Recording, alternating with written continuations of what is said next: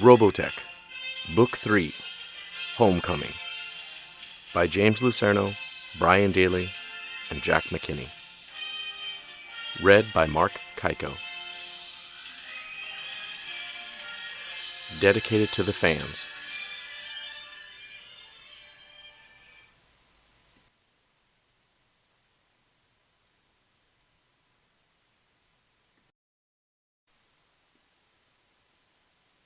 Chapter 1.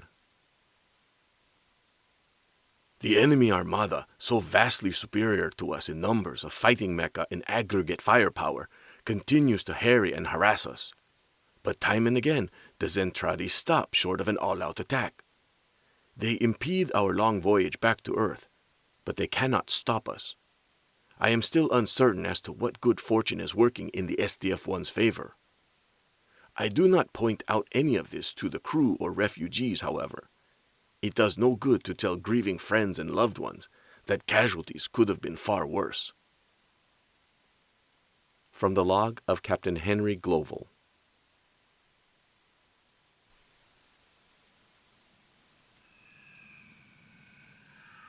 Blue lines of enemy cannon fire streaked by Roy Foker's cockpit, scorching one of his Veritech fighter's tail stabilizers, ranging in for a final volley. Flying sense, the aviators called it, jargon that came from the 20th century term air sense, honed in superior high-speed piloting instincts. It was something a raw beginner took a while to develop, something that separated the novices from the vets.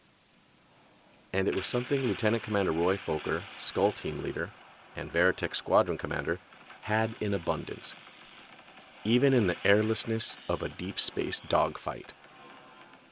Responding to his deft touch at the controls and his very will, passed along to it by Robotech sensors in his flight helmet, Roy's Veritech fighter did a wing over and veered onto a new vector with tooth-snapping force. Thrusters blaring full bore, the maneuver forces pressed him into his seat just as the enemy was concentrating more on his aim than on his flying. The Zentradi in the battle pod on Roy's tail, trying so diligently to kill him and destroy his Robotech fighter, was a good pilot, steady and cool like all of them, but he lacked Roy's flying abilities. While the giant alien gaped, astounded at his suddenly empty gunsight reticle, the Skull Team leader was already coming around behind the pod into the kill position. Around that fragment of the battle, an enormous dogfight raged as Zentradi pods and their Cyclops recon ships mixed it up ferociously with the grimly determined human defenders in their Veritechs. The bright spherical explosions characteristic of zero-G battle blossomed all around, dozens at a time. Blue Zentradi radiation blasts were matched by the Veritech's autocannons, which flung torrents of high-density armor piercers at the enemy. Roy was relieved to see that the SDF-1 was unharmed. Most of the fighting seemed to be going on at some distance from it, although it was clear that the enemy fleet had all the odds on its side. The Zentradi armada easily numbered over 1 million warships. Roy located his wingman, Captain Kramer, in the furious engagement, forming up for mutual security. He looked around again for the fantastic Zentradi mecha that had done so much damage a few minutes before. It had flown rings around the Veritechs that had gone after it, taking Roy and the Skulls by surprise and smashing their formation after cutting a swath through Vermilion Team. Whatever it was unlike any Zentradi the humans had seen so far. Unlike the pods, which resembled towering metal ostriches bristling with guns, the newcomer was more human-shaped, a bigger, more hulking and heavily armed and armored version of the Veritech's own Battloid mode. And fast, frightfully fast, and impossible to stop, eluding even the SDF-1's massive defensive barrages. Roy had expected to see the battle fortress under intense attack. Instead, the superdimensional fortress was cruising along unbothered and alone. Moreover, transmissions over the TACnet indicated that the Zentradi pods and Cyclopses were withdrawing. Roy couldn't figure that out. He switched from the TACnet to SDF-1's command net. The thing had made it as far as SDF-1, getting in beneath the fields of fire of most of the ship's batteries, then had suddenly withdrawn at blinding speed, outmaneuvering gunfire and outracing pursuit. The ship had suffered only minor damage, and the operations and intelligence people had concluded that the whole thing had been a probing attack of some kind, a test of a new machine and new tactics. Roy didn't care as long as the battle fortress was still safe. He gathered the Vertex, ready to head home. "Enemy pod," Skull 5 called over the TACnet. "Bearing 1947. Roy already had the computer reference on one of his situation screens. A pod, all right, but evidently damaged and drifting, none of its weapons firing. It was leaking atmosphere. "Could be a trick," Skull 7 said. "What do you think, Skipper? Do we blast it out of the sky?" "Negative.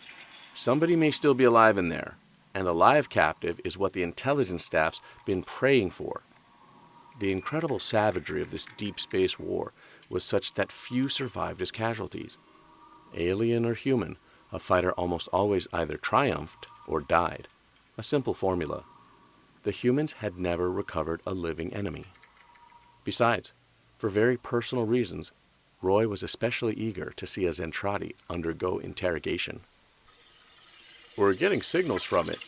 Nothing we can unscramble," a communications officer reported over the command net. Whatever was going on, none of the Zentradi forces seemed to be turning back for a rescue. Veritech flybys drew no fire.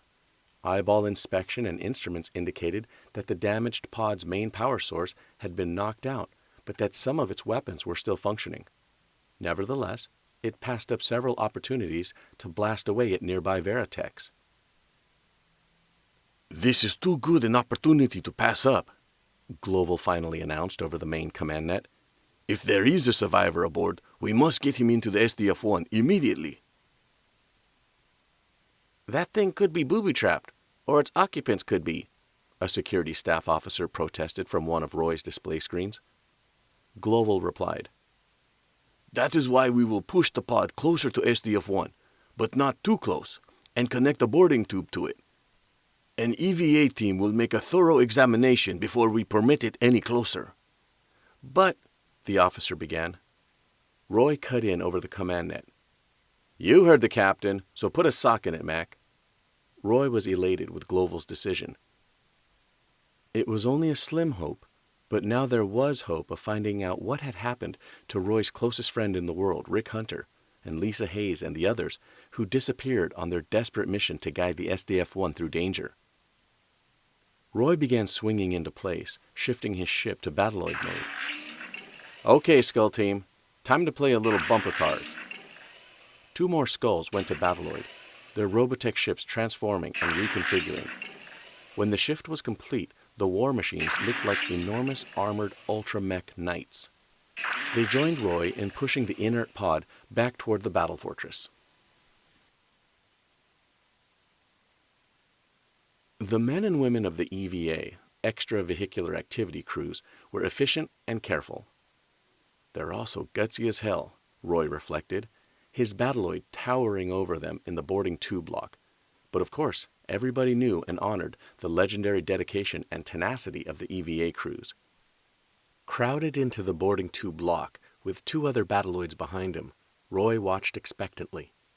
The huge lock, extending from the SDF-1 at the end of nearly a mile of large-diameter tube, was a yawning dome on a heavy base equipped with every sort of contingency gear imaginable. The captured pod and EVA crew and Roy's security detail took up only a small part of its floor space. "Not beat up too bad," the EVA crew chief observed over the comnet. "But I don't know how much air it lost. What do you say, Fokker? Do we open her up?" She was holding a thermo torch ready. She turned to gaze up at Roy's cockpit. As ranking officer on the scene, Lieutenant Commander Roy Fokker had the responsibility of advising Global. Tampering with the pod was very risky. They could trigger some kind of booby trap humans couldn't even imagine, destroying everyone there and perhaps even damaging the SDF-1. "But we can't go on fighting war this way," Roy thought. "Knowing next to nothing about these creatures we're up against, or even why we're fighting, we can't go on like this much longer." "Captain Global, sir. I say we take a shot." "Very well. Good luck to you. Global answered. Proceed. Roy reached down and put a giant hand in front of the EVA crew chief, blocking her way as she approached the enemy mecha. Sorry, Petra. This is my party. His battloid stood upright again and walked to the pod, shouldering its autocannon, its footsteps shaking the deck. Cover me, he told his teammates, and they fanned out, muzzles leveled for clear fields of fire. The battloid's forearms extruded metal tentacles, complicated Waldos and manipulators, and thermotorches. Just try not to break anything unnecessarily, Pietra warned, and led her crew to the shelter of a blast shield.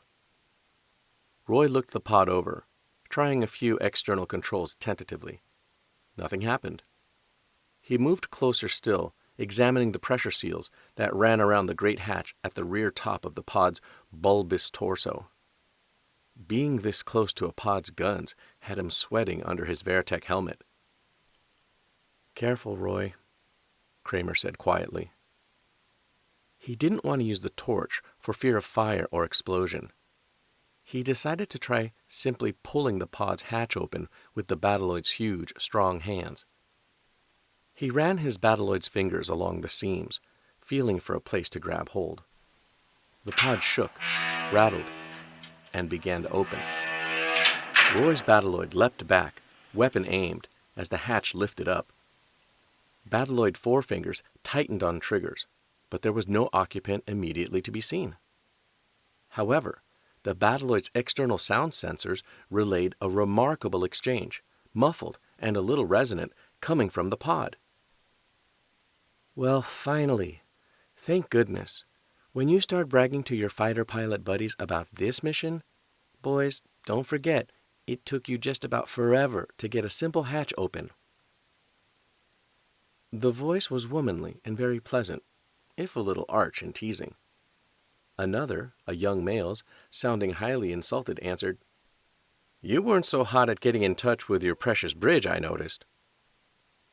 If this is some kind of trick, we're up against the zaniest enemies in the universe, Roy thought. I thought you both did very well, another male voice said, calmly, humbling, placatingly. Look out, Max, the first male voice said, and let's get out of here. There was a certain amount of grunting and straining then, and at one point the female voice yelled, Ben, if you don't get your big foot out of my face, I'm going to break it off. A vociferous argument broke out. Everybody shut up, the first male voice screamed. Ben, Max, give me a boost up here. Moments later, two flight-gloved, human-sized hands gripped the edge of the hatch. A dark mop of black hair rose into view. Rick Hunter, standing on the head of the husky Ben Dixon, hauled himself up triumphantly.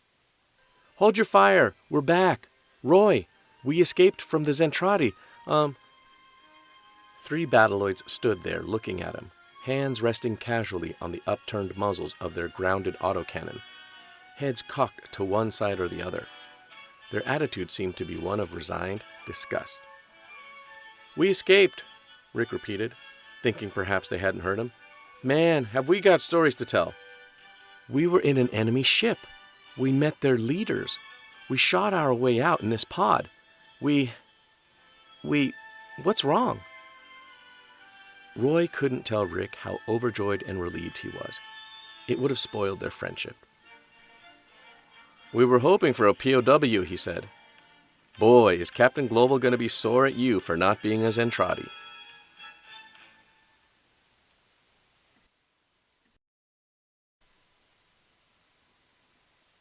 Chapter 2.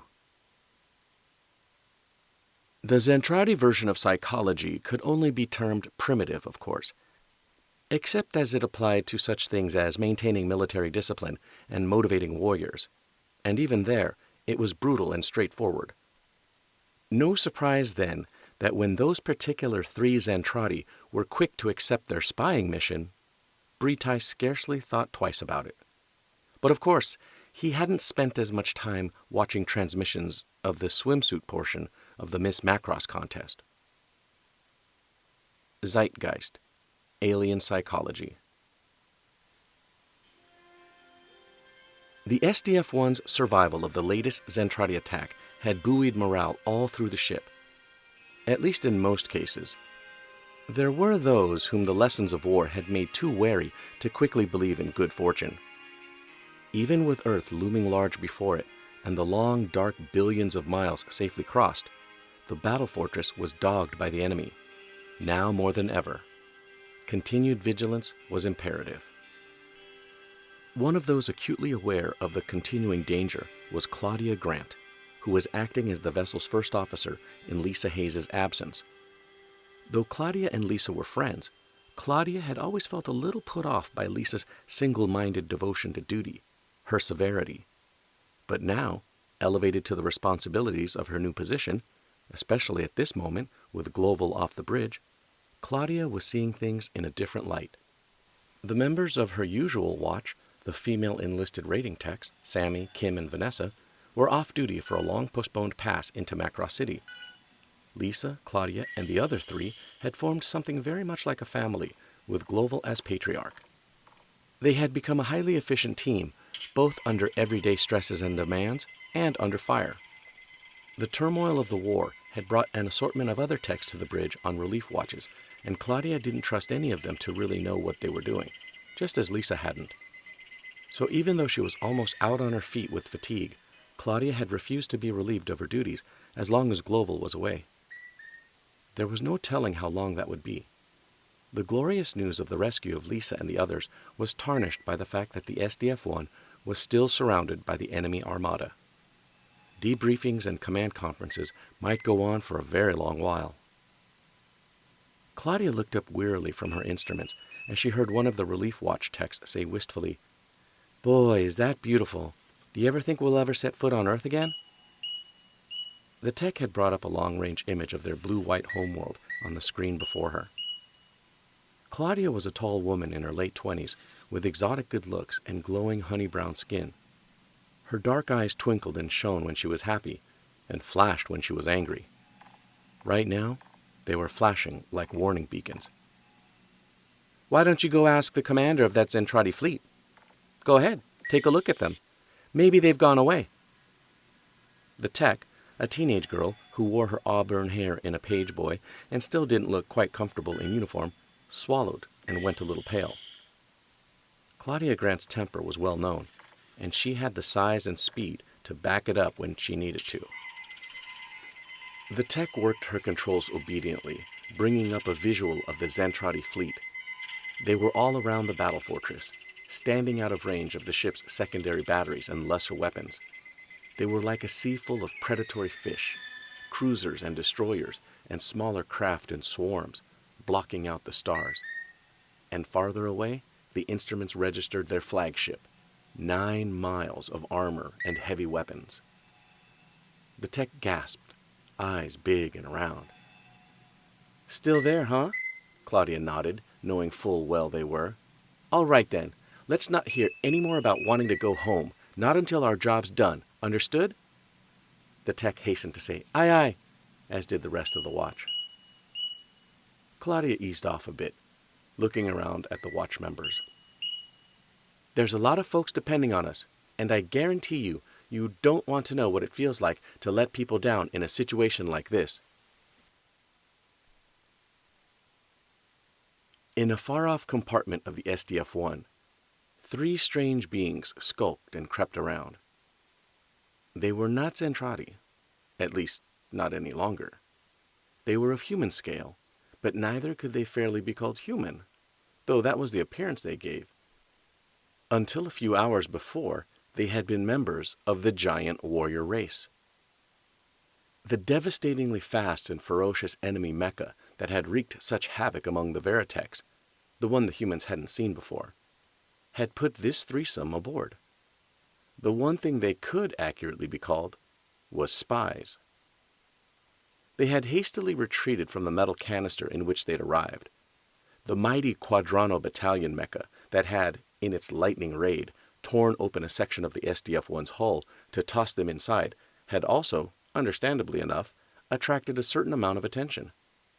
If the canister was found before it quietly dissolved, it might set off a massive search. The smallest of the three, Rico, said, "Okay, let's start spying." He was dark-haired and wiry. The sturdy Braun, a head taller, said sourly, "But we can't spy in these clothes. They'll know who we are." Even though the Zentradi military had little experience in espionage, out-and-out battle was what the warrior race preferred, it was obvious that Braun was right. The Zentradi fleet carried no wardrobe in human size, of course, and so the three wore improvised, shapeless, knee-length robes of coarsely woven blue sackcloth. The sleeveless robes were gathered at the waist with a turn or two of Zentradi string, more or less the thickness of clothesline. Not surprisingly, the spies were barefoot. It all had them a bit shaken, this matter of dress. The Zentradi drew much of their sense of self from their uniforms. The best the trio had been able to do was agree to maintain the attitude that they were wearing the special attire of an elite unit. A very small elite unit. Konda, nearly Braun's height but lean and angular, shook his hair back out of his eyes. His hair was purple, but intelligence reported that the color wouldn't stand out much in light of current human fads. "Then let's find some other clothes," Konda proposed. They'd been given some briefings and rather broad guidelines by Zentradi intelligence officers, but to a great extent they were improvising as they went along. Still, Konda's idea made a lot of sense. The spies leapt from hiding and set off down a passageway, slipping among the shadows and peering around corners, much more conspicuous than if they'd simply strolled along chatting. Naturally, SDF-1 had no internal security measures against Zentradi spies, since it was generally assumed that a 50-foot-high armored warrior wouldn't be difficult to spot in the average crowd. There followed a period of ducking and darting, of peeping into various compartments, and avoiding any contact with the occasional passerby. The spies knew the general location of the battle fortress's bridge and worked their way in that direction, since the ship's nerve center was something the Zentradi wanted very much to know about. As the motley trio peeked out from concealment, they heard a very strange and appealing sound, something none of them had ever heard before. It was human. Konda wondered if it was some alien form of singing, even if it didn't sound very military. The sound was coming in their direction. They yanked themselves back out of sight. The oddly interesting sound stopped, and the spies heard human female voices. "Where do you want to go tonight, Sammy?" There was the sound of slender shoe heels clicking along the deck. The human females were coming their way, so the spies drew back even deeper into the darkness. "Oh, I don't really care, as long as I can get out of this uniform," Sammy answered. "Mine feels like it'll be glad to get off of me," Vanessa said. The terrible trio giggled together again. They'd been laughing with delight ever since the relief watch had shown up on the bridge to give them a brief taste of freedom. The hatch to a complex of enlisted ratings quarters compartments slid open for them, and they entered. The hatch closed, shutting off the giggles.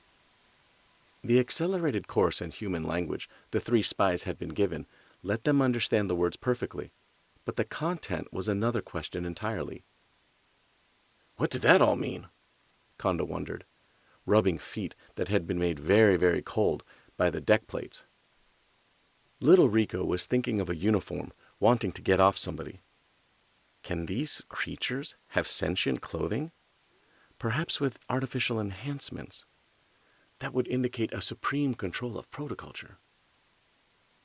"It seems that these Micronians have some great powers." Micronians had always been a derogatory Zentradi term for small humanoid beings, such as Homo sapiens. Now the spies weren't so sure that the condescension was justified. Braun nodded. "Well, let's keep watch and see what else we can find out." It seemed like a very long time before the hatch reopened. The terrible trio emerged, each dressed for a night on the town in a different fetching outfit. They laughed and joked, going off in the opposite direction, leaving the very faint but heady fragrance of 3 perfumes in the passageway. "Different clothes," Rico exclaimed softly. "With different powers, perhaps specialized for a particular mission." "I know," Braun said, with a certain surprising emphasis. "Do these people change uniforms every time they do something?" Conda posed a tactical question. But why then did the clothes all look different? The spies somehow knew what they'd just seen weren't uniforms. But how could the Micronians bear to lose their identity by not wearing their uniforms? It was all too unsettling for words, not to mention the fact that the three Micronian females looked and sounded, well, somehow delightful, beguiling. It was very puzzling. The three looked at one another. "Incredible," Braun summarized. But what does it all mean?" Rico said with troubled brow. Conda rubbed his jaw in thought. "They changed their clothes in that compartment down there. So that means we can get disguises." "Good thinking," Braun cried. "Let's go," Rico exploded. They dashed down the passageway, bare feet slapping the deck. After first making sure nobody was still inside, they piled through the hatch together, anxious to blend in with the Micronians. And though none of them admitted it to the others, they were all thinking of those three intriguing Micronian females, but trying not to. They had a previous close encounter with the human enemy, monitoring SDF-1 transmissions that were confusing and puzzling, but ever so fascinating. What they'd seen was the swimsuit competition of the ship's Miss Macross pageant. Though they hadn't been able to make head or tail of it, and neither had Zentradi intelligence analysts, the experience had made Rico, Braun, and Conda eager to sign up for the spying mission. Inside, various small subcompartments opened off a narrow central passageway. The spies began searching through them, looking for garments that might fit. They approached the clothes tentatively, timidly. The human fabric constructions seemed unthreatening enough, hanging there docilely, but if they somehow incorporated protoculture forces, there might be no limit to what they can do. The threesome moved as carefully as if they were in the midst of a pack of sleeping Dobermans. When at last they worked up the nerve to actually touch a dangling cuff, and nothing catastrophic happened, the Zentradi proceeded with more confidence. A pattern emerged. The lockers in those quarters on the forward side of the passageway tended to have rather recognizable clothing suited to normal activities, even if the cut was a little strange.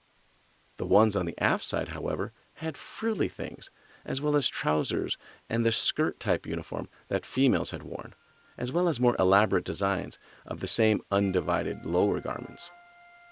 After a lot of rummaging and trying on, Conda and Rico, now in human attire, stepped back into the main passageway.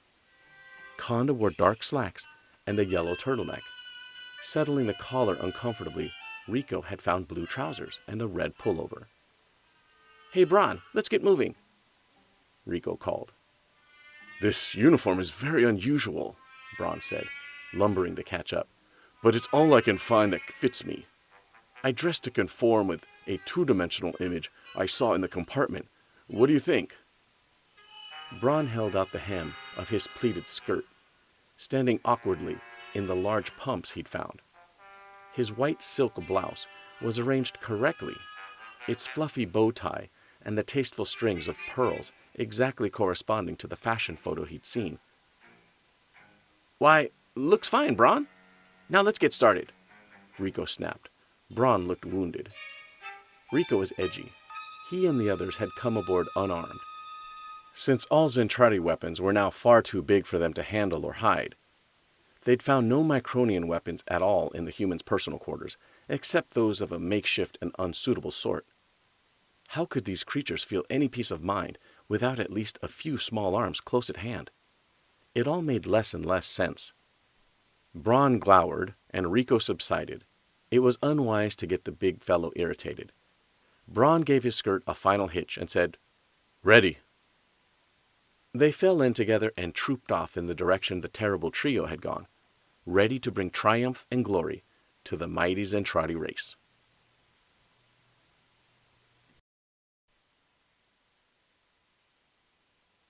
Chapter 3. We had met the enemy and he wasn't us. Then we wound up in front of some of us, and they were the enemy. Lisa Hayes, Recollections. Please continue your report, Commander Hayes, the captain bade her. They sat in high-backed chairs along the gleaming conference room table, all in a row. A short time ago, they'd been greeted as heroes. But now, despite Captain Global's comforting presence, Lisa felt very much as if she were sitting before a board of inquiry.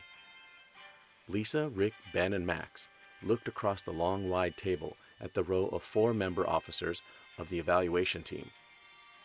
Only one of them held rank in one of the combat arms, Colonel Maestroff, an air group officer with a reputation as a martinet and stuffed shirt. The others were intelligence and operations staffers, though the bearded and balding Major Aldershot was supposed to be something of a mainstay over at G3 operations and had earned a combat infantry star in his youth. The team studied the escapees as if they were something on a microscope slide. Gloval, presiding at the head of the table, was encouraging Lisa. You are certain that what you've made is a fair estimate? At this Zentradi Central Base, there are really that many more ships than we've already seen? The comlink handset next to him began beeping softly. He ignored it. Lisa thought carefully. So many things about their captivity in the planetoid-sized enemy base, a spaceful jump away, somewhere else in the universe, were astounding and unnerving that she rechecked her recollections again minutely. Rick looked over to her, and their eyes met. He didn't nod. That might have tainted her testimony, but she saw that he was ready to back her up. Yes, sir, at least that many, and quite possibly millions more. I made a conservative estimate. Gloval, hand on the phone, looked to Rick. Truly? Rick nodded. Yes, sir, that many. Gloval listened to the handset for a moment, then replaced it in its cradle without responding. Based on all combined reports, he resumed, our computers place the total enemy resources at somewhere between 4 and 5 million ships. Sir, forgive me, but that's ridiculous, one team member said. From the security branch, he was the officer who'd been all for destroying the escapee's pod. Our projections are based on the most accurate data and statistical techniques known. No species could accumulate that sort of power, and even if they could, they couldn't possibly remain at the primitive social and psychological level of these aliens. Now, granted, we're seeing a great deal of military display here, the intel man, a portly fellow in his early 30s, added. But how many of those ships have actually proved themselves to be combat ready? A comparative handful. No, Captain, I think what we're seeing is just a bluff, and I think your people here have been taken in by it. My analysis is that Commander Hayes and her party were permitted to escape so that they could bring us this hysterical report and demoralize us. Permitted? Ben Dixon was halfway out of his chair, the big hands clenched into fists, about to leap across the table and pummel the intel officer. Do you know how many times we almost got killed? How close we came to not making it? When was the last time you saw any action, you... Captain, the intelligence officer burst out to Gloval by way of complaint. That will do, Gloval thundered, and there was sudden silence as Max Sterling and Rick Hunter pulled Ben back. Having shown his Jovian side for an instant, Gloval lapsed back into a reasonable voice. Gentlemen, let's hear the entire report before discussing it. It wasn't a suggestion, and everybody understood that. The debriefing team subsided. Lisa had thought her words out carefully. In the course of our captivity, we observed that the aliens have absolutely no concept of human emotions. They've been groomed entirely for war, and their society is organized along purely military lines. It appears that they've increased their physical size and strength artificially through genetic manipulation, and they also have the ability to reverse the process. The others present were studying the few video records she'd managed to make surreptitiously during captivity, but Lisa's memory, with Rick's, Ben, and Max's, provided vivid and chilling recollections. They'd witnessed Zentradi transvid records of the destruction of an entire planet, seen the gigantic protoculture sizing chambers the aliens used to manipulate their size and structure, felt the deathly squeeze of Commander-in-Chief Dole's fist around them. And something else had happened. Something Lisa could only bring herself to refer to obliquely. The enemy leaders had been repulsed, but fascinated, by the human custom of kissing. At their demand, and to ascertain what effect it would have on them, Lisa and Rick had kissed, long and deeply, on an enemy conference table as big as a playing field. None of the 4 escapees had mentioned the kiss. Lisa wasn't sure exactly what it was she'd felt afterward. She suspected that Rick was also a little confused, in spite of his love affair with the girl called Minmay. Max and Ben had kept silent, Rick's friends as well as his wingmates. Lisa finished. And I think this last part is very important. While they examined and interrogated us, they constantly made references to something they called protoculture. The intel officer, who had almost been attacked by Ben Dixon, tilted his chair back arrogantly. That's pure fantasy. His security buddy added, And were there any little green men? Major Aldershot glanced around at him stiffly, the end of his waxed mustache seeming to bristle. I will point out that the commander is a much decorated soldier. This insulting levity is unbecoming from someone who has yet to prove himself under fire. It was the most he'd said all morning. What is this protoculture? Global put things back on track. Lisa hesitated before answering. It's apparently something that relates to their use of Robotech. I'm not sure, but they think that protoculture is the highest science in the universe, and that somehow we possess some of its deepest secrets. Colonel Maestroff said with a sly grin to the other evaluation team officers. Too deep for me, and guffawed at his own joke. The intel and security officers roared spitefully along with him as Lisa's cheeks colored and Rick felt himself flush in anger. Silence, Global barked. It was instantly quiet. This is a very grave moment. This alien armada has pursued and harried us across the solar system for almost a year, and yet has never made an all-out attempt to destroy us.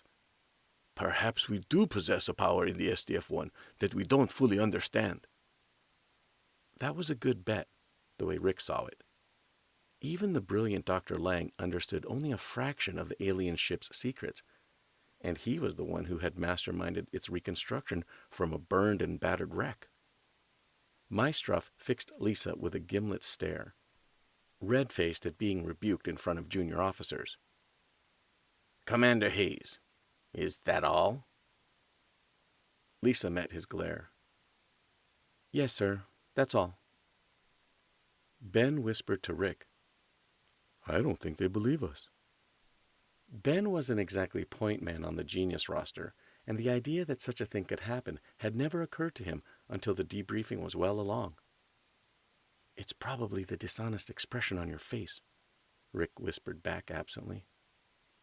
Maestroff placed both hands flat on the table and turned to Global. Do you really believe this wild tale? It's enemy trickery, hallucinations. Global began stroking up his evil-smelling briar, tamping the tobacco slowly with his thumbs, pondering. The information must be correlated and reported to Earth immediately. Whether I believe it or not, Maestroff interrupted him, saying tightly and too quickly, I'll send a coded message right away.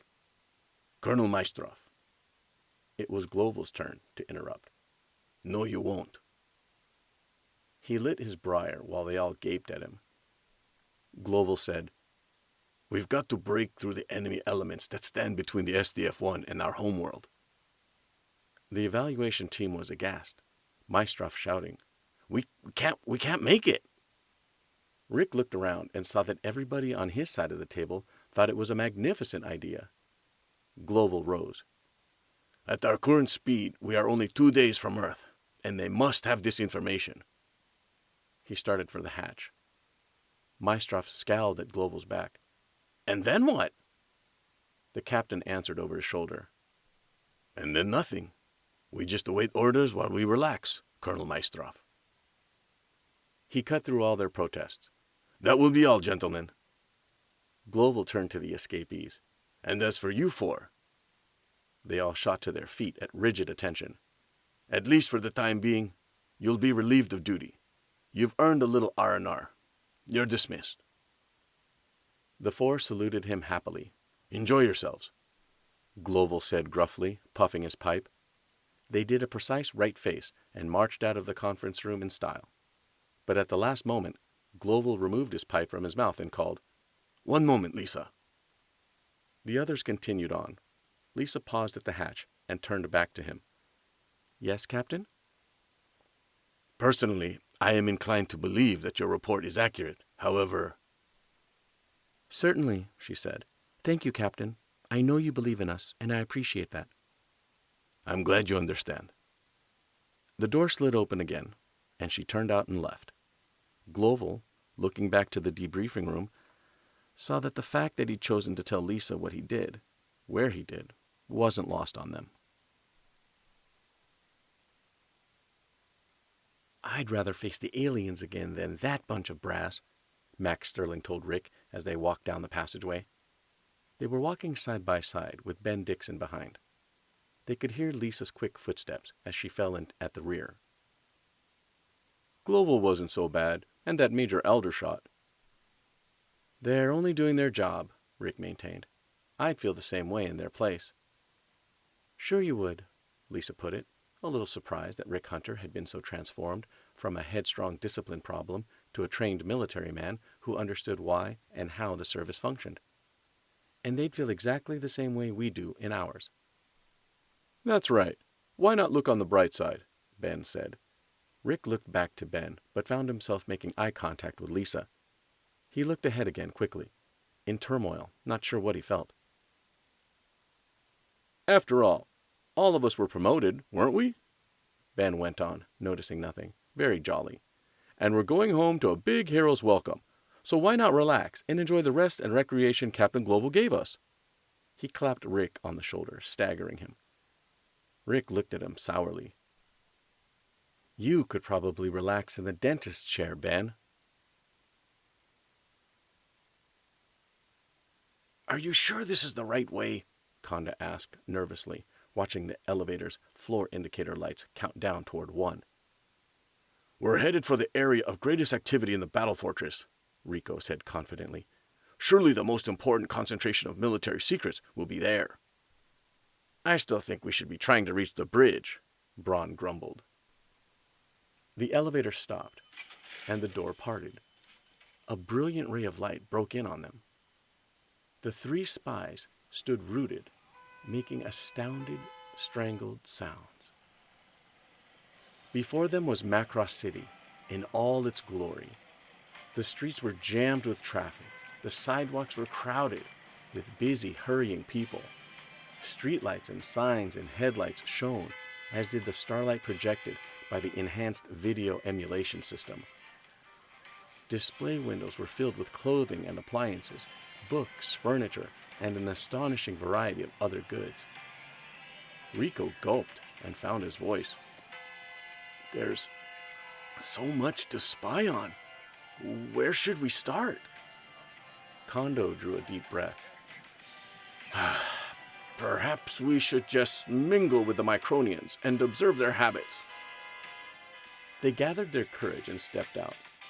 Humans were everywhere, alone and in pairs and bigger groups, all going every which way. Some were in military uniforms, but in general everybody was dressed differently. Reassured that he and his companions wouldn't be noticed, Braun pulled up his knee socks and smoothed the pleats in his skirt. It took all of their self-control not to shout upon seeing male and female Micronians mingling freely.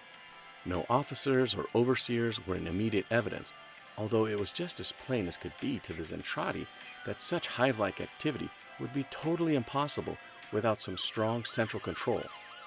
Still, there were humans who strode along purposefully, while others stood idly conversing, and still others browsed along, glancing through the gleaming store windows. And nobody was in step with anybody else. They started off, observing carefully. Braun said, "Well, I think there's a good chance we're going to be observing them for a very long time before we figure them out." They came to a window shopper, A young man staring longingly at a display in a music store, eyes fixed on a red crystal electric guitar that had 3 necks and a set of speakers bigger than a public comm circuit booth. What do you suppose he's doing? Braun whispered. Rico considered, then smiled in sudden realization. Taking inventory? Braun and Konda murmured, "Ah," and nodded knowingly.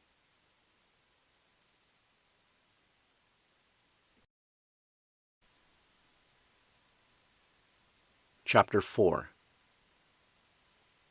Due to an overwhelming number of applications, processing and mailing of membership packets for the Min-Mei fan club is running several weeks behind. Min-Mei hopes that all her loyal fans will understand this and wants you to know that she loves each and every one of you. Macross City newspaper, magazine, and broadcast ad. The trio of micronized Zentradi came to an intersection. Before them, crosswalk signals blazed and traffic lights changed colors. The movement of vehicles and people was orchestrated somehow, but the logic behind it was difficult to grasp. Everything was so disorderly, so unmilitary. And all around them was the barrage of lighted signs and flashing neon of Macross City's downtown. They could read the signs, at least when the logos and print styles weren't too fanciful, but couldn't make any sense of them. And there was so little uniformity. Surely, they thought, these Micronians must be mad. And none of the 3 dared admit to the others how oddly appealing he found it all. Rico threw his hands in the air. What military purpose could all those indicators possibly serve? Konda glanced at lovers strolling with arms about each other's waists, at parents leading their children by the hand, at old people enjoying coffee at an outdoor cafe. It was just as horrible as the intelligence reports had indicated. You can be sure some kind of sinister force is at work here. He started off, the other 2 falling in with him. There's something strange at the root of all this, something that makes those creatures so completely unlike us, but I haven't been able to put my finger on it. I noticed it too, Rico said excitedly. Like something's out of balance, something weird that affects all of them. They heard laughter and shouting coming their way, and the hiss of small wheels against the sidewalk. Braun pointed. Warriors! A young male and a young female sped with easy athletic grace along the sidewalk on small wheeled contrivances barely big enough to stand on. Their hair streamed behind them, and they whooped and laughed, tilting and swaying to steer. From their merry demeanor, the spies could see that the young Micronians enjoyed their drill and the prospect of combat. "Gangway!" called the boy. "Yoo-hoo!" sang the girl. Trying to hide his dismay at their bloodthirsty war cries, Braun dodged, then faked the other way. The skateboarders, unaware that they were part of an interspecies skirmish, effortlessly avoided him. Braun mistook their evasive maneuvers for an attack, reversed field too quickly in the unfamiliar low-heeled pumps, and ended up on his backside. Konda and Rico hurried to kneel at either side. Braun, are you wounded? No, Konda, but I think they suspect something. The spies looked around apprehensively. Passer-by were gazing at them curiously, sometimes murmuring to one another, but not stopping or making aggressive moves.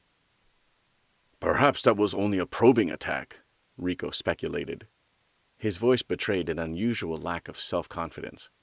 If the Micronians were playing such a sadistic cat-and-mouse game, they must be masters of psychological warfare. More and more people were noticing them now, laughing outright before moving along, passing comments among themselves. Their attention seemed to be focused on Braun and his attire. It could be that there's something wrong with our uniforms, Rico hissed. I don't see any difference between our uniforms and theirs, do you? Konda demanded, as he and Rico each took one of Braun's arms and hauled their bulky warrior to his feet. Braun pulled up his white knee socks and rearranged his string of pearls. I don't see any difference either. But just the same, I'd wish I'd chosen something a little less breezy down around my legs. He flapped the hem of his skirt in the air. People were stopping now, staring at them, laughing and slapping each other on the arm. The female Micronians seemed inclined to look, avert their eyes, then look again, blushing and shaking with laughter. Rico caught a few words here and there. Women's clothes, for example, and made a brief, horrified comparison study of the garments he saw all around him and their wearers. "That's it! It's a female's uniform you're wearing!" So they hadn't been spotted by the Micronians' secret police. Braun had his eyes closed, almost collapsing back into Konda's arms with the mortification of it. Konda shoved him upright. "Come on! Let's get out of here now!" Nobody appeared inclined to stop them, and most were laughing too hard anyway. They dashed off in a line, Konda leading, around a corner and down a street, around another corner and across to a park, making sure not to bump into anybody. "Fraternity initiation," someone said sagely. "Another bunch of drunken performance artists," an old man yelled, waving his cane at them vengefully. But other than that, they drew a few puzzled glances and nothing more. Konda had spotted an illuminated symbol whose meaning they'd learned on the earliest explorations. The little stick figure Micronian near the lighted sign, Men. The attendant was standing outside, whiling away the time and watching the people go by. He watched as Konda and Rico dashed into the men's room, not terribly interested. He'd seen guys in a bigger hurry in his time. Then he heard the pounding of heavy footsteps and did a classic double-take as Braun brought up the rear. The picture of offended righteousness, the attendant held up his hand. "Just a second, madam. Nothing doing. Ladies' room, to the left." Okay. Braun veered off and ran into the ladies' room. There were a few relatively quiet moments, during which the attendant looked up at the evening skies synthesized by the EVE system. Tonight they were recreating a northern hemisphere summer sky, and reflected on the sorry state of the human race. Women in the men's room? Boy, if you weren't on your toes every minute. Distracted, wandering to the corner of the little building to look up and philosophize, he failed to notice the dim cries of, "A man! Get out!" and "Pervert!" that came from the ladies' room, along with shrieks and howls of outrage. Braun emerged from the ladies' room a moment later in a low crawl, the shoulder of his blouse ripped, hair askew, and face scratched in parallel furrows, several spots on his shins promising remarkable bruises. Panting, he took a moment to catch his breath. Slumped against a partition, preparing to move on quickly before he was attacked again. "These Micronians certainly have a warlike culture."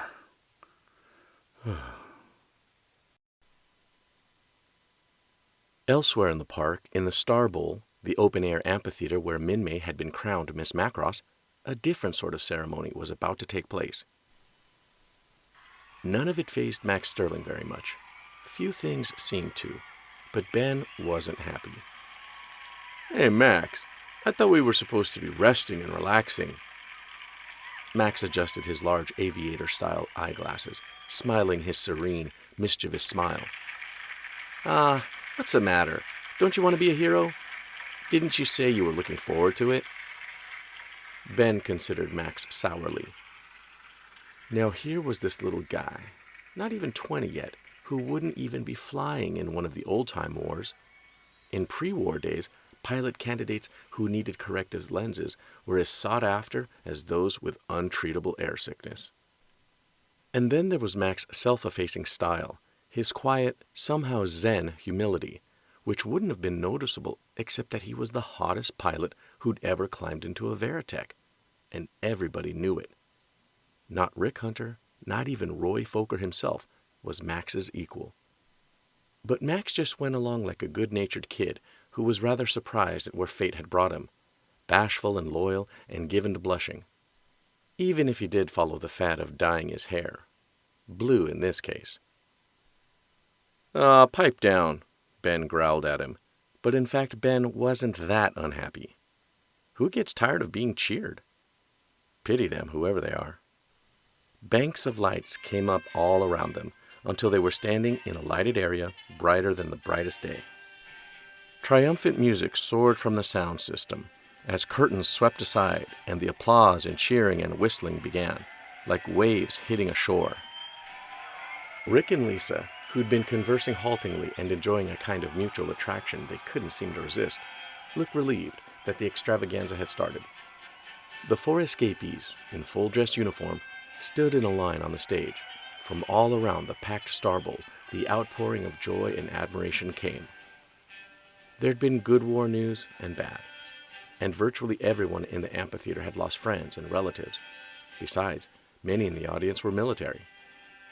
But these were four who'd gone into the very heart of the enemy stronghold and come back. And returning, coming back home, was something very much in the minds of the people of Macross City these days. The master of ceremonies, a man in a loud suit with an oily voice, held the microphone right up against his capped teeth. Rick sighed and made up his mind to put up with the show as best he could. The music was still all trumpets and drums, and the ovation was growing louder and louder. A tech somewhere turned up the gain on the mic so that the MC could be heard. And here are our four young champions who have miraculously escaped the clutches of our enemy.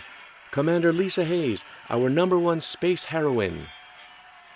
Lisa was breathing quickly, eyes on the floor, Rick saw. By an iron application of will, she forced herself not to bolt from the stage. There was bravery, and there was bravery, and facing a crowd took a great deal of hers. And Lieutenant Rick Hunter, whose flying exploits are already legendary. Rick was used to crowds, was used to taking bows and waving and soaking up the glory from his days in his father's air circus.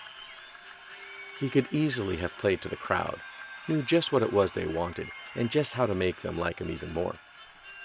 The little tricks of eye contact, of perhaps singling out a child to kiss, or an elderly sort to shake hands with, or a good-looking woman to hug. But he did none of that. The mission that had landed him in the Zentradi ship and in the heart of the mad Zentradi Empire hadn't been undertaken to win cheers. Playing to the crowd was a thing that was behind him now, something out of a different life. Rick Hunter acknowledged the ovation with a bow of his head and remained more or less at attention. He looked aside only once to see what Lisa was doing. She was watching him. And here are their intrepid companions, the MC went on in a voice so ebullient that the listeners might have thought he'd been along on the mission. Max Sterling and Ben Dixon. To these four we express our deepest gratitude. The crowd did. Earth was so close now, and there was a holiday spirit in the air, a homecoming, a victory. The sight of four humans who'd gone up against the relentless enemy and come back, covered with glory. These things all had Macross City inhabitants at a fever pitch. The MC was holding his hands up. The uproar died a little. There's more to come. To properly demonstrate our high regard for these young heroes, we present that singing sensation, Miss Macross herself, Lynn Minmay. Miss Macross? Minmay? Rick had almost forgotten about the Miss Macross contest Minmay had so recently won when he'd gone out on his last mission. It felt like a century before, but it was really only a few days. She emerged from the wings, most of the spotlights going to her, followed by an escort, a fellow in white tie and tails, who carried bouquets of red roses as if she were royalty. And she was, of a sort. The audience went wild, shouting her name and whistling, clapping. Rick could see a cluster of people waiting in the wings. Minmay's entourage, apparently. Men in expensive suits who wore sunglasses at night and stylish women with calculating looks in their eyes. But Minmay, she was gorgeous in a frilly dress whose hem was gathered up high on one side to show off her long, graceful legs. Her jet black hair swayed behind her, and her eyes were alight. She seemed used to the spotlight, used to the devotion of the crowd. She was the same young woman who had shared so many adventures and so much privation with Rick, and at the same time a new persona, a darling of the mass media. She blew kisses to the crowd, and it went even wilder. Guards at the edge of the stage, who hadn't been too hard-pressed to keep people away from the military heroes, had all they could do to keep rabid fans from getting out of control. Young girls, especially, were reaching out in a hopeful effort to touch Minmay, many of them crying. "I don't know about you," Ben's voice grated, "but I'm embarrassed being put on display like this. And just look, will you?" He held up a limp lapel that had been stiffly starched at the beginning of the evening. "My uniform's starting to wilt." Lisa was watching Rick, watching Minmay. Lisa didn't feel very much like a heroine, didn't feel strong or brave. Instead, she found herself resenting the sideshow atmosphere. What did civilians know about military achievements anyway? Show them some beauty contest winner, and they forgot all about the people who put their lives on the line to safeguard the SDF-1. "I think I'd rather be trapped back in that Zentradi headquarters station," she blurted, before she herself could quite analyze what she meant by it. Rick gave her a quick, troubled glance, then looked back at Minmay. It was Max Sterling, calm and unflappable, who answered good-naturedly, "Well, it might never happen again, so let's just sit back and enjoy this, huh?" Minmay held up her hands for silence, and the ovation became relative silence. She took the first of the bouquets of red roses from the man in the tuxedo and gave it to Lisa. "Congratulations on your safe return." Minmay's winsome smile and enthusiastic manner were difficult to resist. She had a way of putting something extra into the words, of breaking through resistance, so that whomever she was talking to virtually had to respond in kind. Lisa simply couldn't think badly of Minmay, found herself saying, "Thank you very much," and meaning it, and even returning the bright smile. Minmay surprised her by shaking her hand warmly, then went on to Rick, taking another bouquet. Lisa closed the hand into a tight fist. In those seconds, Minmay had made her feel like a friend, as if she was all important to Minmay. Lisa had to admit, that would be a very hard thing for anybody to resist, especially a man.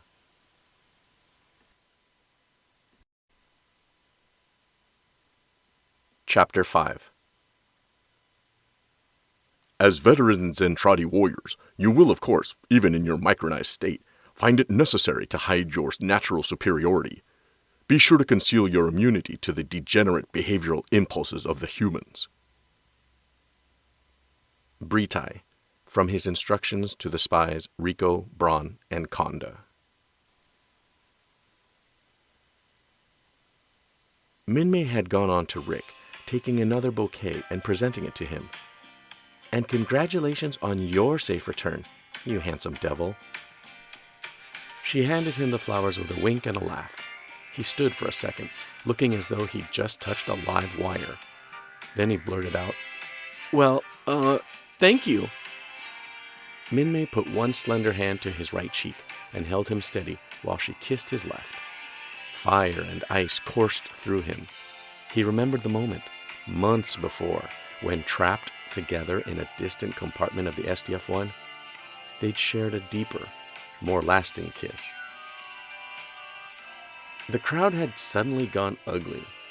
Minmay was everybody's favorite, and there was a strange current of jealousy at seeing her single out a nobody lieutenant, hero though he might be, for special treatment. She was the dream girl, the idol, the fantasy figure. An undertone of hostility ran through the crowd. She turned to the audience without losing her merry persona. Now, she chided, shaking a finger at them in mock chastisement. Amazingly, the sounds of resentment died away as quickly as that, and people were applauding her again. To make her point, Minmay kissed Max's cheek and Ben's as she gave them their roses.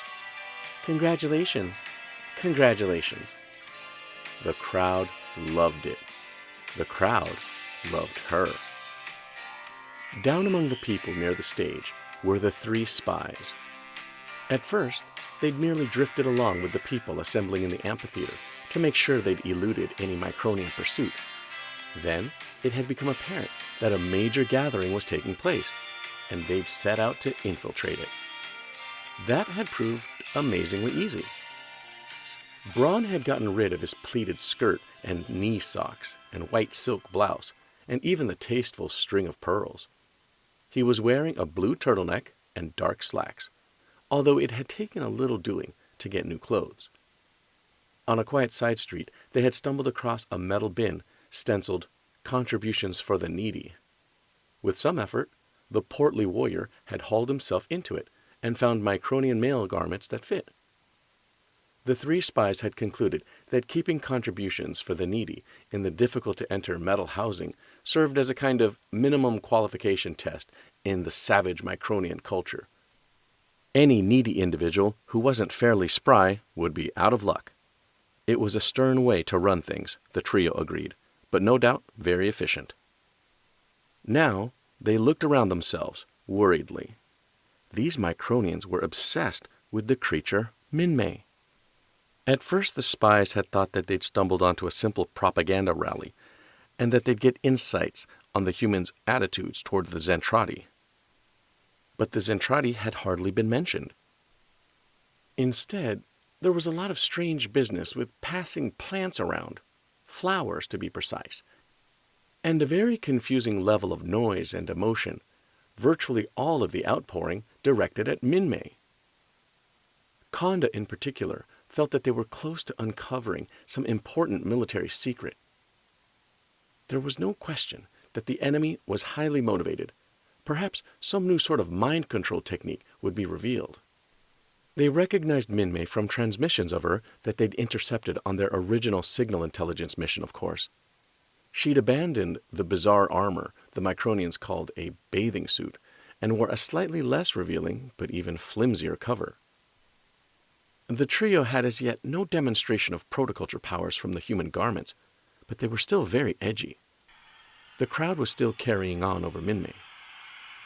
Hey, what's going on? A riot? Braun yelled over the uproar. They were packed in together tightly by the massive crowd, but Konda got his hands onto Braun's shoulders. Don't panic. I don't think it's a riot. It seems to be something else. Rico was nearly at the end of his rope, sweating and shuddering a bit.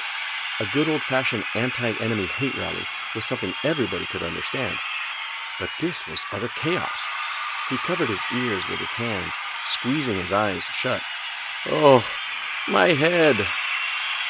He began to slump in a near faint. His companions managed to catch him somehow in the press of the crowd.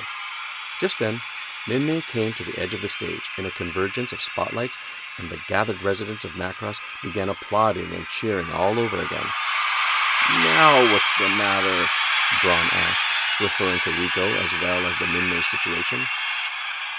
Chairs had appeared from somewhere, and Rick, Lisa, Max, and Ben were sitting uncomfortably.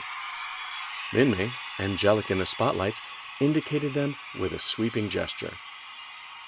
"To celebrate their return, my first song this evening is dedicated to these 4 heroes and all the others who guard and defend us." She threw kisses to the crowd as the band came up-tempo. Streamers and confetti rained down, and light effects blazed. As she threw her arms wide, she seemed to be a creature of pure light, of spirit, of magic. The streamers and confetti rained down on the crowd too, and many joined in, joyously knowing the words, arms around each other's shoulders.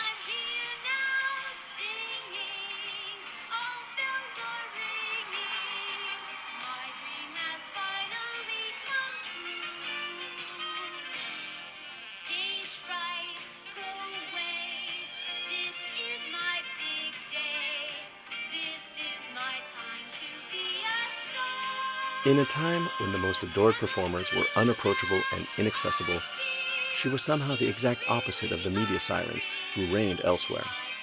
She was, after all, one of the citizenry, another Macross Island refugee like virtually everybody else aboard. Her success and stardom could as easily have been theirs. Was theirs, in a way. She was one of them, and she gave herself to them totally, letting them share the moment. Her silver-bright voice soared, taking the high notes with complete confidence. Her slim, straight figure reflected the light back into their eyes, the joy back into their hearts. They were a battered, war-weary community, and in a way nobody quite understood, she made them feel hope and experience a soaring elation. It had been said, and not discounted by Minmay herself, that she was a reflection of them, the military and civilian occupants of SDF-1. Certainly there were precedents in history. Times of greatest danger and tribulation inevitably bring forth symbols. In human societies.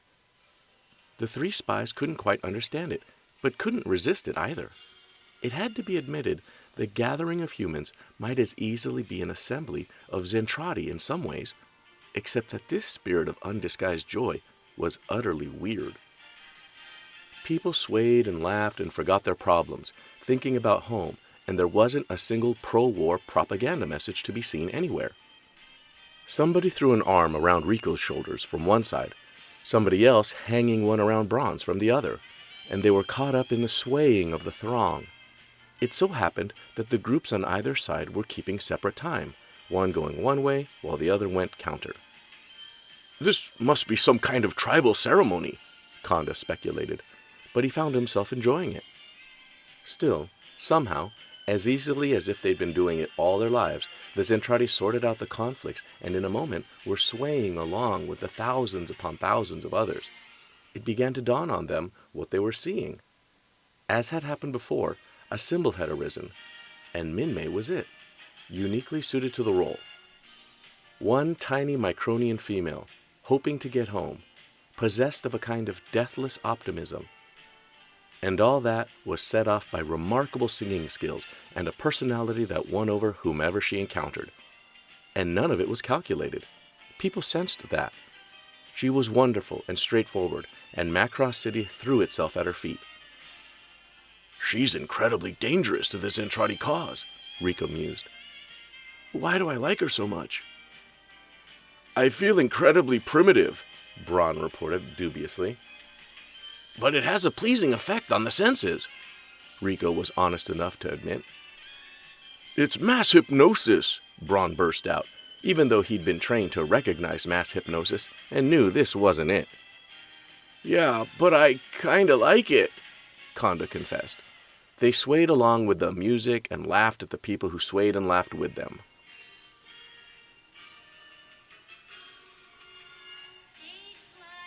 In the midst of the performance, people had forgotten about the four forlorn figures sitting on their chairs, very much in the background now, but unable to make the escape.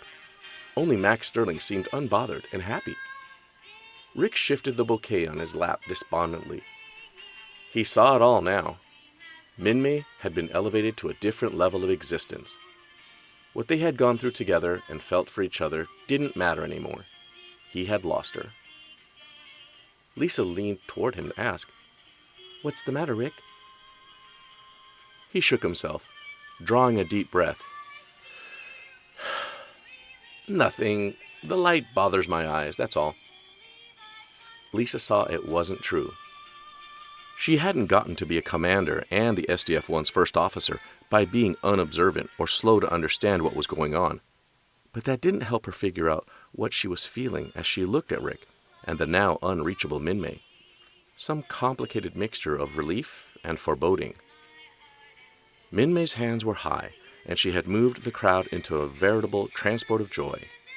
White light blazed all around her, and it seemed that every hope and aspiration was embodied in her.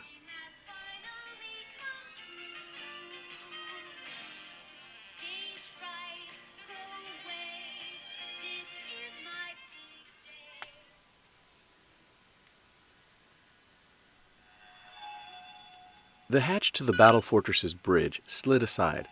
All heads turned. Gasps and yells sounded from all sides. Lisa felt better already, there in the place that was most important to her. "Hi," she said shyly, not recognizing many of the faces and wishing only to get back to her station, get back to her work. She would have died before admitting that she wanted to drive all other thoughts out of her mind, to forget. Claudia placed one hand to her chest as a "mercy me" sort of pose. "The prodigal returns." The dark face creased in lines of real welcome, and Lisa began to feel better. Global was absent from the bridge. The relief watch tech at Lisa's usual station stepped away from it, glad to see Lisa, but a little intimidated before the omnipotent superwoman. "Nice to see you again," the enlisted rating squeaked. Lisa, nervous as a cat, managed to meet her eye for a moment. "Thank you very much." Lisa got out, essaying a smile and then hiding behind her thick curtain of brown hair again. "It's nice to be back." She ran her fingertips across the console's controls, lost in thought. There had been so many times when she'd never expected to stand there again. The women on the bridge were paying her a kind of attention that didn't really conform to any conventional military courtesy, happy for her and taking liberties with standard procedure. "Congratulations on your promotion! And you're a real hero! We're all so proud of you, Lisa." The tech, who'd been watching over Lisa's station, had her hands clasped, smiling beatifically. These were all women who had served their time under fire, who had come to know what it was Lisa Hayes did so well and how much of a difference her actions had made in the fate of the SDF-1. Their few words meant so much more to her than the spotlights and crowds. She felt her tension ease. She was home again. Now that she was back in familiar surroundings, everything that had happened came back to her. A small part of her was preoccupied, sifting through her emotions, but Lisa just savored the contentment of being back where she belonged. The things that had brought conflict to her, the kiss in the enemy stronghold, the sight of Rick and Minmay, were perhaps aberrations. Maybe it was just her destiny to be what those in her family had always been, members of a military dynasty, her destiny tied to the fate of the SDF-1. Certainly, all things seemed clear there on the battle force's bridge. Doubts, misgivings, they fell away like dead flower petals. Then Claudia was leaning an elbow on the console, too good a friend not to understand exactly how Lisa felt, too good a friend not to kid her out of it. "Well, how does it feel to be a heroine?" she purred. Lisa's pale cheeks colored. "Oh, you." "Come on, tell Aunt Claudia." The dark eyes narrowed mischievously. "Or did this promotion give you a sudden sense of modesty?" Lisa lowered her gaze to the deck, avoiding eye contact as she often did when she wasn't on duty. But she grinned at Claudia's jibe, the first time she'd grinned in a while. She gave her friend a bemused smile. "That's it. My secret's compromised." Lisa crossed her arms on her chest and made a severe face, imitating Captain Gloval at his sternest. She rolled her R's, so there'd be no mistake. "So let's have a little respect here." Somebody Lisa didn't recognize returned from a coffee run, and they all had some. "It's good to be here," Lisa said meditatively, letting the cup warm her palms. Then she made a puckish expression. "And let me tell you, the Zentradi make lousy coffee." Claudia realized something and set her cup down. "Hold on, Lisa. I thought you were supposed to be on special furlough." Lisa lowered her cup, not wanting to think too hard about the ceremonies and the tangled feelings that had driven her back to the bridge. She bit her lower lip for a moment and said, "I wanted to come home." Claudia was about to say something to that. Lisa was both shielding something and waiting for someone to draw her out about it. It seemed to Claudia Grant a good time to order the enlisted crew off the bridge for chow or whatever and get down to business. But just then, the hatch slid back again, and the terrible trio stood there. Sammy, Kim, and Vanessa spied Lisa and charged in. The dignity of rank forgotten. Lisa forgot it too, swapping hugs with them and loving the calm and strength and serenity of the SDF-1's armored bridge. Claudia filed the subject of Lisa's furlough and her strange new introspection away for discussion in the near future. She'd been protective of Lisa ever since they'd met, and tried not to let that spill over into nosiness. But this girl needs a talking to, Claudia decided, and I'm not even sure about what.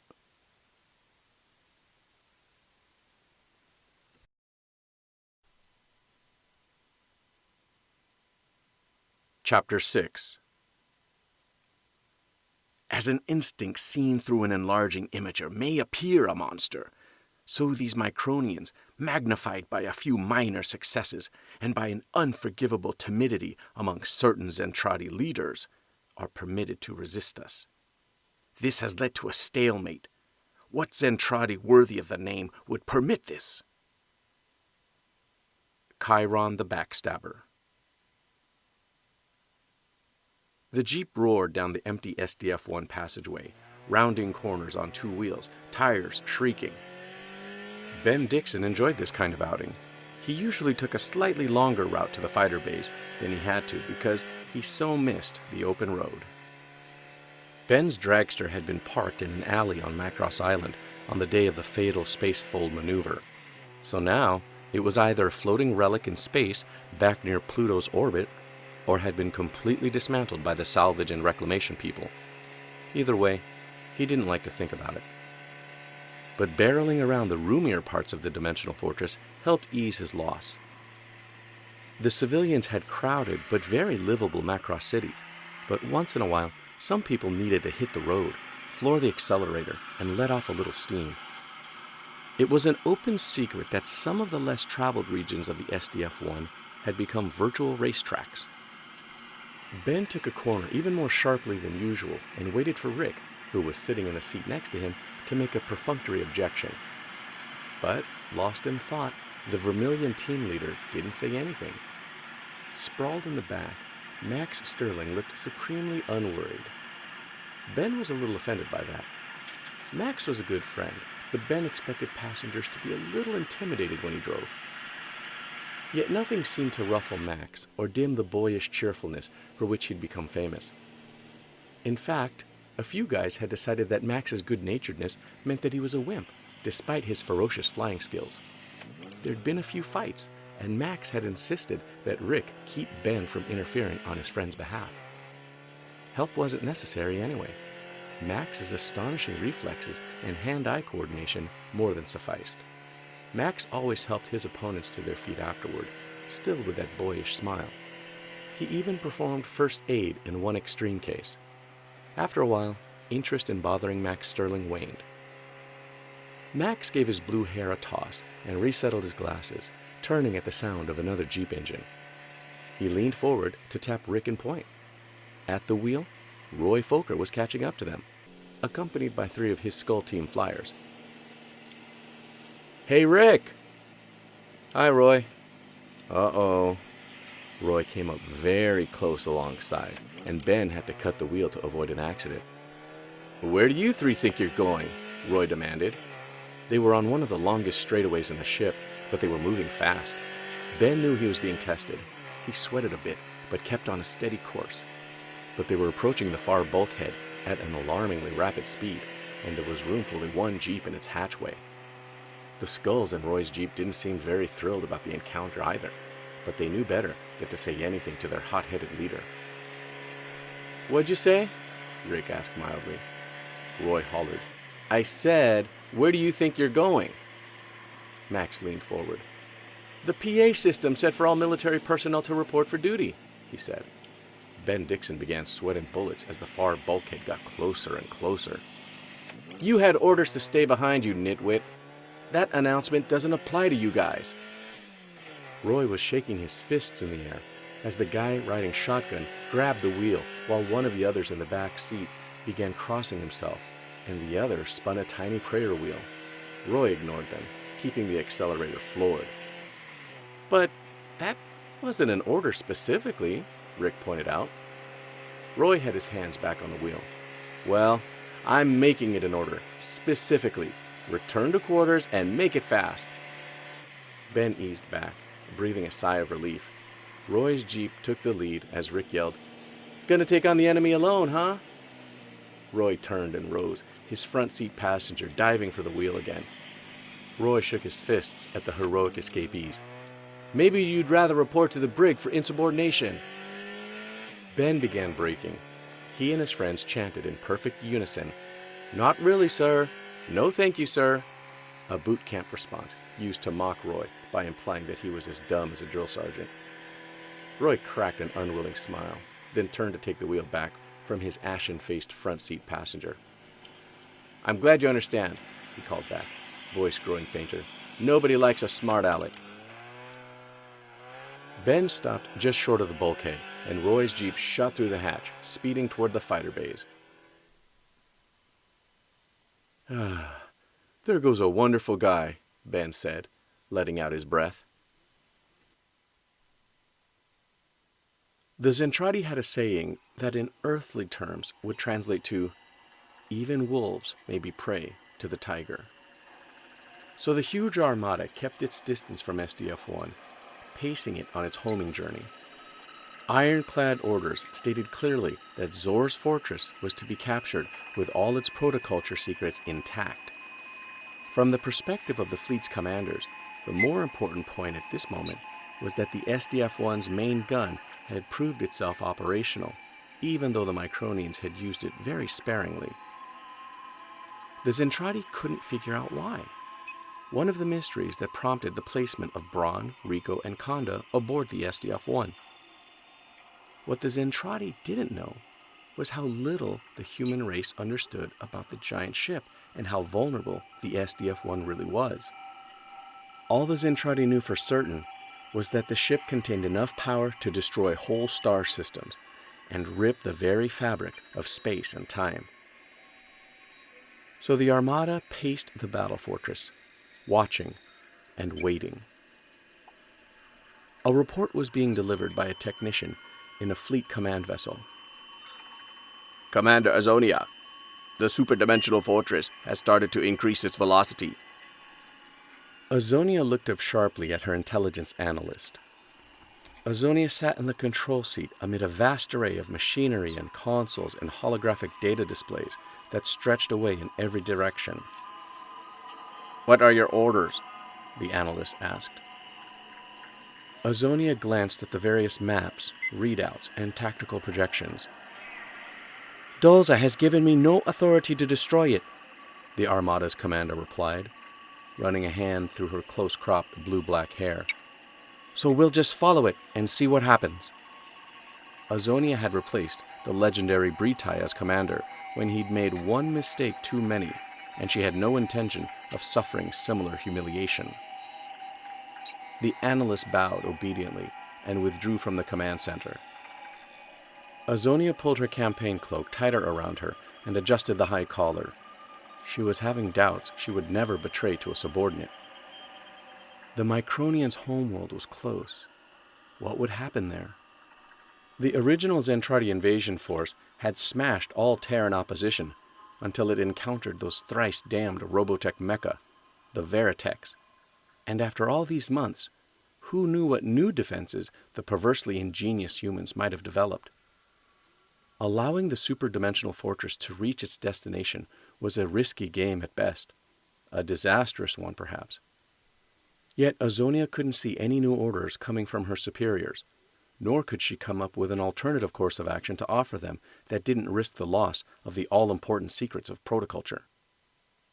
Azonia forced down those thoughts. There was still time to win, and perhaps in this campaign would bring the most precious prize in all the universe. The SDF-1 was in its cruiser mode, which meant that the great main gun could not be fired. This was unavoidable, however, since the giant weapon would function only in attack mode, a formation that rendered Macross City virtually uninhabitable. In its present configuration, it looked like a conventional spacecraft or even a naval vessel.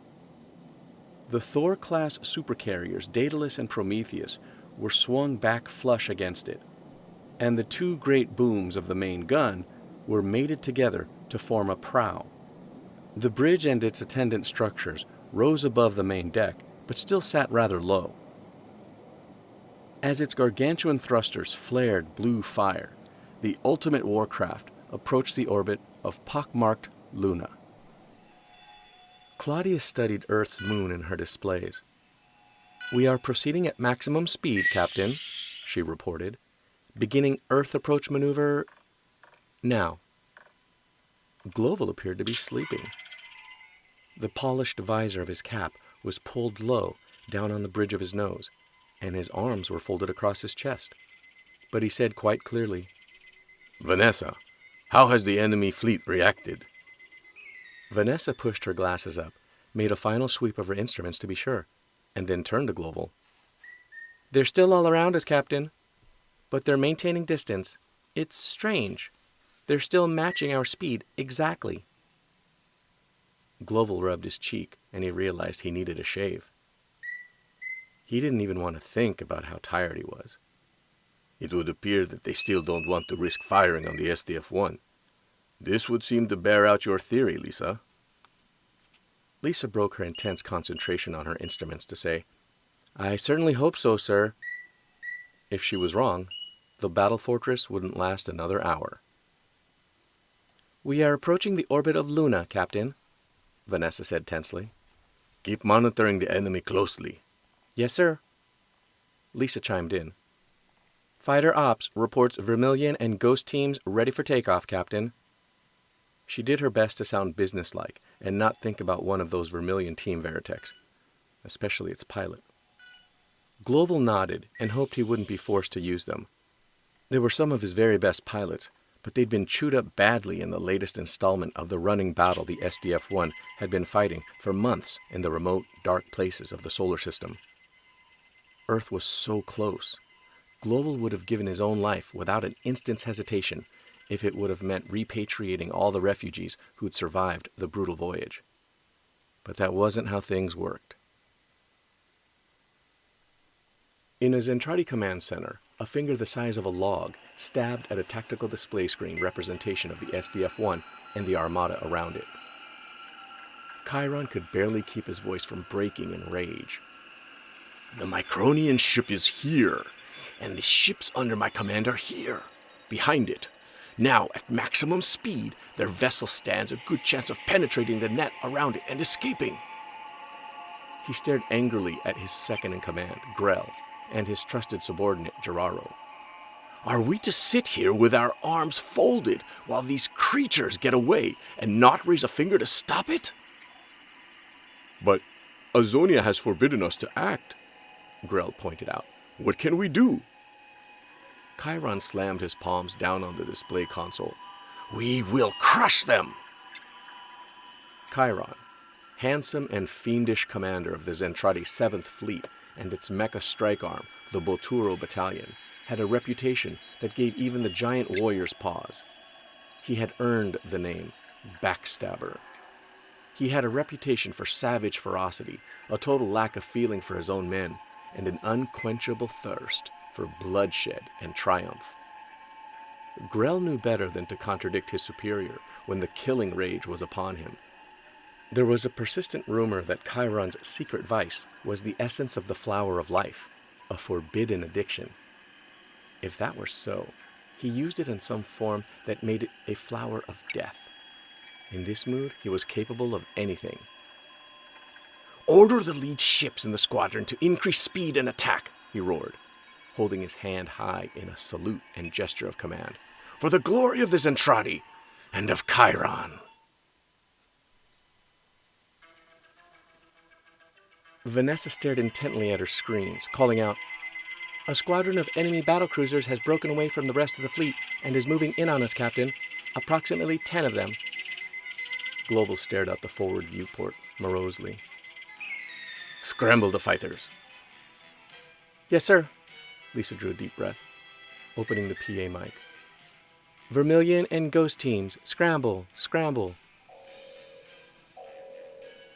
Down in the hangar decks of the supercarrier Daedalus, there was a controlled chaos of a hot scramble, one that everybody knew was no drill.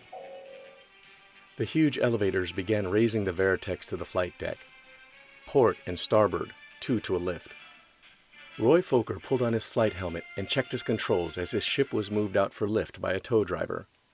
Roy was Skull Leader, but experienced pilots were in such terribly short supply, and Rick and the others were on enforced R&R. So he had to help fill the ranks of the depleted Vermilions, especially at a critical time like this. The Veritech's stabilizers and wings began sliding into flight position. Catapult crews rushed to hook up and launch the fighters. The Veritechs went into a vigilant holding pattern, ready to fend off an attack against any other VTs that were still vulnerable, awaiting launch. The catapults slung the fighters out into space. The blue Robotech drives flared, and the Vermilions and Ghosts formed up to do battle yet again. Global had hoped to avoid it, but he gave the order nevertheless. Engage SDF-1 transformation and activate pinpoint defensive barrier. We are breaking through the alien fleet. Macross City evacuation is nearly complete, Captain, Sammy told him. The voices of the others kept up a constant, quiet flow of orders and reports. All sectors begin transformation. All section chiefs, please report to the bridge. Damage crews, stand by. Emergency medical and rescue personnel ready, Captain. Banks of screens showed interior and exterior scenes. The frantic haste to brace for attack and reconfiguration. Once again, the awesome, incredible, and perilous Robotech transformation of SDF-1 was about to take place. It had been hard to get used to the bustle and activity of Macross City, but this sudden abandonment of it was even stranger. The three Zentradi spies still had no idea what was happening. The PA announcements were bewildering, impossible to understand. The trio was hesitant to show ignorance at first, but by the time they'd worked up the nerve to start asking questions, everybody was scurrying in a different direction, and answers were impossible to get. Now they found themselves standing at the center of a deserted intersection as traffic lights and crosswalk signals blinked through their accustomed sequences. The enhanced video emulation system was shut down, the artificial sky gone, leaving only cold, distant metal high overhead. Everyone's vanished, Rico said slowly, pivoting through a 360-degree turn. It felt very spooky to be standing in the middle of an empty city. What do you think that announcement was? Konda asked. What could be this transformation they're talking about? Braun was about to add something when the street began to quake beneath them, tossing them around like water droplets on a griddle. As deep, grinding noises began, they were thrown to the surface, so they tried to cling to the pavement. They could feel the vibrations through the ground. Then the street parted beneath them, and an enormous sawtooth opening widened rapidly. Despite his hysterical scrambling, Rico disappeared into it.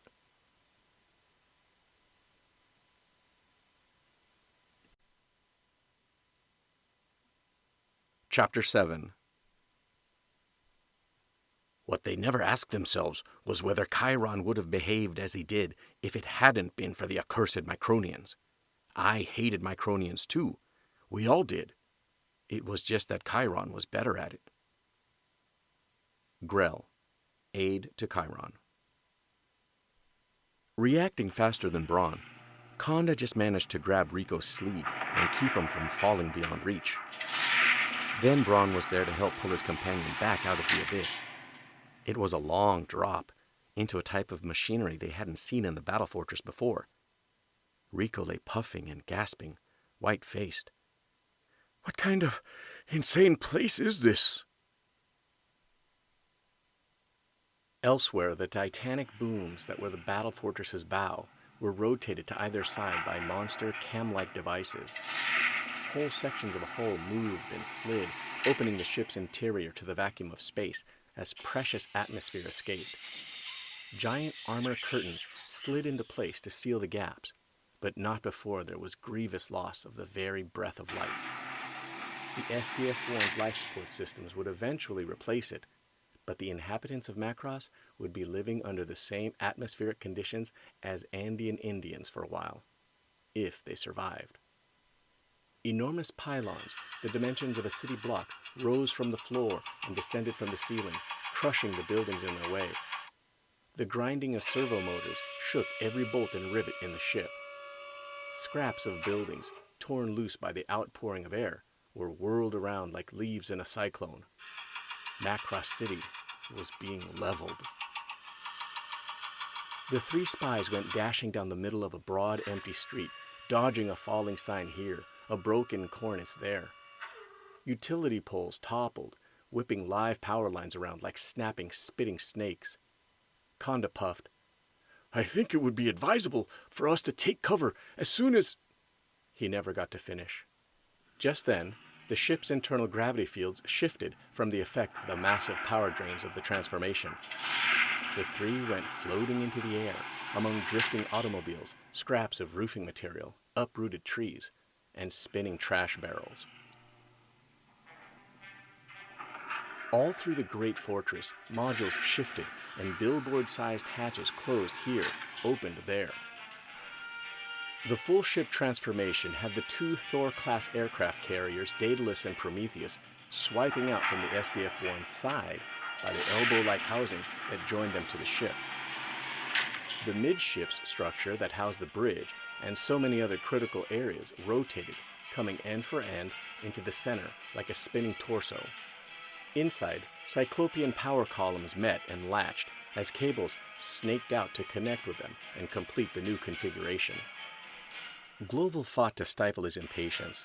The ship was nearly helpless while undergoing transformation, but there was absolutely no way of hurrying it. And there was no alternative. The SDF-1's main gun could not be fired in any other configuration because the ship's spacefold apparatus had simply vanished after the first disastrous jump from Earth to Pluto.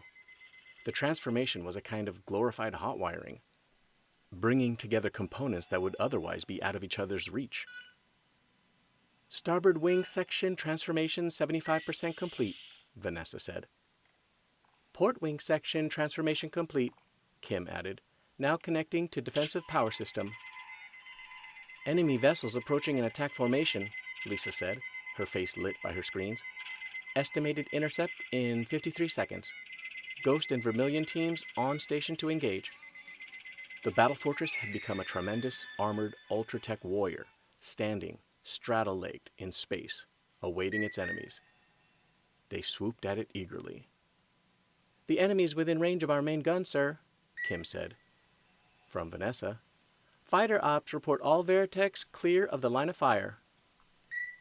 "Transformation complete, Captain," Sammy told Global. Fire! Global growled. The safety shield had been retracted from the main gun's trigger. Lisa pressed the red button hard. Tongues of star flame began shooting back and forth between the booms that constituted the gargantuan main gun, whirling and crackling like living serpents of energy. The blizzard of energy grew thicker, more intense. Then it leapt away, straight out from the booms, merging and growing brighter, and suddenly there was a virtual river of orange-white annihilation, as broad and high as the ship itself. The hellbeam tore through space. The first 10 heavyweight warships from Chiron's contingent flared briefly, like matches in the middle of a Veritech's afterblast. In a split second, their shields failed, their armor vaporized, and they were gone. Chiron's handsome face was distorted like a maniac's. "We must press the attack! Move the next wave in!" The Zentradi's warrior code could forgive audacity, even direct obedience from an officer who won. But defeat might very well be unforgivable and earn him the death penalty. More heavy ships of the line moved up, firing plasma cannon and annihilation discs. The SDF-1 shook and resounded from the first hits. There were a few gasps on the bridge, but Global and the bridge crew concentrated on their jobs. The enemy dreadnought's blue fire cannon volleys rained on the SDF-1 as Chiron's second attack wave bored in. The 3 green-white discs of the Dimensional Fortress's pinpoint barrier system, each bigger than a baseball infield, slid along the ship's surface like spotlight circles. The disaster of the Spacefold's equipment disappearance had left the vessel unable to protect itself completely. The pinpoint system was the stopgap defense developed by the resident Robotech genius, Dr. Emil Lang. Now, the female enlisted rating techs who operated the pinpoint barrier system sweated and flickered their eyes from ship schematics to threat display screens to readouts from the prioritization computers. In a frantic effort to block enemy beams, they spun and twirled the spherical controls that moved the pinpoint barrier shield location across the ship's hull. The circles of light slid and flashed across the battle fortress's superalloy skin. Enemy beams that hit them simply dissipated, changing the loci circles into a series of concentric, rippling rings for a split second. Then the circles came back at full strength, racing off to intercept another shot. No one had ever done that kind of work before, and the 3 young women were good at what they did, experts by necessity, but sometimes, unavoidably, they missed. The SDF-1 shuddered at another impact. "Starboard engine has been hit," Claudia informed. Global without looking up from her console. Global said nothing but worried much. Even now, a decade and more after the SDF-1's original appearance and crash landing on Earth, nobody understood very much about its enigmatic sealed power plants, not even the brilliant Dr. Lang. What would happen if an engine were breached? Global didn't spare time to worry about it. The bad news was coming fast. Industrial section hit. Sector 27 completely non-functioning.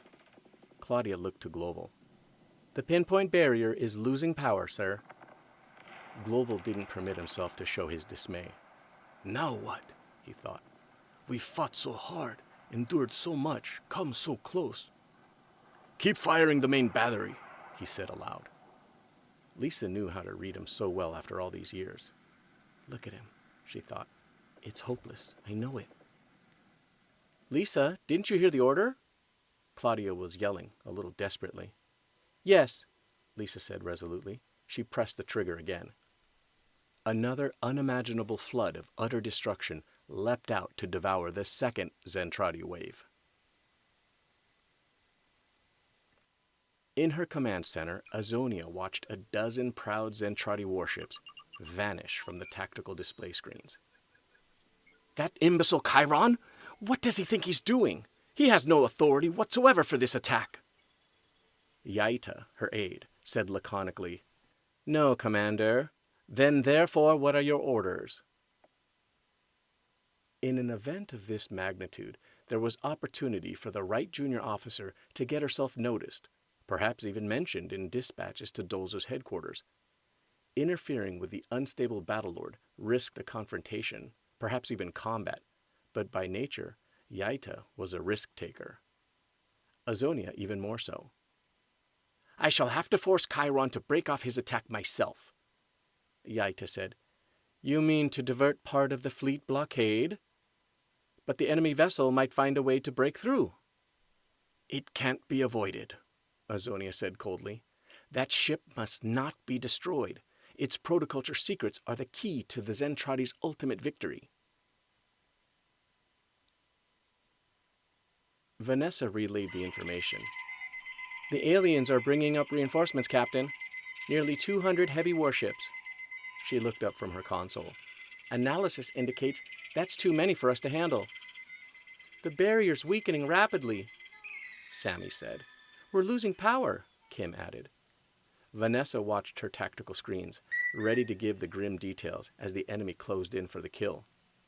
But she suddenly had trouble believing what she was seeing. What's going on?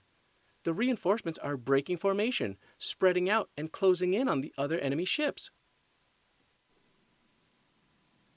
Chiron watched his transvid displays furiously as Azonia's fleet swept in to close with his own reduced forces.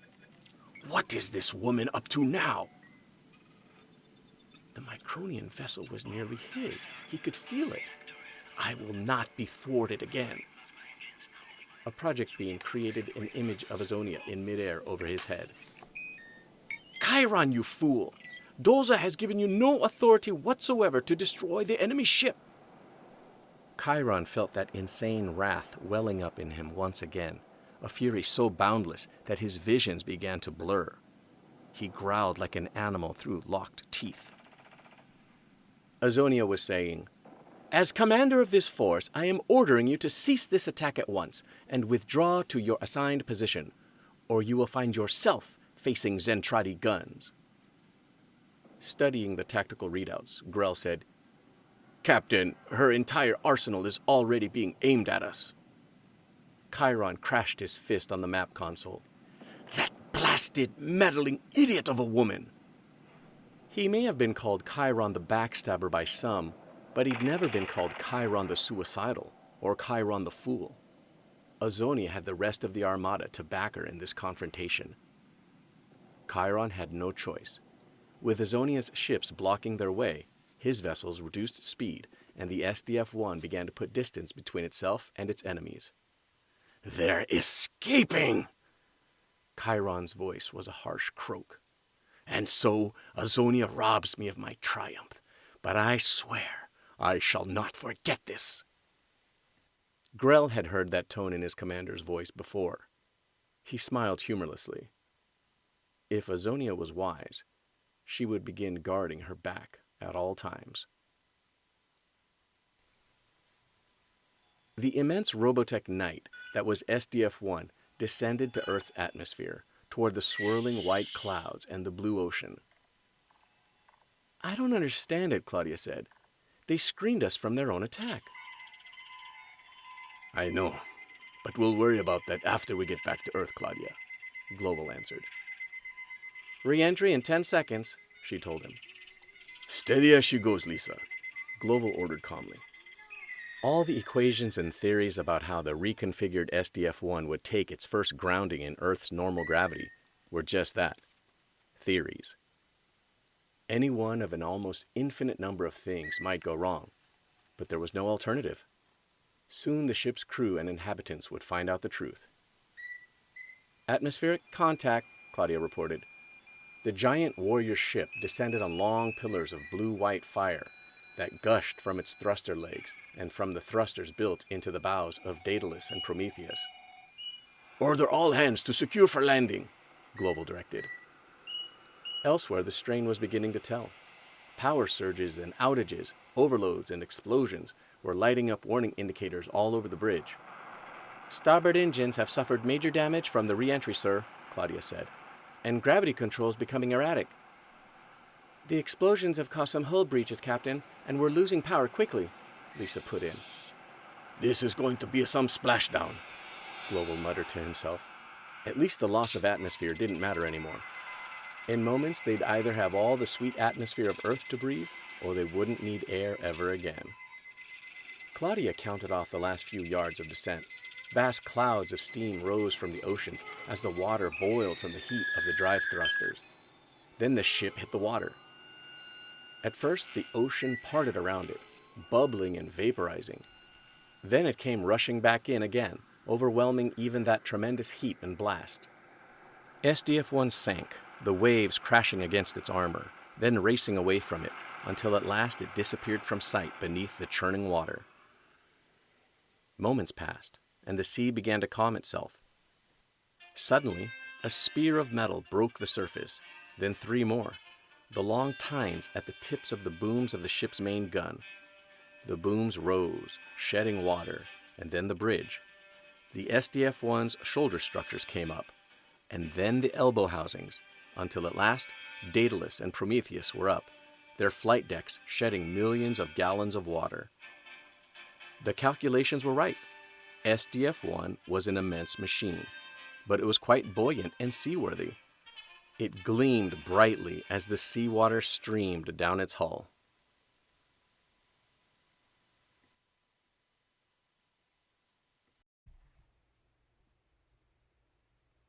Chapter 8. "There's no excuse for sloppy discipline, not even victory." Colonel Maestroff was fond of lecturing us. Maybe so, but I never saw a haircut win a battle. The Collected Journals of Admiral Rick Hunter. Global and his bridge crew gazed out at the serene ocean. The terrible trio was intoxicated with joy. "Home, again, after so long. It's just beautiful. Home." Sammy, Vanessa, and Kim, arms around one another, turned to the others. "Welcome back." Claudia was brushing tears away, and Lisa just stared at the sea, not knowing exactly what she felt. Global lit his pipe, regulations be hanged. Now, how about a little fresh air? Major access hatches began cranking open all around the Macross City area. Light and wonderful sea breezes flooded in. Blinking and gaping, the inhabitants of the city began to congregate in the airlocks and on the outer decks. When they finally believed what their senses were telling them, the cheering began, the backslapping and the hugging and kissing and laughter. People stood in the sunlight and cried or prayed, shook hands solemnly or jumped up and down, sank to their knees or just stood staring. Kim's voice came over the PA. We've touched down in the Pacific Ocean. The captain and crew extend their gratitude to the citizens of Macross for your splendid cooperation during a difficult and dangerous voyage. It's good to be home. A big hatch dropped open just below the bridge. Ben Dixon was the first one out onto the open deck, laughing and turning somersaults, leaping into the air ecstatically. More Veritech pilots and crew people rushed out after him. Rick and Max stood watching Ben carrying on. "He'd make a pretty good acrobat, wouldn't he?" Max commented. Rick smiled. "Probably, but look at that blue sky. There's no EVE projection. I can't say I blame Ben a bit." Ben was pointing into the sky. "Look! They're giving us a fighter flyby to welcome us." So it seemed. 20 or more ships that resembled Veritechs, bearing the familiar delta markings of Earth's Robotech defense forces, came zooming in tight formation to pass over the SDF-1. But the three pilots felt their joy ebb as they were struck by the same thought. The Zentradi were still out there, millions of ships strong. An endless series of details kept Global busy for the next few hours, including the recovery of the Vermilion and Ghost fighters who'd flown escort during the SDF-1's final bolt to safety. But at last, he put aside other duties, satisfied that subordinates could take care of the remaining details, and repaired to his cabin to complete his compilation of log excerpts. The Earth authorities would soon have all the facts as he knew them. Global wondered if the leaders of the United Earth government would believe all that had happened to the SDF-1 in the months since it had disappeared. Sometimes Global himself had trouble. He reviewed the long tape he compiled to amplify the other materials. Starting with the initial Zentradi attack, when so much of Earth's military had been obliterated and the Dimensional Fortress had activated itself, the log covered all the important incidents of the running battle with the aliens. There'd been the ghastly aftermath of the spacefold jump, an almost insurmountable problem of getting tens of thousands of Macross refugees settled in the ship. The Daedalus maneuver, Lisa Hayes' inspiration, had allowed the humans to win their first resounding victory amid the icy rings of Saturn. Lisa saved the day again, this time on Mars, by destroying the alien gravity mines that had been holding SDF-1 on the red planet's surface. The ship's most recent crisis began when radar was disabled by enemy fire, leading to a four-way by a Cat's Eye recon ship, piloted by Lisa Hayes, of course.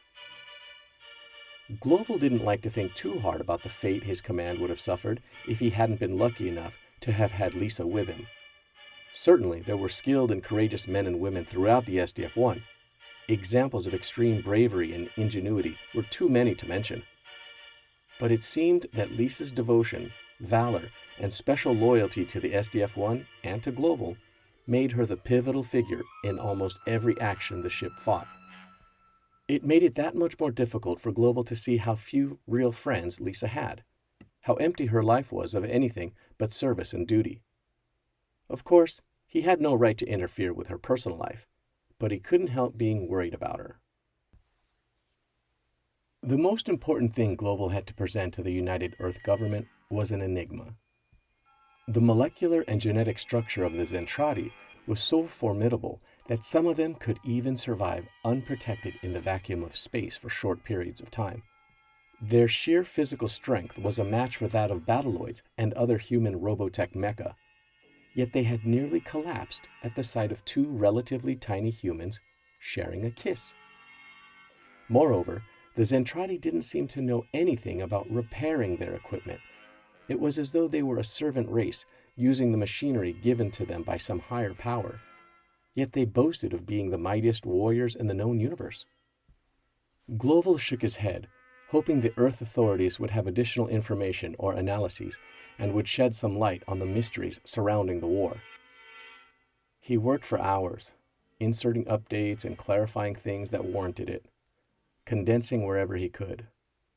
Twice he dozed briefly, then got back to work, making an occasional status check call to the bridge. The relief officer on duty, Lieutenant Claudia Grant, assured him all was well. A quarantine area had been established around the battle fortress. Not surprising, Global supposed, and a communications blackout had been imposed for the time being. The crew people took that fairly well. They were used to military discipline, and even the civilians had been too delirious with joy to be very upset by it so far. Global could see why his superiors might want to maintain radio silence until he'd appeared to give his full report, but he hoped the need for it wouldn't last much longer. The civilians were still celebrating, but they wouldn't be satisfied with that indefinitely.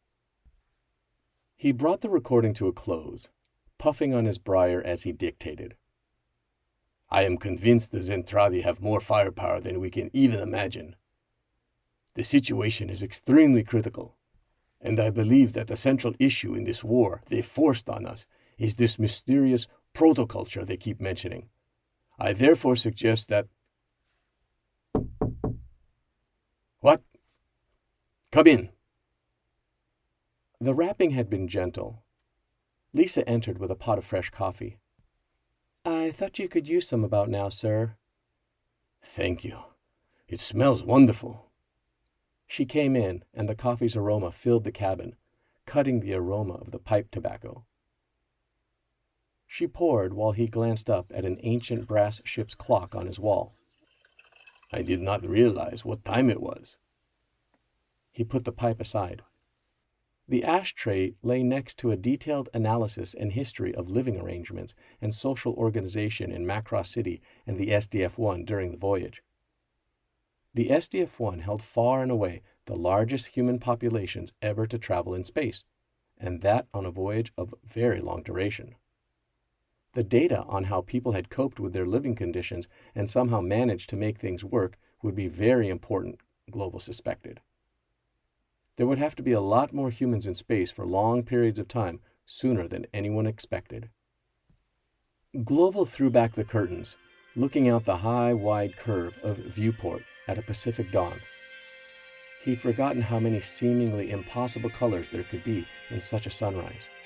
The purples and reds and pinks. He'd forgotten how the water broke the light into a million pieces, and the sky ignited. Here you are, sir, Lisa said, handing him his cup, prepared just the way he liked it. They gazed out at the peace and powerful beauty of the dawn. I never thought I'd see anything as beautiful as this ever again, Lisa said. It was a moment of such tranquility, such oneness with the planet that had been their goal for so long. Such satisfaction with her protracted, seemingly hopeless mission accomplished at last, that she did her best to lock it in her heart and senses and memory, a treasure that she could relive occasionally, sparingly. You're right, Global said at length. I feel the same way. You know, I have a confession to make. Lisa sipped her coffee, watching the sea, saying nothing. Global went on. I had a premonition when I took command of this ship. The feeling that something terrible would happen. It's difficult to explain, but it was a conviction that something would happen to us that would change us forever. She studied his face. And it seems that you were right. He was staring at the sea and the rising sun, though she doubted he was really seeing them. This ship still has its secrets, Lisa. But what are they? We must find out. I can't escape the feeling that everything depends on it. It was strange to see the flight deck crews working in conventional coveralls and safety helmets again after months in vacuum suits. Strange to think that most places would need a catapult launch from the SDF-1 and the flat decks now in order to get up airspeed. Theoretically, the transport that was waiting for Global and Lisa didn't need a launch. It was a vertical takeoff landing job, VTOL, capable of lifting off like a helicopter. Still, it had the reinforced nose and landing gear of a naval aircraft, and standard operating procedure recommended that fixed-wing aircraft receive cat launch. Global walked toward it with Lisa at his side, his attaché case weighted with documents, hard drives, photograph reports, and evaluation reports on those reports. His feet scuffed against areas of missing non-skid surface on the flight deck, flaps of it having been peeled loose by the violence of SDF-1's homecoming. Scores of crewmen were just completing a FOD walkdown of the flight deck, pacing its length in a line abreast, running from port to starboard. Foreign object damage was a thing much to be feared on a carrier. No scrap of debris could be left to be sucked into a jet craft's air intake. The weather remained fair, but now a thick odor rose from the sea. The superheated steam and hard radiation produced by the Dimensional Fortress's touchdown had resulted in a considerable fish kill. Even so far out at sea, the sun was warming the foul-smelling soup that lapped around the hulls of the carriers and the approximate hip levels of the SDF-1's torso. Still, the stench came from far below and was easy to endure, mixed as it was with the trade winds that carried Earth's inimitable air to people who had been breathing reprocessed gases for months now. Global was tight-lipped and silent, feeling strange premonitions like the ones he'd mentioned to Lisa. The United Earth's government replies to his messages had been terse, non-committal. It seemed he had another desperate job of convincing to do so. Lisa emulated her captain, saying nothing and betraying nothing by her expression as she followed him up the boarding ladder into the transport. A crew member closed the hatch, and the transport's turbines increased their howl.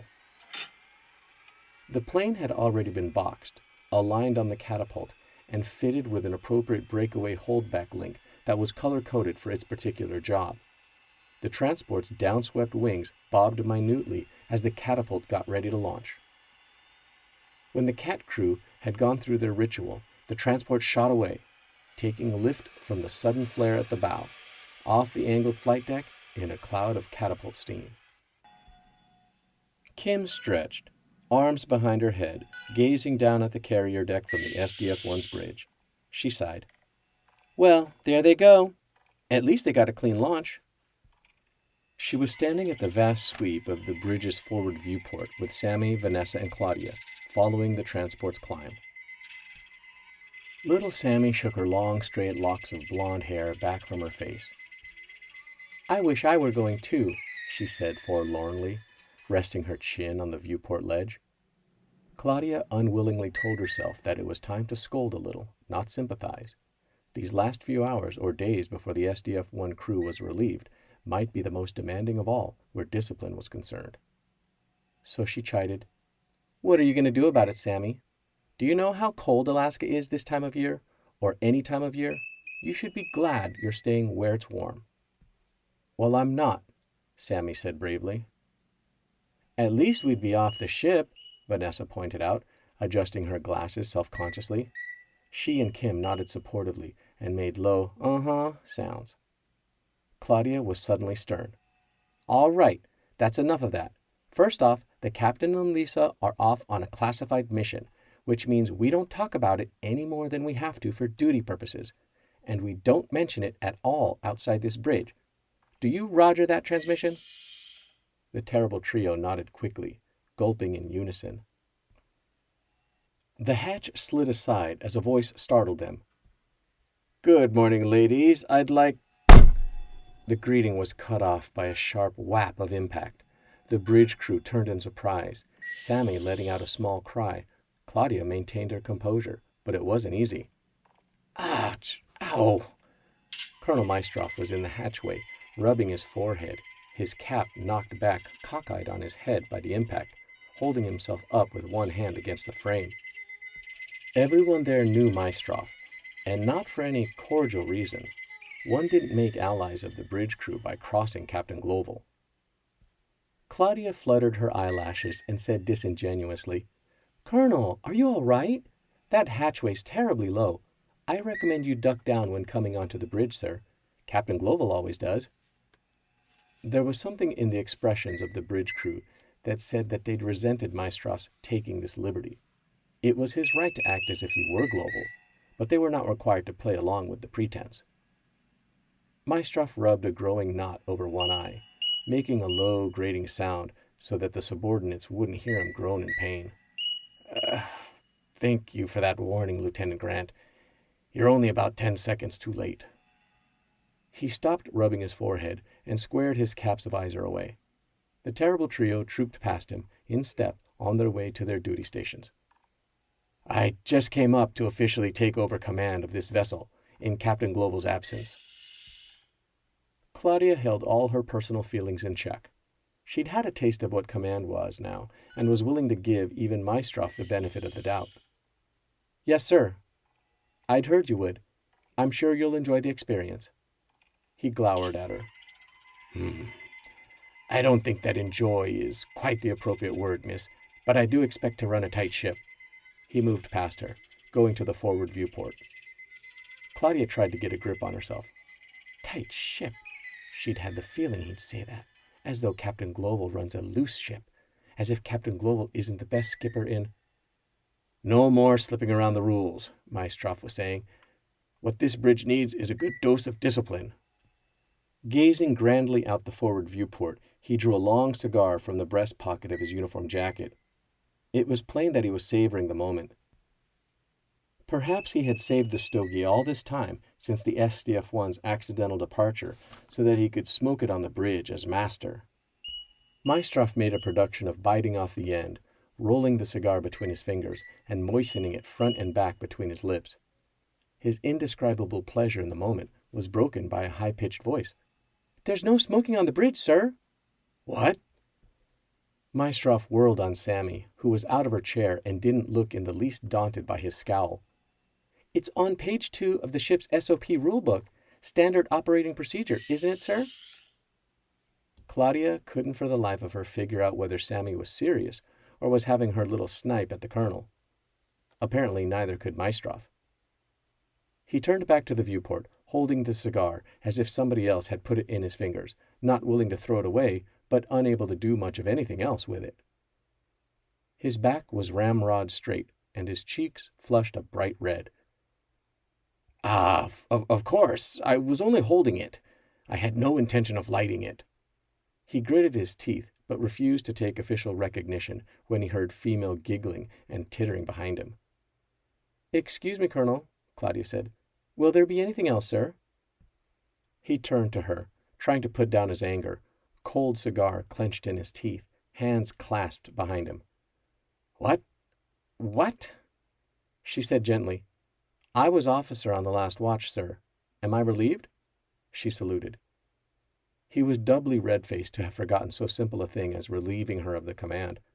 Oh, he answered her salute. Sure, you go right along, Lieutenant Grant. I'm sure we'll be able to operate just fine until you get back. He smiled indulgently. As Claudia gathered her things, Maestroff went to inspect the rest of the bridge and incidentally try Global's chair to see how it felt. Making sure that he wouldn't hear, Vanessa whispered to Claudia. Better check in later to make sure the bridge is still here. The terrible trio stifled their laughter. Claudia smiled. You hang in there, girls.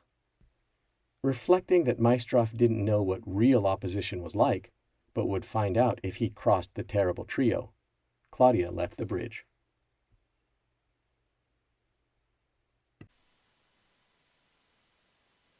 Chapter 9. Hey, I was managing a couple of other class acts when I signed Minmay, you know. I wasn't just chopped liver, capiche? I had the Acnes who had a big fat bullet. I'll be a goo-goo for you. Anyway, Minmay hits the scene and I can't even get my other acts arrested. Minmay, people don't want to hear nothing else. The public. Go figure. Vance Hasselwood, Minmay's personal manager, interviewed on Jan Morris's on-ship TV show, Good Morning SDF-1. The city of Macross hadn't seen fireworks since that fateful day when the Zentradi first appeared in the solar system. There had been plenty of explosions, all right, but not simple skyrockets and colored bursts. Now, fireworks flashed over Prometheus's flight deck. Canopies and marquees were set up, and an old-fashioned town festival was in progress. Strings of firecrackers banged and snapped on the non-skid, and streamers and confetti flew in squalls carried by the sea breezes. Many had chosen to wear costumes, and some wore fantastic, gruesome giant masks that covered them from head to foot. There was dancing and laughter, a sort of communal drunkenness with joy. On an improvised speaker's platform, Mayor Tommy Luan held his hands high. "Our troubles are finally over. Let's make this party last all week." The stocky little mayor's good friend, Vern Havers, a lean, mournful-looking man with a receding hairline, clung to the side of the platform to call up anxiously. "But what about packing? Shouldn't we be getting ready to leave?"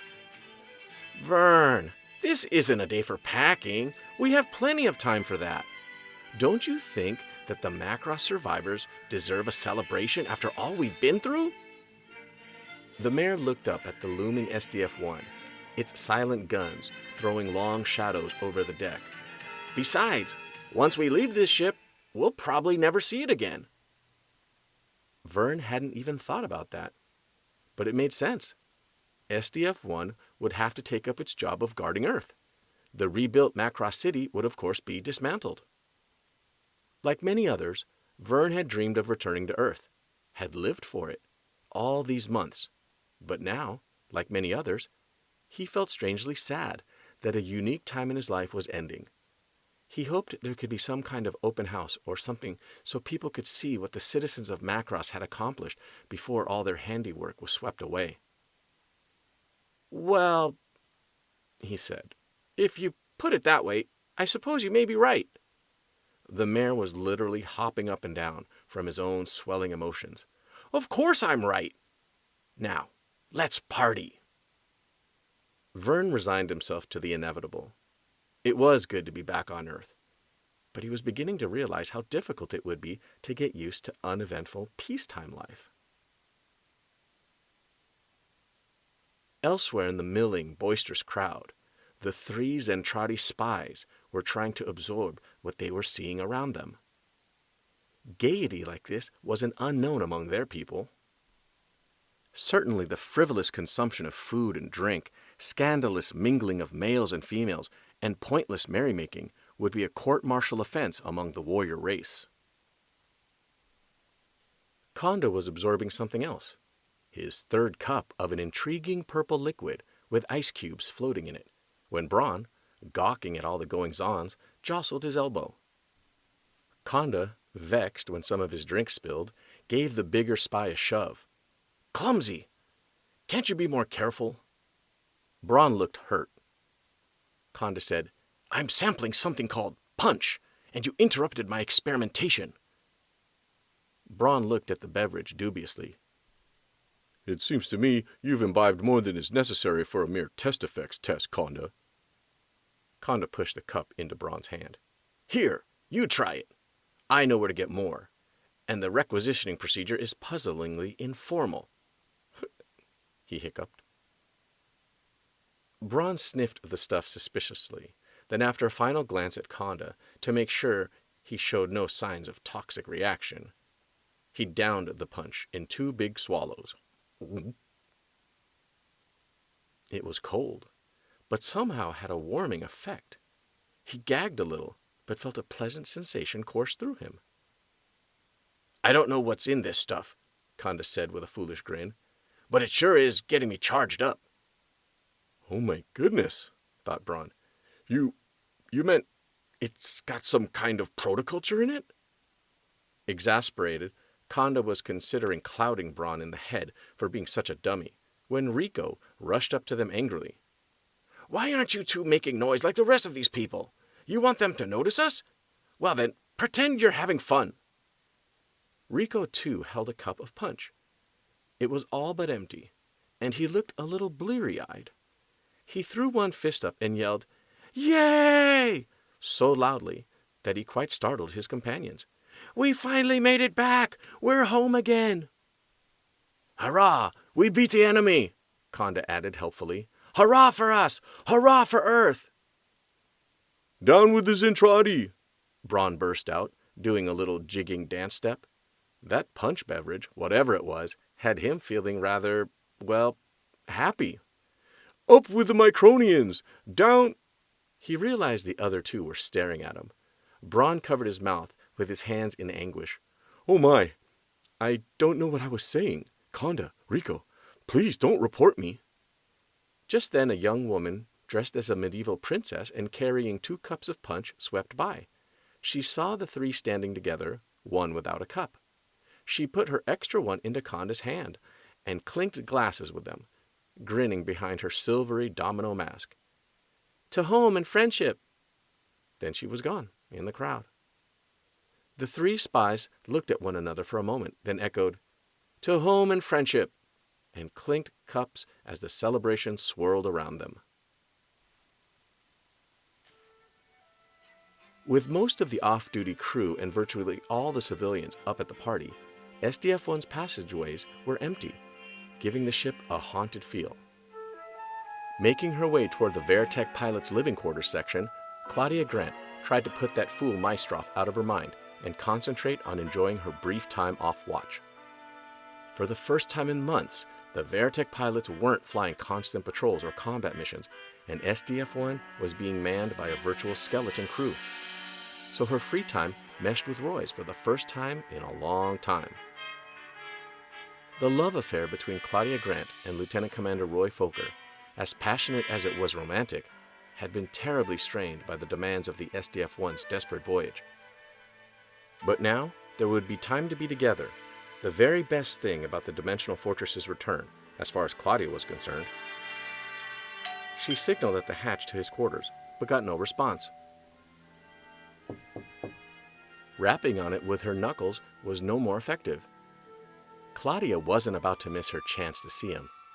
Perhaps he'd left her a note. She tapped the hatch to release and entered as the hatch slid aside.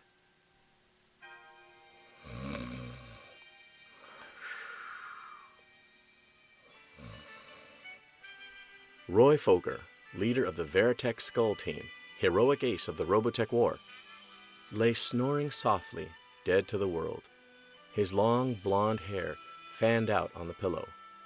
At 6'6", he hadn't yet found a military bunk that fit him. His feet and the covers stuck off the end of the bed. It had been said of Roy that he doesn't fly a jet, he wears it.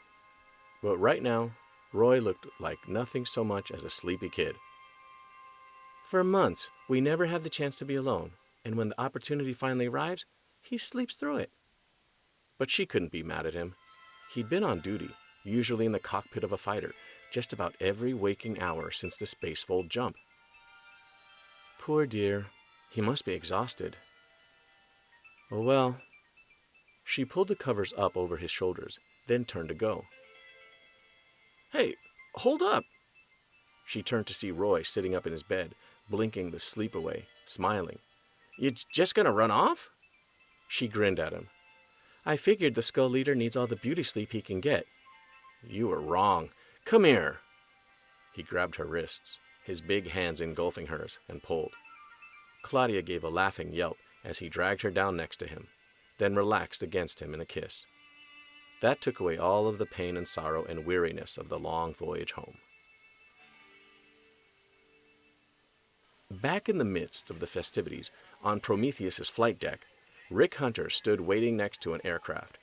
He was wearing his old flying circus outfit of orange and white trimmed with black, and his silken scarf. The plane was the Fanliner sport ship won by Lin Minmei when she'd taken the Miss Macross title. This was to be its maiden voyage in the atmosphere of Earth. It was a sleek, beautiful prop fan designed by the illustrious E.K. Takemi himself, with powerful pinwheel-like propellers in a big cowling behind the cockpit. It reminded Rick very much of his own Mockingbird, which depressed him because that in turn reminded him of the time he'd spent with Minmei, stranded together in a remote part of the SDF-1. During that time, she'd come to mean so much to him. But now...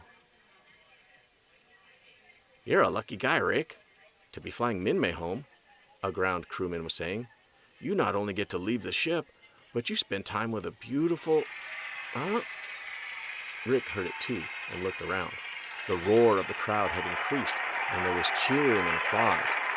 "Like I said," the ground crewman went on, "you get to spend time with a beautiful celebrity." Minmei's entrance was worthy of her star status, her superstar status, as far as the crew and passengers of the SDF-1 were concerned. She was being chauffeured across the flight deck in a glittering New Macross City manufactured limo.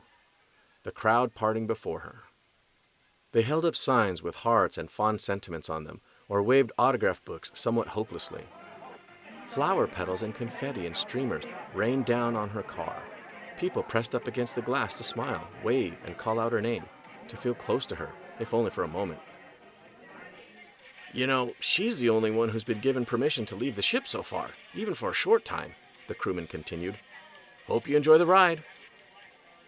Minmay sat quietly in the exact middle of the limo's rear seat, hands folded in her lap, watching the people throng around her car and pay homage. She wore her old school uniform, white blouse and necktie, brown plaid blazer with a plaid skirt. Audience research indicated that her public liked to see her in attire that emphasized her youth. Her manager, Vance Hasselwood, sat next to the chauffeur, happily surveying the crowd. "Well, this is quite a turnout for you, Minmay." "Yes, I suppose these mobs are the price one must pay for fame." Hasselwood and the uniformed chauffeur exchanged a wry, secret look. "Could we go a little faster? I'm late as it is," Minmay added. The driver sped up a bit, honking his horn, and Minmay's adoring public had to move out of the way quickly. "I wonder if she's changed much," Rick thought as the limo screeched up beside the little sport plane. Minmay had promised that she and Rick could still see a lot of each other once he joined the ROBOTECH Defense Forces, but between his duties and her skyrocketing career as the SDF-1's homegrown media idol, that promise had been forgotten. The chauffeur held the rear door open for Minmay, while Vance Hasselwood went to confer with a liaison officer from the SDF-1 Air Group. "Hello, Minmay," Rick smiled. "It looked like you had a lot of trouble getting through the crowd back there." She giggled, her eyes shining in the way he remembered. "Those are my loyal fans. They follow me everywhere. I just love them." She turned to wave to the people being held back by a cordon of security guards. "Hello, hello. Thank you so much for coming down to see me. I love you all very much." Apparently, she was unaware that a lot of the people, the majority of them perhaps, were simply there for the party. Maybe she didn't even realize that there was a celebration going on. Rick shook his head, laughing. Minmay was sweet and charming, but she still lived very much in a world of her own. The fans were clapping, stamping, and whistling for her, waving their signs and banners. Vance Hasselwood looked on approvingly, eyes hidden behind tinted glasses. Thank you," she called, throwing kisses. "Boy, they really like you," Rick remarked. "I know," she said matter-of-factly.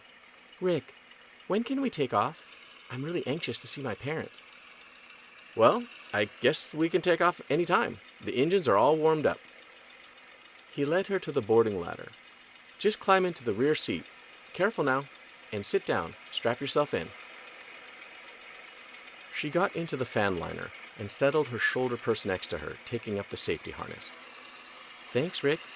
It seems like you've become a lot nicer now than when we first met." "Huh?"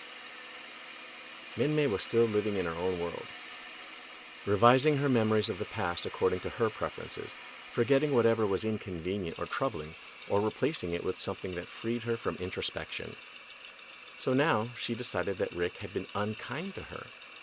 Perhaps she'd forgotten that he'd saved her life several times, forgotten that they'd held a mock wedding ceremony and she'd worn the very white silk scarf that he now had around his neck as a bridal veil. Perhaps she'd forgotten their kiss there in the remotest part of the ship. Certainly, she was now surrounded by people who would go along with almost anything she said or chose to think, people not eager to remind her of her past life and ties. She was free to be completely self-absorbed. As he stood on the boarding ladder, looking down into the cockpit at her, he saw her in a new light. "Maybe I've grown up, Minmay." Her brows met, and she was about to ask what he meant, but just then Vance Hasselwood, standing at the floor of the boarding ladder, thrust his face up into Rick's.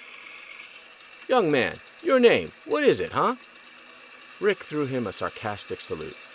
"Lieutenant Rick Hunter, sir." "Well, Lieutenant Rick Hunter, I expect you to take good care of Minmay. She's a very busy person, and she must get back to the ship on time." Min-Mei surprised both of them by jumping in on Rick's side. "Don't worry, Vance. I feel perfectly safe. Rick's a very good pilot." Hasselwood backed off a bit. Yes, I'm sure he is. But he's so young. Rick wondered just who and what Hasselwood really was. Certainly Min-Mei's astounding popularity had been very lucrative for the man, and he was very proprietary about her. But what else was there to the manager-client relationship? Nothing romantic? Rick was pretty sure of that. Even at her most career-hungry, Min-Mei wouldn't have fallen for an abrasive hustler like Hasselwood. But how had Min-Mei gotten permission for even a brief visit to her parents when the SDF-1 was virtually quarantined? To be sure, Rick's confidential orders were specific enough. Make sure that Min-Mei had no access to outside media interviews. Just the family visit, and then right back to the SDF-1, whatever that took. Rick had thought about Min-Mei's brief liberty privilege and could only come up with one explanation. Her talents and appeal had been a major factor in keeping up morale and fighting spirit during the long return voyage to Earth. And no matter what the public information people were saying, the war wasn't over, and there was still a threat of invasion. If Min-Mei could do for the general population of Earth what she'd done for the people on SDF-1, she would be a tremendously important resource. That gave her, and in turn Hasselwood, an awful lot of leverage. Right now, though, Rick wasn't worrying about influence or power. He stuck his face into Hasselwood, cutting him off. "How about standing back? We're taking off now." Hasselwood just about fell over on his own feet, retreating. "Sure, kid, don't get touchy. Have a good trip, Min-Mei. Hurry back." Rick pulled on his goggles and headset, lowering the cockpit's front and rear canopies. Vance Hasselwood mopped his forehead with his handkerchief, watching as Rick increased the prop fan RPMs. The manager prayed silently for a quick, uneventful flight. All his personal marbles were riding in that rear seat. Rick turned the flatliner's nose and taxied. The sport plane wasn't equipped for catapult launch, but it was so little and light that there was more than enough runway for a takeoff. With Daedalus's bow turned into the wind, the little ship fairly leapt off the deck. Min-Mei sighed happily, looking down at the SDF-1, savoring the freedom of the flight. "Ah, it's been a long time." "It sure has," Rick murmured, bringing the plane onto its course for Japan. A vivid, seductive fantasy had been running in the back of his mind, of being forced to land with Min-Mei, marooned on some idyllic, deserted island perhaps, of things being the way they once were. I forgot how I felt about her.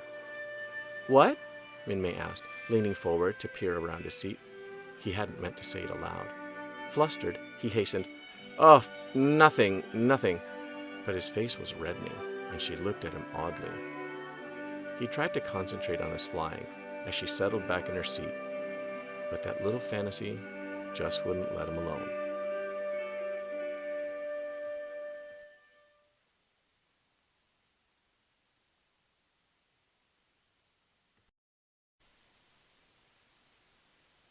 Chapter 10. We weren't deaf to the innuendo, of course. Claudia and the terrible trio and I had heard all the sniping about Gloval's harem, though people were very careful not to say anything around Claudia after she decked a catapult crewman. There is a loneliness to command. It's no myth. But there's also an area around the commander where you're not in charge, but not part of the rest of the ship's complement either. That's often a difficult place to be, too. Lisa Hayes, Recollections. The United Earth's government command complex was like a landlocked iceberg. Only a fraction of it was visible above ground. In fact, the communications towers, observation and surveillance structures, defensive emplacements, landing pads, and aircraft handling facilities constituted less than 0.5% of the cubic area of the enormous base. It was still a highly classified installation. The fighters escorting the transport plane, bearing Gloval and Lisa, wouldn't have hesitated for a moment to open fire on any unauthorized aircraft that entered its restricted airspace and failed to respond to their challenges. Changing the angle of its engine blast, the transport eased in for a vertical landing. Lisa, glancing out her viewport, saw battloids pacing on guard duty. Once the plane's authenticity and clearance were verified, its landing pad became an elevator, lowering it deep beneath the bleak subarctic landscape. Lisa and Global released their seatbelts and gathered their things. "I hope they're prepared to listen," Lisa said. "Captain, we've got to convince them. Surely they'll listen to reason." "That would be nice for a change," Global growled. The Ikki Takemi-designed fan liner rolled and soared, glinting in the sun. "Woohoo!" Rick exulted. Piloting a Veritech through deep space had its appeal, but there was nothing like feeling control surfaces bite the air and making a light stunt plane do exactly what you wanted it to do. "Having fun, Min-Mei?" He laughed again, and she joined in. He adored the sound of her laugh. Maybe, he thought, he could just set down on some little island and say he wanted to check out the engine. Then he'd have a chance to talk to her, would have her full attention for a while. While he was turning the idea over in his mind, a familiar voice came over his headset. "Veritech Patrol to Min-Mei Special. Hey, Lieutenant, it's Ben and Max." "Huh?" Rick saw them now, back at 5 o'clock. The fighters had their variable sweep wings extended all the way for the extremely low speed needed to keep pace with the sport plane. He was a little embarrassed that they'd managed to sneak up on him. "We understand you have a VIP aboard," Ben went on. "Some guys have all the luck," Max added suggestively. "We're returning to base. Have a nice date," Ben finished, laughing. The Veritechs waggled their wings in salute, then peeled off onto a new course. Their wings swept back to an extreme angle as they picked up speed, punching through the sound barrier. They were doing better than Mach 2 and still accelerating when Rick lost sight of them. "So long, wise guys," he called over their tactical net. "See you later." "Ben and Max are silly, but it does sort of feel like a date." He felt his pulse race. "Yep." She inhaled the cold, clear air, watching the glitter of the sun on the canopy. "It's great to get away for a while, but when I get back, I have a whole lot of work to make up. You should see all the things they want me to do." Showbiz again. "I suppose it fills your time," Rick snapped, vexed. She hadn't noticed his tone, ticking off her projects on her fingers. "Oh yes, I've got to do a television show, and then I'm cast in a play. Why, I'm even supposed to do a movie." Rick tried to sound elaborately bored. She still didn't notice. "That's going to really be great," Min-Mei gushed. "I expect to work really hard. This is my first movie, you know. Say, if I speak to the director, I might be able to get you a small part, That made him smile. Maybe she did think about others after all, notwithstanding the fact that he thought movies were a rather brainless occupation and definitely inferior to flying a fighter. "Maybe some other time, Min-Mei. But hey, where'd you get all your energy? Flying heel and toe patrols is one thing, but I'd be exhausted trying to keep up with a schedule like that one, Min-Mei." He hiked himself around to look over his seat at her. "Min-Mei? Are you all right? Speak to me." For a moment he was afraid the cockpit had lost pressure and looked to his instruments frantically. Then he saw what had happened. "Well, how do you like that? She's asleep." Her chin was resting on her chest, and she was breathing softly.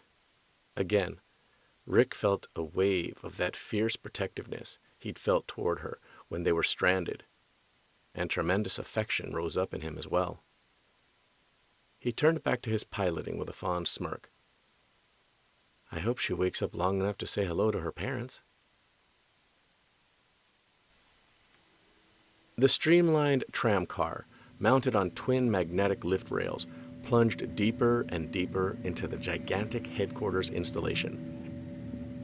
Aboard, Captain Global sat with arms folded across his chest and cap visor pulled down over his eyes, as if asleep. He would have loved a meditative pipe, but knew how unpleasant that would have been for Lisa. Lisa shifted nervously on the padded passenger bench. Will it take long to reach the council chambers? Global lifted his visor. Just a little longer. The shaft goes down almost 6 miles. He didn't remark on his disdain for all this burrowing and hiding. Earth's governing bodies skulking at the bottom of a hole in the ground like frightened rabbits, when the Zentradi were capable of blowing an entire planet to particles. By the way, that reminds me, he went on. Have you heard anything about this Grand Cannon? Lisa's face clouded. The words sounded so ominous. No, what is it? It is a huge Robotech weapon that's been under construction here for almost a decade now. Global gestured to the illuminated schematic of the base that was displayed by the tramcar's access doors. The elaborate details of the sprawling underground complex were mostly represented in coded symbols for security's sake, but the essential layout was in the shape of a gargantuan Y. The blinking light representing the tramcar was moving down one arm of the Y, heading for the vertical shaft. The Grand Cannon uses Earth's gravitational field as its main energy source, he told her. In fact, the shaft we're traveling in at this moment is the barrel of the weapon. Lisa looked around uncomfortably. You mean if this base were attacked right now and Command decided to fire the cannon, we'd be blown away? Global chortled. Well, I'd like to think they'd clear the barrel first. He knew she was astute enough to see the major disadvantage of the Grand Cannon. Even with the Y arrangement and the titanic rotating gear, the Grand Cannon's field of fire was very limited, and even the United Earth Command hadn't come up with a way to tilt and traverse the planet Earth to bring the weapon to bear on an inconvenient target. Arrangements to overcome the problem were part of the plan, of course, but Global had been one of the loudest voices against the project. Wars, he maintained, with history on his side, aren't won by defense, but rather by offense. By an SDF-1 that could go out and confront the enemy, not by a Grand Cannon in a hole in the ground. He had gone head-to-head with Lisa's own father during that argument, taking the opposite side from a man who had been a valued friend and a comrade in arms until then. It had been the beginning of a rift that had only widened and deepened in the years since. It made him sad to reflect on those days gone by. They had saved each other's lives. They were bonded by more than mere blood. Yet Admiral Hayes had become an opponent, almost an enemy. Henry Global knew the way of the world and of highest echelon politics, but he was as shrewd as anyone who played the game. But there was still something in him, something bred in the bone, that found it bewildering and saddening that there could be such a falling out between men who'd served together in war. I suppose it's just as they say, he thought. I'm a peasant at heart, and there's no changing that. He shook off his brief distraction. There was an Isaac Singer story he'd taken to heart, the Spinoza of Market Street. Perhaps in any case, the point was that the virtue lay in behaving in accordance with one's ideals, not necessarily in being it.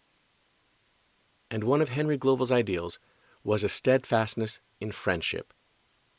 So he asked Lisa pleasantly, Your father never brought you down here before? A few times, Lisa answered, but I was never allowed to come down the main shaft. Now I understand why. Yes, this Robotech project was top secret. Only a few outside officers had access. It made the old-time Dos Alamos reservation look like open house, he chuckled. There were fond memories of those days, among the bitter. And no civilian visitors, he finished, not even an admiral's daughter. Lisa wore a puzzled look. But then, why did they let Father in? Global said staunchly, Who else was there? He was the visionary. He pushed for the creation of this complex when no one else thought it was necessary. She looked around again, looked to the vast schematic on the wall. My father was responsible for all this? I didn't know that. Global drew a deep breath. Your father was always decisive. How could he talk to her of friction and resentment? He couldn't. When I was serving under him in the global civil war, a problem came up about inadequate rations for the troops. When Admiral Hayes didn't get satisfactory action from headquarters, he led our entire combined action group in a raid on the logistical depot. Camo face paint, real guerrilla stuff. He personally sat on the logistical command's 3-star general's back while we got something to eat. There was a lot of brave and deserving men and women who had their first real meal in a long time that night. Lisa was laughing heartily, one hand at the base of her throat. My father got away with that? Global was laughing again. It's true. The general thought sappers had infiltrated the base, kept sending down orders for us to find them. There wasn't a woman or a man in that entire unit who wouldn't have done anything for your father, Lisa. Would have followed him to hell if he'd given us the word. Lisa was still laughing, shoulders shaking, but her laughter no longer had anything to do with the story about her father. The sudden freedom from the SDF-1, the astonishing size of headquarters base, the very emphatic and yet somehow empty joy of being home again had cast a certain familiar pull over her. It was strangely overwhelming. There was nothing she could do but laugh. Lisa Hayes had realized a long time before that a life in the military didn't exactly make happily ever after, particularly for a woman. Nevertheless, there was a warmth of that moment, something between people who'd served together, something no outsider could ever share. It's good to see you laugh again, Commander. Global smiled slowly. I think this is the first time I've heard you laugh since you escaped from the enemy, no? Lisa said, and trying not to think of a particular ROBOTECH pilot, trying to keep the warmth and the laughter alive, doing her best not to be vulnerable to desires and attractions, and yet be open to Global's confessions. A small part of her wondered if male subordinates of female flag rank officers went through this. But I wonder if we'll feel much like laughing after this meeting with the governing council. Global went on. It's crucial that they be made to understand that the aliens are only interested in the battle fortress and its secrets, not in our world. Global tilted his cap forward on his brow again. I hope you've thoroughly prepared your arguments, Commander Hayes. Her chin came up, her eyes shone. Ready to go, Captain, Lisa said, managing a smile as she was reminded of the loneliness she felt. All her life, it had been so difficult for her to establish a relationship with men her own age, even men in the military. But it was not surprising, really. She had been surrounded by men like Global, men like her father. How many men like that could there possibly be? 1 in 100,000? In 1,000,000? Hard to match in any case. Global was saying, That's good. Lisa replied, I'm sure we'll be able to convince them. After all, we're the only ones that have had close contact with the aliens. Yes, Global reflected. It would seem so cut and dry to her. Lisa's father was one of the most powerful people on Earth. But despite that, perhaps because of that, Lisa herself was completely naive about political machinations. He knocked a bit of ash out of the bowl of his pipe and tamped down some new tobacco, as his habit was when he was thinking. Just as he struck one of the old-fashioned kitchen matches he so loved, a surveillance eye in the wall lit up, and a feminine computer voice said, Attention! Smoking in this capsule is forbidden. Please extinguish all smoking materials immediately. Global yanked his briar from his mouth guiltily. Can't I smoke anywhere? If it's not my bridge crew warning me, it's these machines. Lisa was clearing her throat meaningfully. Captain, are you worried about the SDF-1, sir? Is something going to happen to us? Global's aching conscience made him leap to the question. Why do you ask? Lisa only smiled and said, When something's bothering you, I've noticed, you always pull out your pipe and make a big production about lighting it. Global lowered the pipe slowly and, not caring who might be listening on some bugging device, said, I must confess, I'm very worried about this meeting. I'm not sure these... He made a gesture with his head to indicate his disdain for anyone who might protect themselves underground while ordering brave men and women to die. Not sure these men will listen to us with open minds. And Lisa, it's vital to our future that they do so. Do you understand? Global spread his broad, brown peasant hands on his knees, and looked down at them. Lisa nodded slowly. She was Admiral Hayes' daughter, used to having people view her as an access road to the highest levels of decision. That was one of the things that set Lisa Hayes so far apart from her contemporaries. She'd seen power politics in Excelsis all her life, had sickened of them and the unspeakable people drawn to them. After Carl Reber had died, she felt she would never heal from that hurt. But surely there were others out there, people who were kind and patient and true. The image of Rick Hunter suddenly came to her. Though she refused to admit it to herself, Rick Hunter had come to mean very much to her. "What will happen if we can't convince the council?" she asked Global. He answered in a grim, level voice. "Then the Earth will go to war against the aliens." Before, he had always spoken of triumph and the need to win. This time, with only Lisa to hear his confessions, Global mentioned nothing about that. Lisa knew him well enough to know what that meant. Captain Global's estimation of the human race's chances against the Zentradi were very bleak indeed. The tramcar came to the bottom of the Y arm and began the vertical descent to the innermost chambers of the United Earth Defense Council.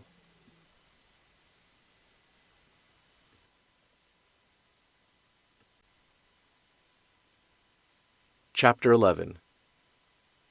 Did you ever see a dream walking? Early 20th century song title, Bing Crosby. Minmay? Minmay, wake up. You're almost home. She stirred a little. It was a voice she liked, she knew, and it was a message that was wonderful beyond compare. Minmay yawned charmingly against the back of one hand, trying to stretch but restrained by something. Her head was filled with the marvelous images and memories that the word home conjured up. Minmay opened her eyes, recalling that the restraint was the fan liner's seatbelt. Behind her, the steady vibration of the prop fan engine drove them along. "Look," Rick said, pointing. "Mount Fuji!" she shrilled, happy beyond words. The mountain wore a crown of snow despite the fact that it was midsummer, something that happened very rarely. Minmay took it as a good omen and a welcome home. Rick cruised slowly past Mount Fuji, giving Minmay a chance to look. Air traffic was being rerouted to give him an unobstructed view. He wondered again what secret deals had been struck, just so Minmay could see her relatives, and wondered too how soon the Macross City survivors would lose patience with their confinement. He banked the little aircraft, heading for Yokohama. Though he was happy that Minmay would soon have the joy of reunion, he was despondent that their time alone together was nearly half over. He tried to picture her family and how they would react to their daughter's status as SDF-1 superstar. He trimmed the ship and shook his head. There are billions of people on this planet. Why did I have to fall in love with public property? He took on a bit of altitude. The island chain lay beneath them like so many gemstones. In the deepest vaults of the Alaskan base, Lisa Hayes and Henry Global sat at a simple, unadorned desk in the middle of a vast hearing chamber. The walls of the chamber were several dozen yards thick. Though the pressures of the Earth itself were enormous down there, the room itself was as comfortable, in terms of temperature and air pressure, as any surface garden. There was a multimedia console, perhaps 10 yards away.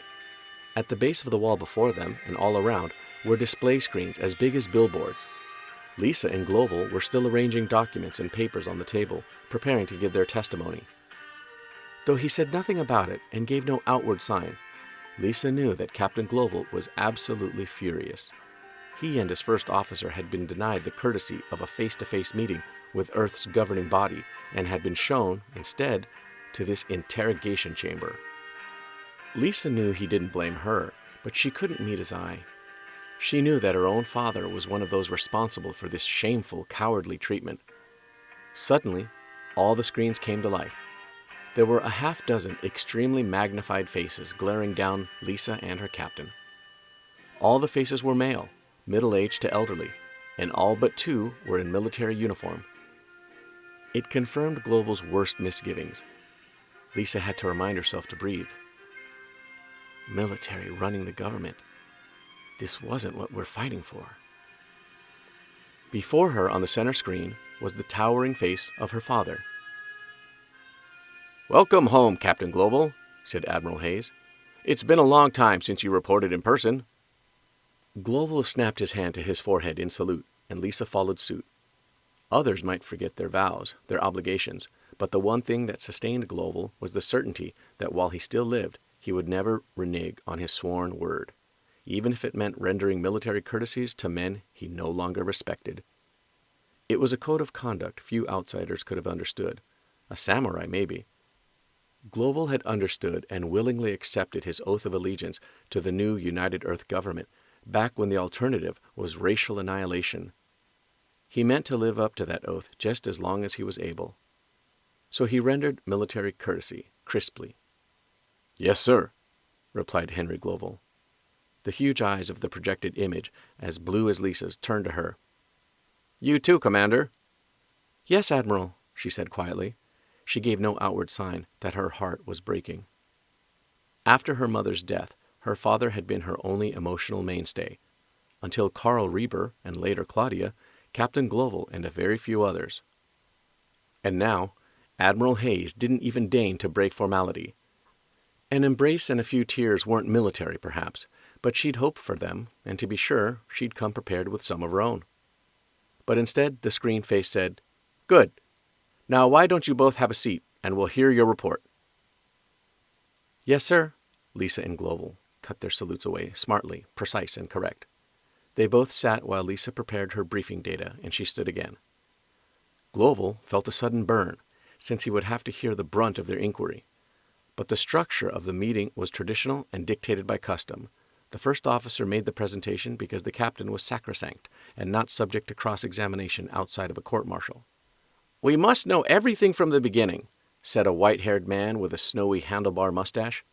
He was a former political hack who had oiled his way into a direct commission to the Judge Advocate General's office and made his rise from there.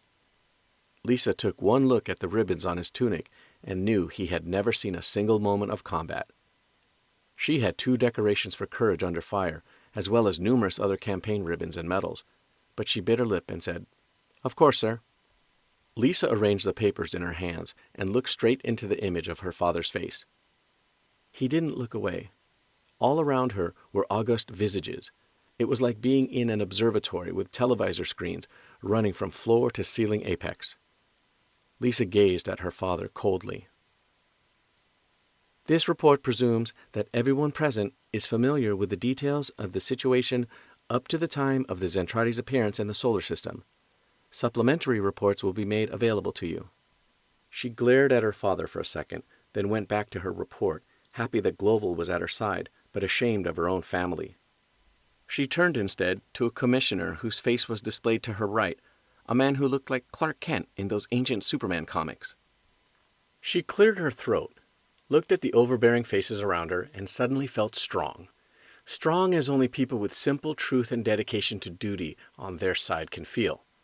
She could stand up to any of them. "The following are the abbreviated details of the miscalculated spacefold jump undertaken by the Superdimensional Fortress 1 while under unprecedentedly intense attack from hostile alien forces and its consequent actions in returning to Terra." That was quite a mouthful, but Lisa took pride in how fascinated and intimidated those enormous concave faces looked. These were men who had used the emergency of the Zentradi's appearance to take control of Earth. Along the way, they had evidently forgotten how terrible and overwhelming the enemy was that currently prowled the dark beyond their tiny planet. Lisa let herself feel a little vindictive. She figured they had it coming. At that time, the strength of the alien fleet was estimated at nearly 1 million ships, of a size 3 or more times larger than our Terran armor class, she said with a certain relish.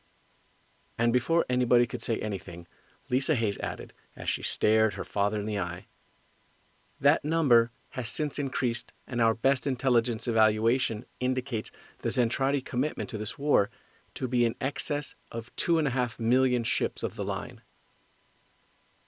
Nobody said anything, but there was clearly a mental echo running around the sad little rabbit hole of the United Earth rulers.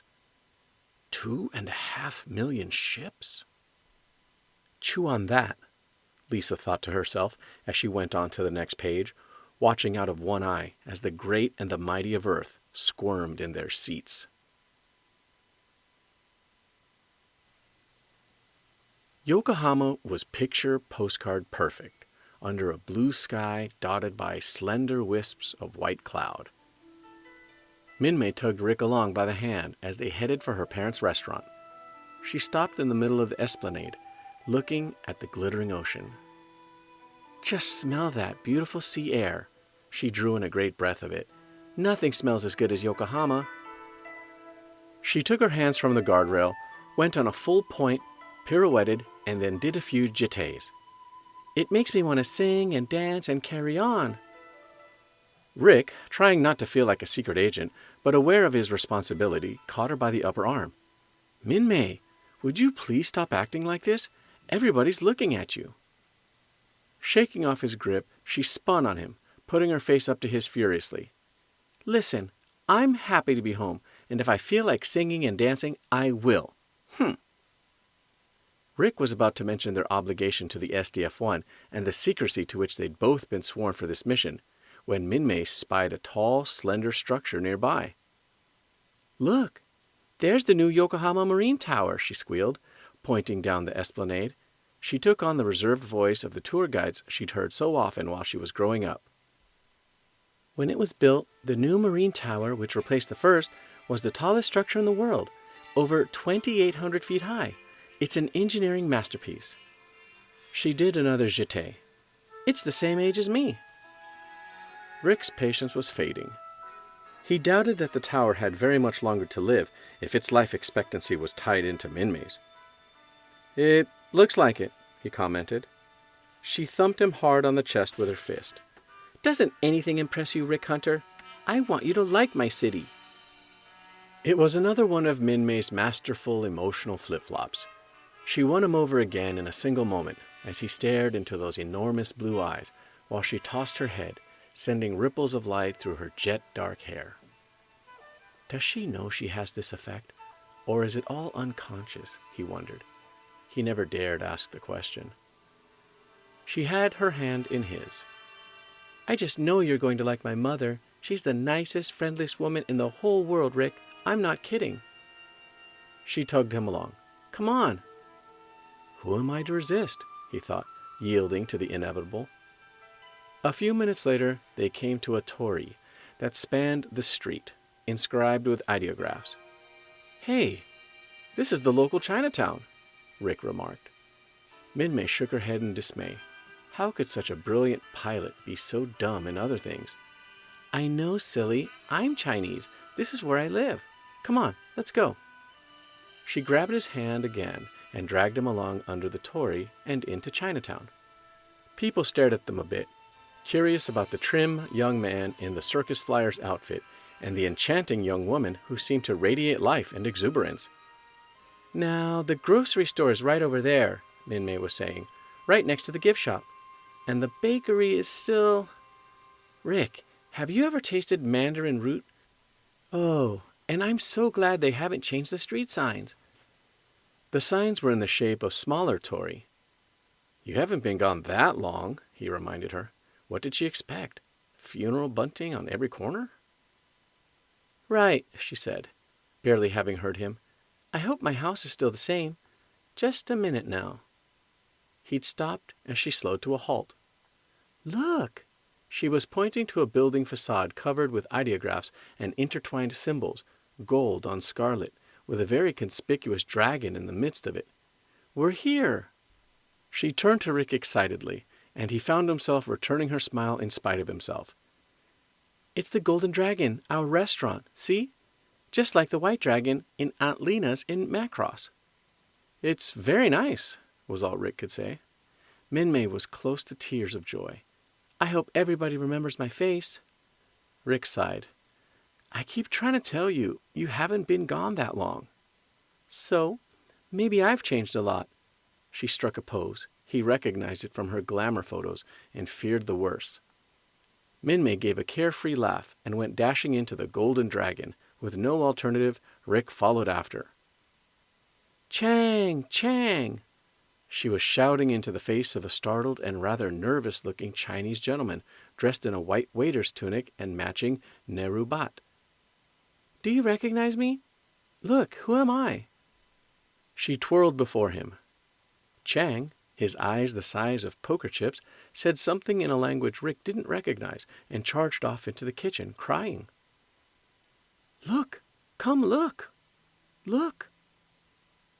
He was back in a moment, dragging a brown-haired, kind-faced woman whose features bore a resemblance to Minmay's.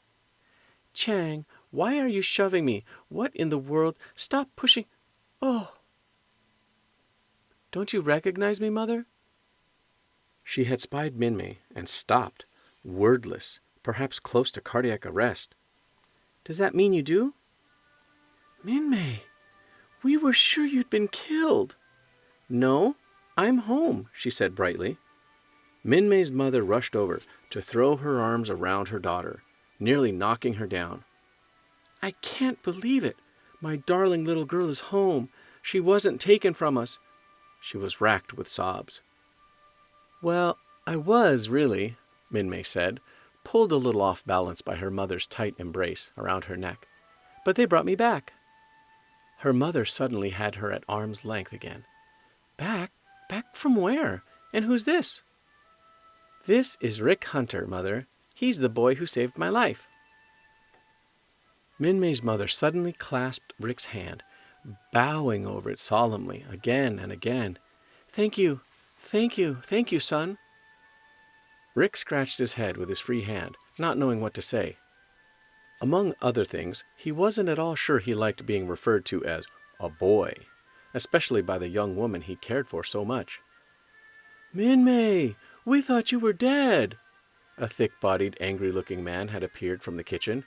He had dark eyes and hair as black as his daughter's. "How could you not contact us and let us know you were alive?" But even though he was scowling, her father touched her face tenderly. Meanwhile, Rick was having some very troubling thoughts of his own. The G2 security officers who had briefed him for this oddball mission had been very emphatic that he not discuss any details of the situation on the SDF-1. Even Minmay had agreed to be circumspect about revealing any information about the vessel or its mission. But these people behaved as if the ship had been lost with all hands, even though it had been back for over 24 hours now. Rick took the briefing officer's instructions to heart, deciding to say as little as possible and to see that Minmay did the same. But that promised to be a chore, until he had a better idea of just what was going on here on Earth.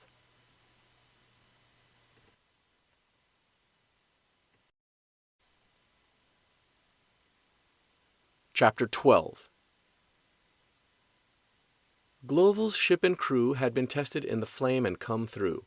The robotechnology and the civilian refugees, likewise, had undergone a make-or-break trial.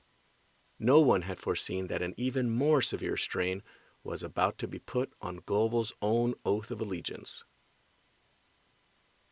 The Second Front, History of the First Robotech War, Volume 66.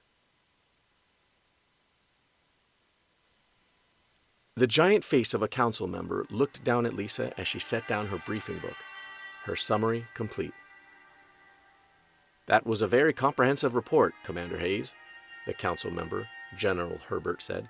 "But come now, don't you think you've overestimated the enemy's strength by quite a lot?" Herbert disappeared, and the image of Marshal Zhukov, silver-haired and silver-mustached, took its place. "Yes, I can't help but wonder why these aliens didn't destroy the battle fortress if they had such overwhelming superior numbers." Lisa, who'd seated herself, came to her feet again. Gloval said nothing, glaring up at the magnified faces around him, content to let his first officer draw out the council's attitudes and arguments before he made his stand. "I've already stated what we believe to be their motives in my report." Herbert was back. "You expect us to believe that report as the truth?" Lisa growled, gritting her teeth, her hands bunching into fists, trying to keep her temper. Then her father, Admiral Hayes, was staring down at her. That will be all, Commander. We've heard quite enough. You may resume your seat. Admiral, But Global was on his feet now, with a calming hand on her shoulder. She held her peace. Gentlemen, he addressed the council, what about the authorization for the requests that were attached to that report? Now Zukhaev glared down at him again. The proposal to negotiate with the enemy and the plans to relocate the Macross City survivors? Herbert broke in. We will discuss your requests in private session.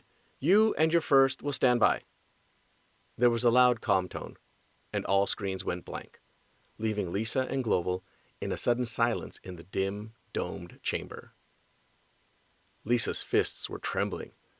I can't believe they treated us like this. Global lowered himself into his chair, head thrown back, eyes closed. I do. I think we've lost the fight. But how can you know that already?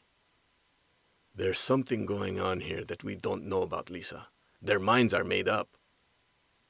She gazed around at the darkened screens. I wonder what they're planning to do with us.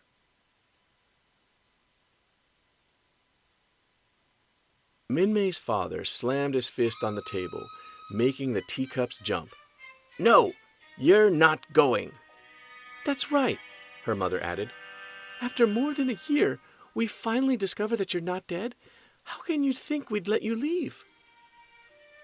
To go entertain troops on some warship? Her father sneered. Minmay was on her feet, hands on hips. Ha! Is that what you think I'm doing? She stamped one little foot. I'm not just some run-of-the-mill USO singer, you know. I'm an important person back there. Her father shouted. Well, you're not back there. You're here, and I'm not letting you return, and that's that. She threw her head back, eyes squeezed shut, shaking her fists. No! Then she went on. I've got to go back. I'm doing a TV show. I've got a record coming out, and I'm going to be starring in a film. Isn't that right, Rick? Rick was completely taken by surprise at the sudden shift of focus to him. Ridiculous! Your family comes first, her father barked. Rick was wondering about that too. When he and Minmay were stranded, she had talked at length about all the love and mutual support there was in her family. It looked like a little celebrity could change a lot of things. I want to be a movie star, she pouted, stamping both feet this time, just as her cousin Jason did when he threw a tantrum. Her mother was weeping into a snow-white napkin. How could you hurt us like this? You know we've always counted on you to get married and take over the Golden Dragon and run it with your husband. Married? Run the restaurant? Those were new wrinkles. Rick suddenly felt a little queasy at the very thought of giving up flying, even for Minmay. Maybe they weren't destined for each other after all. What about you, young man? Her father snapped. What do you think about all this hogwash, eh? That is, well... Minmay was furious. I don't see why you're asking him. His opinion doesn't count here. I'm the one making the decision. It's my life, and I'm going back to the ship. I can't turn my back on thousands of loyal fans and all the people I work with. Her mother sniffed and said, But you're turning your back on us. Score one for Mom, Rick thought. That shot had hit home, stopping Minmay in her tracks, at least for the moment. But when she might have yielded, a new voice interrupted. Hey, what's all this screaming about down here? I can't even concentrate on my study. Hey, Minmay? He was about Rick's age, or a little older, tall with straight hair as black as Minmay's that fell past his shoulders. He'd stepped down out of the stairway, a slim, athletic-looking fellow, handsome but somehow sullen. Still, his face lit up when he saw her. She flew to him, hugging herself to him. Kyle! Oh, I can't believe it. You're here. I thought I'd never see you again. He laughed and held her close. She spoke in a flurry. We thought you died on Macross. We never found you in the shelters or later on the SDF-1, so your parents and I assumed... He shrugged. After my father kicked me out of the house for being in the peace movement, I figured it wasn't such a good idea to stick around a military town. So I left the day before launching day. Rick was looking at him jealously. Kyle had a sort of inner balance, a calmness, unflappable and very self-possessed. When I tried to get in touch with you, he was telling Minmay, they told me that everything on the island had been destroyed and that it was off limits for good, radioactive or something. His face clouded with the memory, a sensitive and strong face. It was terrible, she nodded sadly. He took her shoulders. Well, I'm glad you're here. I'm glad somebody survived. Oh, but your mom and dad are doing just fine, running the White Dragon. What? His grip tightened on her shoulders for a moment, powerful fingers digging into her until he realized what he was doing and eased off. They're alive? She gave him a smile, warm as a hearth fire. Sure, silly. They're on the ship. Ship? What are you talking about? She explained. The spaceship. You mean you don't know? Rick asked, wondering just how much covering up he was going to have to do. Kyle was shaking his head happily, baffled but laughing. No. Most of us survived, even though we lost a lot of people, Minmay told him. This is Lieutenant Rick Hunter. He's one of the fighter pilots from the ship. Kyle said, Oh, hello. It sounded like he was greeting the lowest known life form. Rick rose anyway, trying to be polite. Hi. Rick, Minmay gushed, this is my cousin, Lynn Kyle. He's been like a brother to me. Kyle, Rick is the one who saved my life. It was a privilege, Rick shrugged. Kyle's expression was full of anger and resentment. I thought soldiers were expected to aid civilians in times of emergency. Rick cocked his head to one side, trying to figure out what Kyle's beef was. But we appreciate your efforts anyway, Kyle told him with a frown. Minmay slipped an arm through Kyle's elbow. No, when Rick saved my life, he hadn't become a soldier yet. Kyle was looking him up and down with narrowed eyes. So, you decided to join up later, eh? Minmay's mother and father were watching the whole exchange without interfering. Rick wondered just what he'd gotten into the middle of. That's right. Kyle held his chin high, gazing down his nose at Rick. What do you think's so good about the military? Rick showed his teeth in a snarling smile. Free bullets, free food, and it sure beats working for a living. It's getting late, Global said grimly, just as a calm tone sounded. Hours had gone by. In the interview chamber at the bottom of the Alaskan base, the screens flashed to life again. Global and Lisa looked up expectantly, wondering what the result of the deliberation was. The wall clock read nearly midnight. General Herbert gazed down at them. Captain Global, sorry to have kept you waiting. He didn't sound sorry at all. The Council has been going over your report, and we have found most of it to be accurate. And what about my requests? Captain Global, all negotiations with the alien for an end to hostilities are flatly rejected. Global spat. You think we can win against a force like that? We don't know whether we can win or not. The point is, we don't understand the invaders' thinking. We scarcely understand their robotechnology. How can we begin peace talks with them? Global was about to interrupt, but Herbert pushed on. We have no way of knowing if they would participate in good faith or simply ignore any treaty commitments and attack again when it suited them. But you must realize, Global began. Then Admiral Hayes's image was front and center. Captain, we think our Grand Cannon will protect us as long as we stay prepared and alert. We will not negotiate away that advantage. Very well, Global snapped. I understand, sir. But what about the resettling of the 50,000 or so Macross survivors? Herbert fielded that one, seeming irked that he would even ask the question. They've all been declared dead, so having them leave the SDF-1 is out of the question, Global. Global shook his head slowly. I don't understand. Lisa shot to her feet. Just what is it you're saying? Herbert's answer was acid. Do you think we made an official announcement that we're at war with aliens? Why, there would be worldwide panic and probable insurrection by the peace factions. They'd have been screaming for immediate unconditional surrender, another council member, Commissioner Blaine of the U.S. Western, added.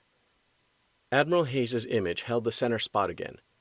We invoked a strict media blackout from the day the SDF-1 disappeared, using the excuse that a guerrilla force of anti-unification terrorists had attacked Macross Island and destroyed it after the ship left on its maiden test flight.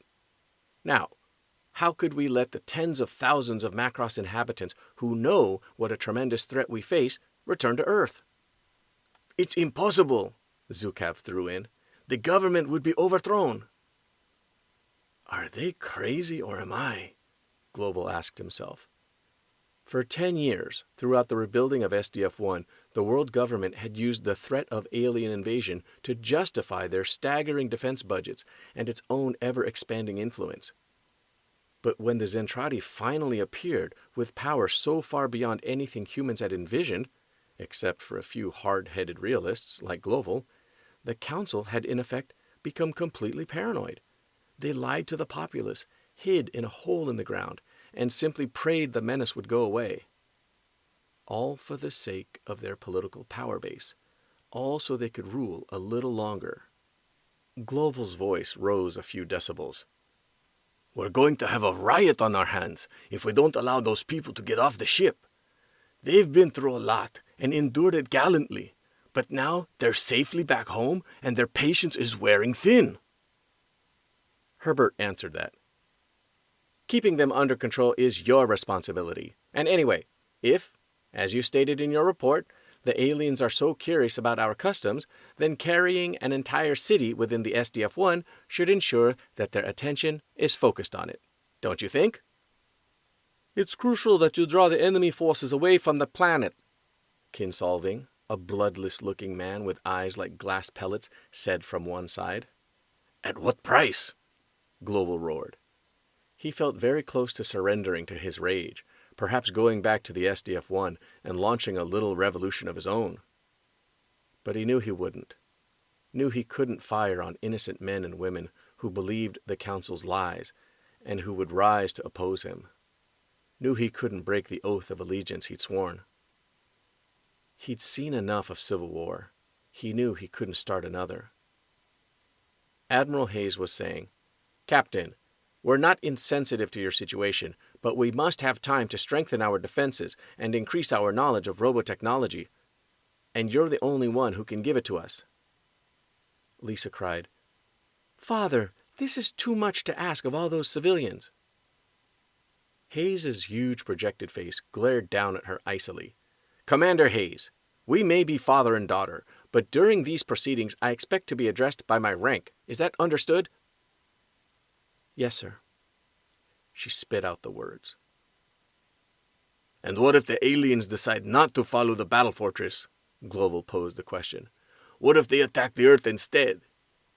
You can fire your grand cannon until you broil away the planet's atmosphere and make the surrounding landmass run molten, but you still won't be able to destroy all those ships. Hayes answered, Your own analysis indicates that's highly unlikely. The invaders are interested in your ship. You will receive your sailing orders in the morning. That is all. Again, the screens went blank. Global picked up his hat tiredly. I guess that's the end of that. Captain, how are we ever going to be able to explain this to the people on the ship? Not just the survivors, the crew. They've been in constant combat for more than a year. Global had no answer. In the corridor outside, he asked, Lisa, wouldn't you like to spend some time with your father while you're here? As family, I mean. I can authorize a brief leave. They came to an elevator to begin the long trip back to the surface. Lisa kept her eyes lowered to the floor. No, sir. I have no particular interest in seeing him right now. I understand, my dear, said Global, as the elevator doors closed.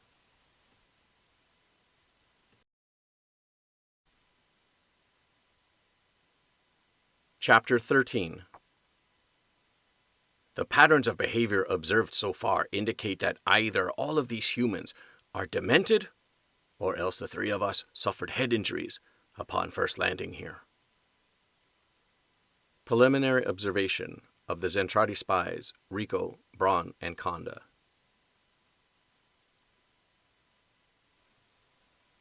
I really don't think this is getting us anywhere, Lin Kyle said in his soft, reasonable voice. Hours of argument had gone by, but the five, Minmay and her parents, Rick and Lin Kyle, were still gathered around the table. Minmay's made her decision, Kyle went on, so why don't you let her go? Minmay clapped her hands, eyes dancing. Oh, Kyle, you're wonderful. I knew you'd say that. Just a minute, Minmay's father said angrily. His wife was quick to head off the brewing confrontation with Kyle and keep the debate on track. You're the last one we'd expect to send Minmay away from her home, Kyle. Especially with no one to watch over her, the father added. Rick almost said something about that. Listen, I saved her from 50-foot-tall aliens and death by starvation and thirst. What do you call that? A passing interest? He thought, but it didn't seem like the right time. I thought I would go with her, Kyle said casually, and live with my folks. Minmay was ecstatic. Hooray, Lin Kyle! I knew you'd find some way to come to my rescue. Rick made a bored sound. Well, I guess that's all right, Minmay's father said slowly, deciding it might be for the best to let his daughter get this foolishness out of her system. His wife looked relieved, saying, It would make me feel a lot better. No problem, Kyle said with a charming smile. It's just temporary anyway.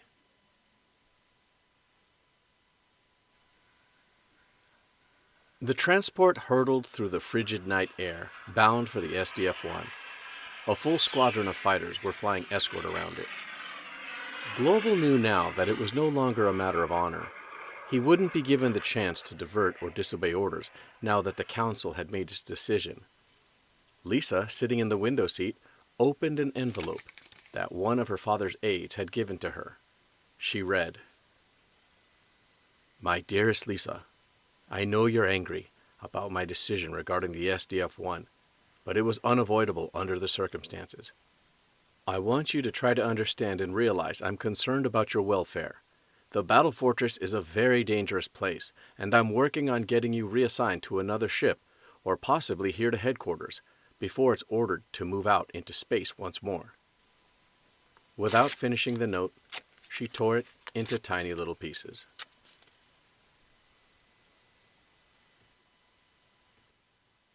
From another direction, the speedy little fan liner cut the sky, bound for the ship. It was handling a little less nimbly than before. Lin Kyle was seated in the back seat with Minmay on his lap. You mean you don't have any girlfriends? She was asking him coquettishly, batting those big blue eyes. He looked at her fondly, but he seemed to be one of the few people immune to her manipulation. Well, I've been traveling around so much, I haven't had time. If you did have a girlfriend, I'd probably be jealous. He chuckled. What do you have in mind? You want me to stay single forever? Well, not exactly, she said shyly. It sounded like a game they'd played often, Rick thought. Then what do you want? Kyle coaxed. She knuckled his shoulders, giggling. Oh, nothing. I'm just teasing. Rick lost his patience with all the cuteness. He couldn't take any more of it. Hey, it's hard enough to fly this crate overloaded like this without all that jabbering back there. How about buttoning up until we land? He was also bothered by the idea that he might have exceeded his orders. There were no provisions for him to bring an outsider aboard the SDF-1. But on the other hand, the briefing officers were very emphatic that Minmay was important to the war effort and must be returned, and Minmay couldn't come back without Kyle. Minmay was giggling again. That boy's always kidding, she confided to Kyle. That tears it. Guess again, he told her. It's no joke. He banked sharply. Minmay let out a squeal and clung closer to Kyle. Rick poured on the speed, impatient to be rid of the two of them. Lynn Kyle held his cousin close and smiled triumphantly.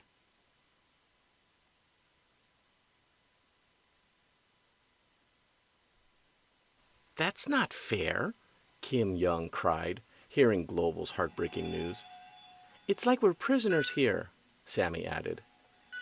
Global stood his ground, unmoving, betraying no emotion. He thought it best to let his trusted bridge crew in on the news first, in the privacy of the bridge. They were the ones who would form the core of what he was coming to think of as his crisis management team, helping him ensure that things didn't fall apart aboard SDF-1. They had to be given time to get over the shock before they could help the entire ship's population cope with it. Claudia was the first one to get things in perspective. Orders are orders, even if there are a lot of idiots at Central Headquarters who have no idea what they're doing. Lisa nodded to herself. She knew that was the kind of woman an Officer Claudia was. Still, Sammy insisted. "But there must be something you can do, Captain. Please tell us you're not going to accept this quietly. You will change their minds, won't you?" "Won't you, Captain?" Kim added pleadingly. Gloval cleared his throat in the way he did when he'd heard enough and expected to be obeyed. Your lack of discipline is only compounding the problem. So get back to your duty stations immediately. I appreciate your concern, but right now I have to begin deciding how to break the news to the Macross survivors and the rest of the crew." He stood up from his chair, brushing past them. You'll excuse me. Shifting her glasses nervously, Vanessa couldn't help calling a last desperate objection after him. "Captain, can't you—" Gloval cut her off stiffly. That will be all, Vanessa. "Yes, sir," she said contritely. Try to understand. Gloval said softly over his shoulder to them just before the hatch closed. Vanessa removed her glasses to wipe away a tear of anger. "But it's not fair." "That's absolutely true," Lisa said, speaking up for the first time. "But you can't blame the captain for something headquarters did. Everybody has a right to gripe, but you should at least be mad at the right people." Okay. The captain needs our support, right?" Claudia said soberly. "Yes. He knows he can't possibly succeed without it," Lisa answered. The bridge hatch opened, and the relief watch started filing in. Kim let her breath go with a rasp. "All this talk isn't going to change anything, and I'm hungry," she declared, careful to mention nothing specific in the outsider's presence. Sammy took the cue. "Let's go into town and eat lunch." Vanessa nodded energetically. "Yeah, let's go down to the White Dragon. I'm starving." At the White Dragon, the front doors slid aside. Minmay's Aunt Lena went quickly to greet the first customers of the lunch rush, bowing hospitably. The restaurant was braced for a busy day.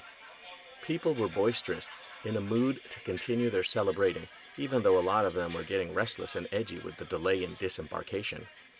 It didn't disturb her husband Max very much.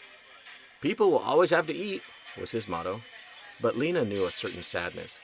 In spite of the dreadful things the SDF-1 and Macross had gone through, the rebuilt restaurant held a wealth of happy memories. "Welcome," she said. Oh." A ghost had come through the door, surrounded by a cloud of brilliance from the brighter EVE sunlight. Her hands flew to her mouth. "Oh, Kyle, is it really you?" He took a step closer. In the well-remembered, soft, clear voice, he said gently, "Yes, Mother, I'm home, and I've missed you very, very much." Dimly, she was aware of the traffic passing by on the street outside, and of Minmay and Rick Hunter waiting a few paces back. Minmay was barely keeping herself from weeping. Rick was straight-faced, showing no emotion, but he envied the Lin family, their connectedness and their warmth, Minmay's tantrums notwithstanding. When he thought about it, Rick realized that the closest thing he had to family was Roy Foker, and to a slightly lesser extent, his wingmen, Max and Ben. So Rick endeavored not to think about it. Lena walked haltingly to her son. "Kyle, is this a dream? I can hardly believe my eyes. Oh, my baby." She cupped his face in her hands. "No, it's not a dream, Mother," It's me." Tears rolled down her cheeks. "I've missed you so." Lena threw herself into his arms. "Gee," Minmay said, wiping away moisture from her eyes. "I'm so happy, I'm going to cry." Lena truly noticed Rick and her niece for the first time. "Oh dear, this is no way to welcome you two home." Minmay was snuffling and sobbing openly now. Don't worry about us," Rick said. Lena said, Now, come on in." She kept her hold on her son's shoulder as he took another step into the White Dragon. Minmay had assured him that in virtually every detail it was an exact duplicate of the old place, the one that had been destroyed on Macross Island. But this was astounding. There was a clatter of bowls and a rattle of chopsticks over by the pickup counter. Lynn Kyle essayed another of his gentle smiles. "Father, I've missed you too. You're looking well." Max snorted gruffly, looking the boy over, gathering the last of the bowls with an irritated grunt. He vanished back into the kitchen. Lena went to plead with him. "Now, dear, please, don't be so—" But Kyle caught her wrist, pulling her back. "Mother, don't get upset. I beg you. Father's always been that way around me. You know that." Washing up the last of the dishes, Max scarcely knew what he was doing. His mind was far away, on the years and the rift between himself and his son. "I always knew he'd come back," he muttered to himself, words drowned out by the jetting water and the other sounds of the kitchen. "No alien sneak attack could have killed him." He had to stop, to dry his eyes and blow his nose. "What else could I think? Well, he is my son." And he couldn't help but surrender to the proud smile he'd kept hidden. The three Zentradi spies crouched before the display window of a sushi and tempura shop not far away, gazing hungrily at the appetizing dishes there. Their mouths watered and their jaws ached with hunger. Rico's face and hands were pressed against the glass. "So do you suppose that stuff is food?" Konda asked aloud. Braun had a hypnotized grin on his face, eyes never leaving the display. Well, something sure smells good here, and I'm getting hungry." The tiny supply of concentrate capsules they'd brought with them was long gone, and they hadn't eaten since the free food at the party on the Daedalus's flight deck the day before. The other two made ravenous sounds of agreement. Thus far, they hadn't been able to figure out how to requisition food on the SDF-1. Macross City was filled with an astounding variety of things, all of which seemed to change hands through a system based on pieces of paper. But how to get the paper? The humans' system of distribution and ration allocation seemed the maddest thing of all about their society. The three took a few steps back to stare in fascination at the window and consider their problem. "So, who's gonna go in and get our rations?" Konda posed the question. "That's easy," replied Braun, hitching his belt up. "I'll go." "No, I'll go," Rico insisted. Before the other two could raise the question of tactics, the smallest spy backed up a few steps and with a running start slammed his shoulder into the plate glass. The glass heaved and shattered, pieces of it raining down inside the display case and out on the sidewalk. By some chance, Rico wasn't hurt at all. The owner, a sturdy-looking woman in her 40s, wearing flat slippers and an apron over her working clothes, came charging out onto the sidewalk. She held a heavy, long-handled ladle in one formidable-looking fist. "Hey, what's going on out here?" "Oh!" She watched, dumbfounded, as Rico, squatting on his haunches, claimed his right as winner of the food and had the first portion. Konda and Braun were looking on avidly. But Rico spit out the stuff that was in his mouth and spit again, making horrible faces. "Inedible! Ah!" She shook her ladle at him. "What's wrong with you? Of course it's not food. Don't you know the difference between real food and a plastic food window display?" She took a step toward him, and Rico fell over backward on the seat of his pants, intimidated by the implement she held. From the confidence she showed, it was obviously a lethal weapon, perhaps a Robotech device. Konda and Braun skipped back, ready to do battle, but more inclined to run from such a fearsome opponent. She set her hands on her hips, looking down at Rico, who waited miserably to be set upon and wounded or killed. But she said, "If you're trying to eat that, I guess you really must be hungry." She'd thought that arrangements for feeding everyone in the SDF-1 had missed nothing, but perhaps these three loonies were a special case, incapable of coping with even the least contact with bureaucracy. There were always going to be those who fell through the social safety net, she decided, even on the SDF-1. She wasn't the kind to let people go hungry, and what's more, she was filled with joy of the return to Earth and the promised end to their hardships. She pointed to the door of her restaurant. "Come on inside, you three. I'll fix you something to eat, and I mean real food." She went inside, and the three spies looked at one another. "She's going to give us food? Just like that?" Braun said blankly. "Just because she sees we're hungry?" How can a chaotic system like this possibly function? Kondo wondered, rubbing his jaw. "I don't care, just as long as it functions for another half hour or so," proclaimed Rico, scrambling to his feet. It was insane, against all logic, and yet, knowing how it felt to be very, very hungry and have someone act toward them in this absurd but very welcome manner, they had to admit that there was something about it, something admirable, something that struck a chord deep within them. It was completely unlike the Zentradi. It even smacked of a kind of weakness, but it stirred up new and confusing response patterns. "Hey, wait for us!" Rico yelped, scuttling after her. Konda and Braun crowded each other for second place.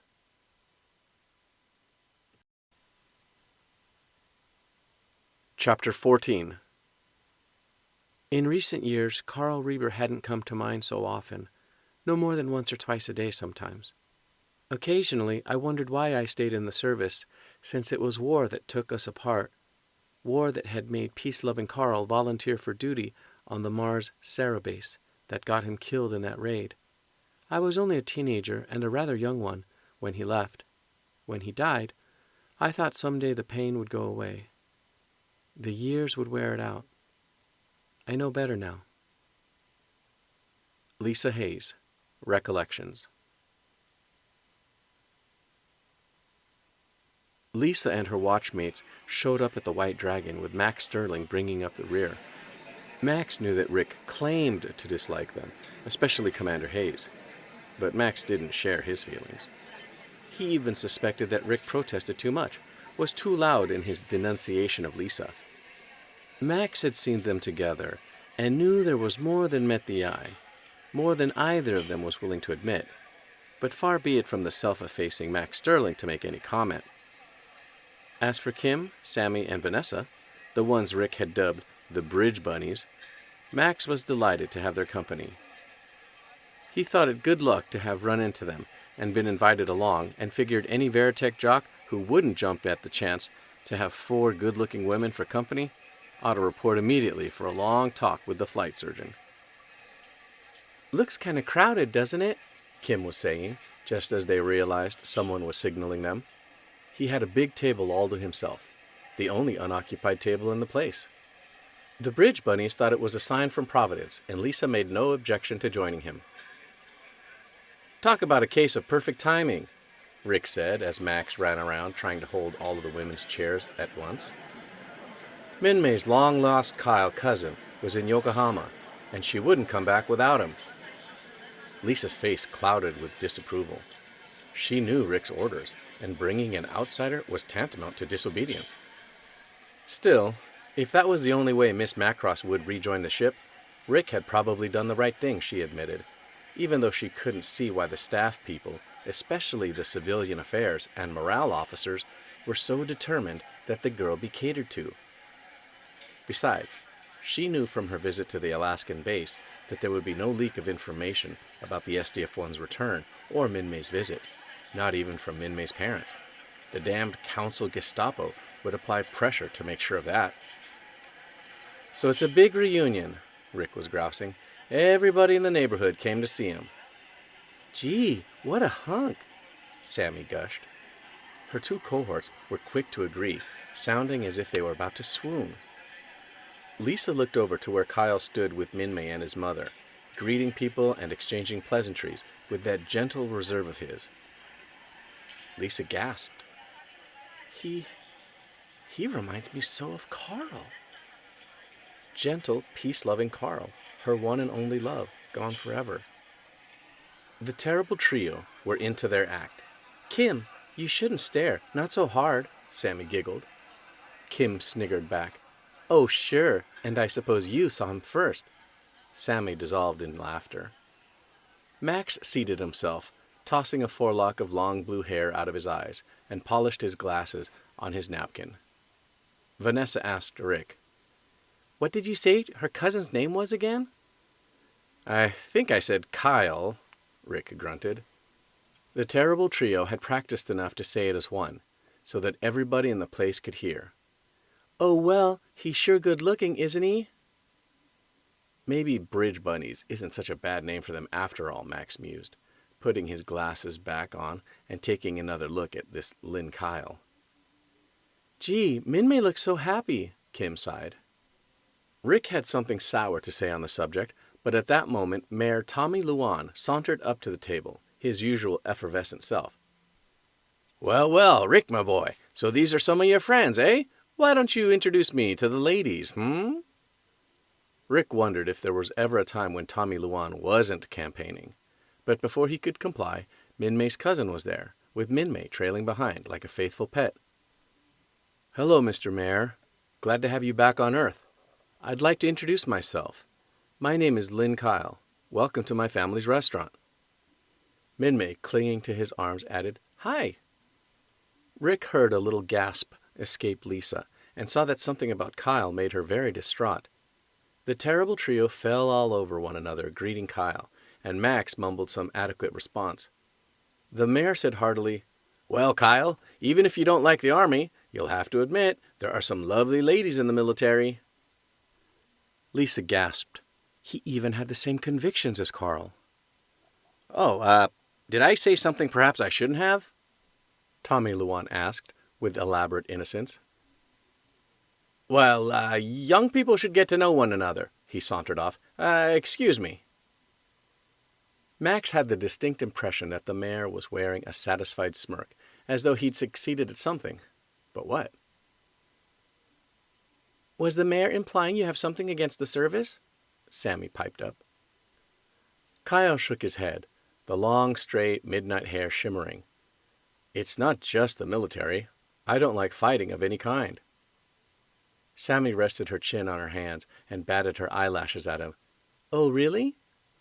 For a guy this dreamy, she'd have sat happily listening to him do Zentradi halftime cheers. Minmay gave Sammy a suspicious scowl. "Fighting produces nothing," Kyle declared.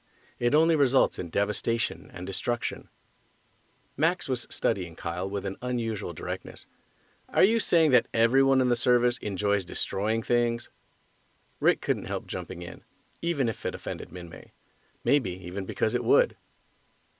"Well, I didn't join the Robotech Defense Forces because I like devastation and destruction." Divine as Kyle might be, even the terrible trio had to nod and murmur their agreement with that. Minmay intervened, afraid that things were about to get out of control. "Hey, relax, everybody. We're celebrating Kyle's return, after all. I've got it. They're broadcasting that show I taped yesterday. What about turning on the television?" That met with general acclaim. If Minmay was the darling and idol of the SDF-1, she was an empress among her friends and neighbors. In another moment, the 6-foot screen showed her in the center of the spotlights, microphone in hand. Not that the sound crew couldn't have used directionals, but she preferred it as a prop. She wore a stunning new Kristen Hammersjeld creation. The crowd in the White Dragon was cheering and stomping and whistling, as was the crowd in the taping studio. Rick strained to catch a little of the song.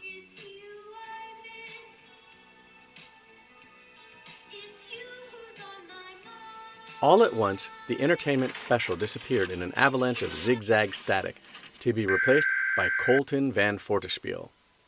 Everyone in the SDF-1 knew Van Fortespiel, the SDF-1 Broadcasting System's supervising announcer and the only TV anchorman on record to wear dark wraparound sunglasses on camera. His appearance sent a signal of fear through the room. Unscheduled announcements of this sort usually spelled trouble for the Dimensional Fortress. For this reason, and the sunglasses, Van Fortespiel was sometimes called the Boogeyman. The Boogeyman was wearing earphones today too, and speaking into a jumble of mics that took his voice over the various sound-only circuits, intership comm lines, and alternative TV channels. We interrupt our regular programming for this very important news bulletin. The White Dragon resounded with angry resentment. The crowd had felt at home, safe, and had been eagerly watching Minmay. The people wanted no part of any more disaster reports. They were yelling for Minmay's show to be resumed. At a news conference moments ago, the Boogeyman continued, Captain Henry Global disclosed to the press that permission for any survivors to leave Macross has been denied. There was a moment of stunned silence as Van Fortespiel shifted his sheets of copy, until a grandmotherly woman howled, "What does he mean, denied? Does that mean we're stuck here? For how long?"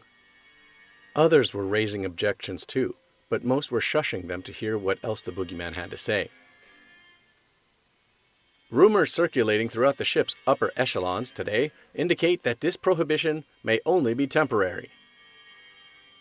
A man in a brown sport coat shook his fist at the screen and hollered, "We finally make it back to Earth, and now they're telling us that we have to stay aboard this junk heap?" A red-haired woman, holding a frightened little girl who wore an RDF insignia on her rompers, wailed, "How much more do they think we can endure? When will all this ever come to an end?" There were plenty of angry voices to second that. "Yeah, we demand an explanation," bellowed a guy in a black t-shirt. But the Boogeyman was already returning them to their normally scheduled programming. In another second, Minmay, smiling winsomely in the spotlight, was finishing. The crowd in the restaurant didn't spare her a clap or a whistle. Kim murmured, "They spent all that time and this was the best announcement they could come up with to break the news?" Max and Rick traded puzzled, worried looks. What's she talking about? Sammy gulped. "Look, they're not taking it very well. I sure hope this doesn't turn into an all-out rebellion." The man in the brown coat said, "Hey, look, we've got these military officers right over there. I say let's get some kind of explanation out of them." A number of the men there went along with the idea, and in a moment, the 5 RDF members seated at the table found themselves surrounded. The brown sport coat shook a fist in Rick's face. "Come on, Lieutenant! Tell us what's going on." Rick sputtered and stammered, as surprised as anyone. "Well, I guess I don't really know." "Stop this!" Lisa snapped. "Stop it right now! How dare you treat us this way? We risked our lives, and many of us died to get you back here safely." Some of the crowd paused at that, but the man in the brown sport coat and a number of others weren't buying it. "What do you want? Gratitude?" he sneered. "When we lost everything we had because of your SDF-1, and now you're making us prisoners here?" He slammed his fist on the table. The terrible trio jumped, startled and frightened. "Well, I want an answer." Lisa tried again, more calmly. "Please, it's just a temporary measure. Just give us—" He cut her off. "For what? More of the same old promises? We're tired of lies. We're tired of being held here like convicts. Now we take matters into our own hands." Whoever the brown sport coat was, he was a rabble-rouser of considerable talent. He had almost all the men and quite a few of the women with him, talking about justice and fighting for their rights. And for Lisa, the agonizing thing was that she knew that there was a lot to justify their reaction, and that her father had been one of those chiefly responsible for doing this to the Macross survivors. Some loudmouth was yelling, "Why don't we show 'em we mean business? Let's take these punks and force them to get us off this ship." Lisa stood, gathering the others in by eye. "Let's go." A broken-toothed man clapped a big paw on her shoulder. "Hold it!" She tried to stare him down. "You'd better let me go." He shook her. "Sit down." But a hand closed on his shoulder. "Okay, that's enough." It was Max Sterling. Rick, halfway out of his chair to help Lisa, did a bit of a double take. Max had been sitting beside him a moment before. What did he do? Teleport over there? Max's voice was still mild, but his face showed a certain intensity Rick had only seen during combat. Look out, tough guy, Rick thought to the broken-toothed man. Take your hand off her now. Max had barely gotten it out when the man threw a punch, screaming, "Shut up!" Max ducked, but not far. Rick had seen him do this before. Max's incredible reflex time and psychomotor responses let him deal with such things by split seconds and fractions of an inch. Max avoided the clumsy haymaker and delivered a jolting left, snapping the other's head around, stepping back neatly as he began to collapse. Other members of what had now become a mob saw what had happened and began to converge on Max, snarling and getting ready to fight. Max glared at them, unruffled. You'd better get back. Somebody shrieked, "Let's get 'em!" And Rick found that he couldn't get to Max because the mob was closing in on him too. A man in a green turtleneck threw a wild left. Rick bobbed under, came up, and planted a solid uppercut, sending him staggering back. 2 more men closed in, swinging hastily and inaccurately. He avoided them, backpedaling. Max was taking on a very muscular young man who had plenty of power but not much style. Max warded off a roundhouse with an inside block, getting a quick hold on that arm. Max's fist went ballistic under the guy's chin, lifting him right off his feet. It was the brawler's good fortune that his tongue was well back in his mouth, or his teeth would have snipped it off. The muscular one landed sprawling across a table. It crashed down, slamming him on the back of the head as he landed on his butt on the floor. Lynn Kyle had neither advanced to help his cousin's friends nor withdrawn from the scene. Rick got one brief look at him. Kyle was standing as rigid and indifferent as a stone idol. Rick stopped another vigilante with a short, hard shot to the sternum, then rocked him back with a left cross. Things had gone very well for the 2 Veritech pilots up to now, but more and more men were getting ready to wade into the melee as soon as an opening occurred. On the outskirts of things, Lisa and the terrible trio were doing what they could. Quite a number of self-appointed public prosecutors never got to mix it up with the pilots because a chop across the neck or a kick to the kneecap put them out of the fight for good. But the odds against them kept growing. With no chance for a breather and no escape route, Rick and Max knew things would probably swing the other way shortly. There was no helping that, and the brawl had gone too far to be stopped now. They fought on. Rick was accomplished in hand-to-hand, quick, well-trained, and in good shape. But Max Sterling was simply unleashed lightning.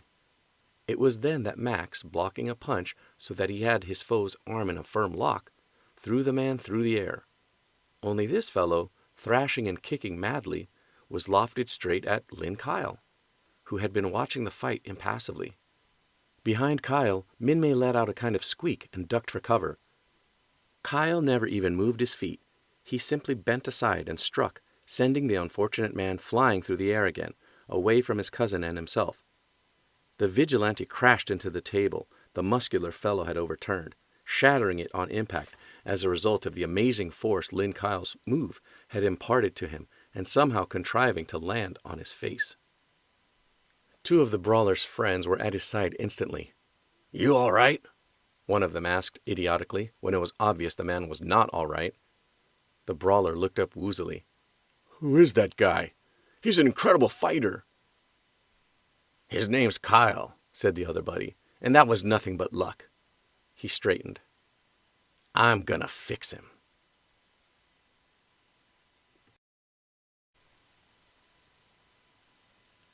Chapter 15.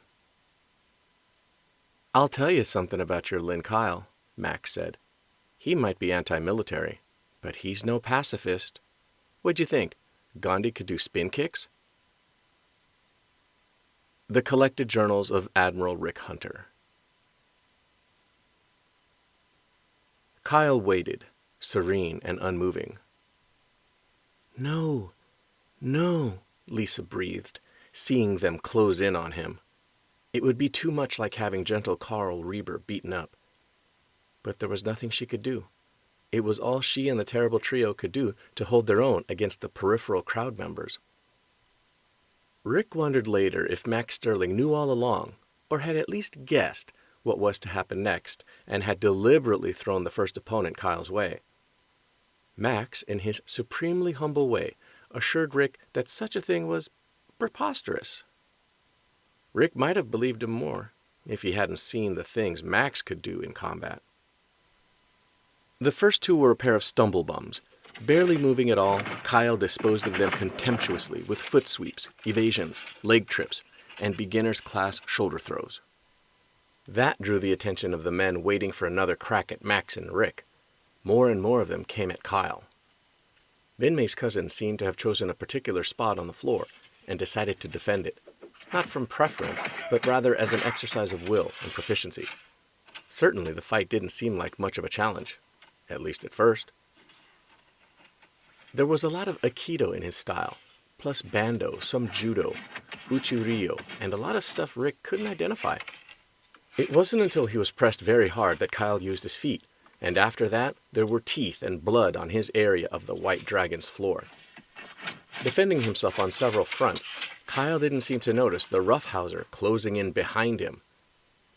Lisa happened to see it, and she had the weird impression that he knew what was coming and chose not to undergo it as a sort of test, as if he wanted to be hurt.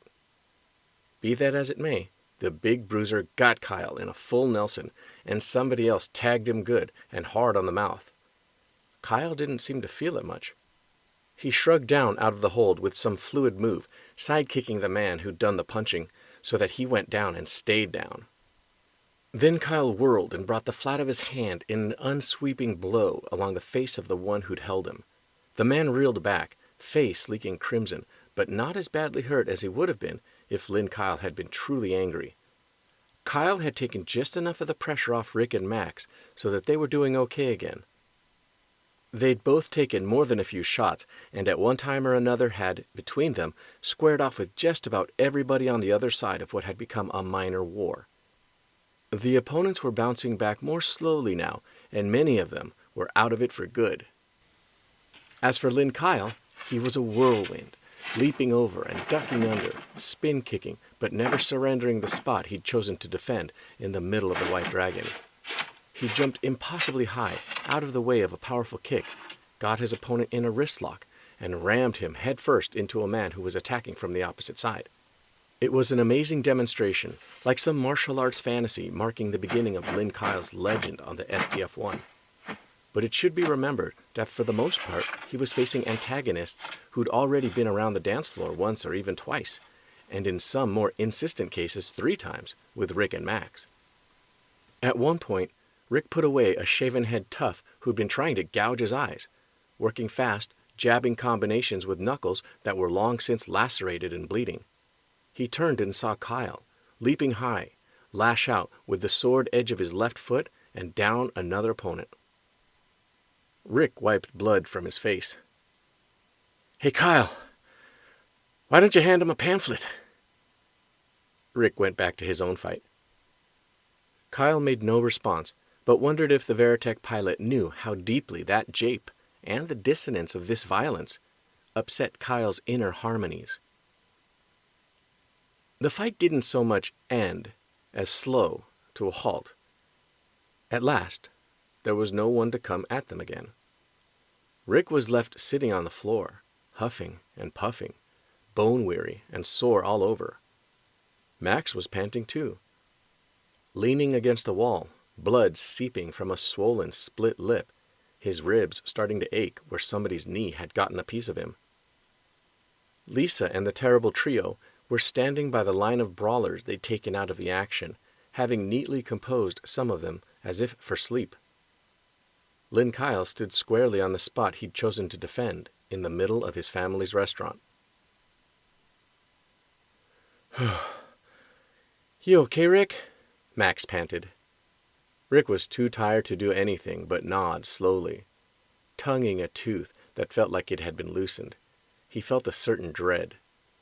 There were some inflexible laws aboard the SDF-1, mandated by the insanely unlikely circumstances of so many civilians and service people thrown together in such close quarters for such a long time.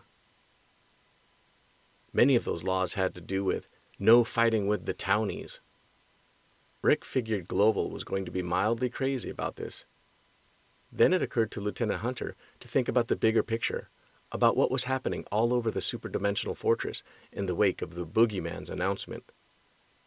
We'll be lucky if there is an SDF-1 by tonight, he realized. Lisa and the terrible trio were dusting their hands off, making a few first aid suggestions to the people they'd taken out of the action. It occurred to Rick that without them, he and Max and even Kyle would have gone down, martial arts notwithstanding. Minmay was gazing at Kyle with stars and hearts and flowers in her eyes. "Oh, Kyle, I'm so proud of you. Are you okay?" She threw her arms around his neck. Lynn Kyle only nodded and made a soft, "Mm-hmm." "Okay," Rick sniggered tiredly and spit out a gob of blood. Max had come upright, staring at Kyle strangely. "They barely laid a hand on you." Kyle only looked down at the floor like some demure maiden. Men who had gotten in the fight were helping each other to their feet, staunching blood flows, helping hobbling friends.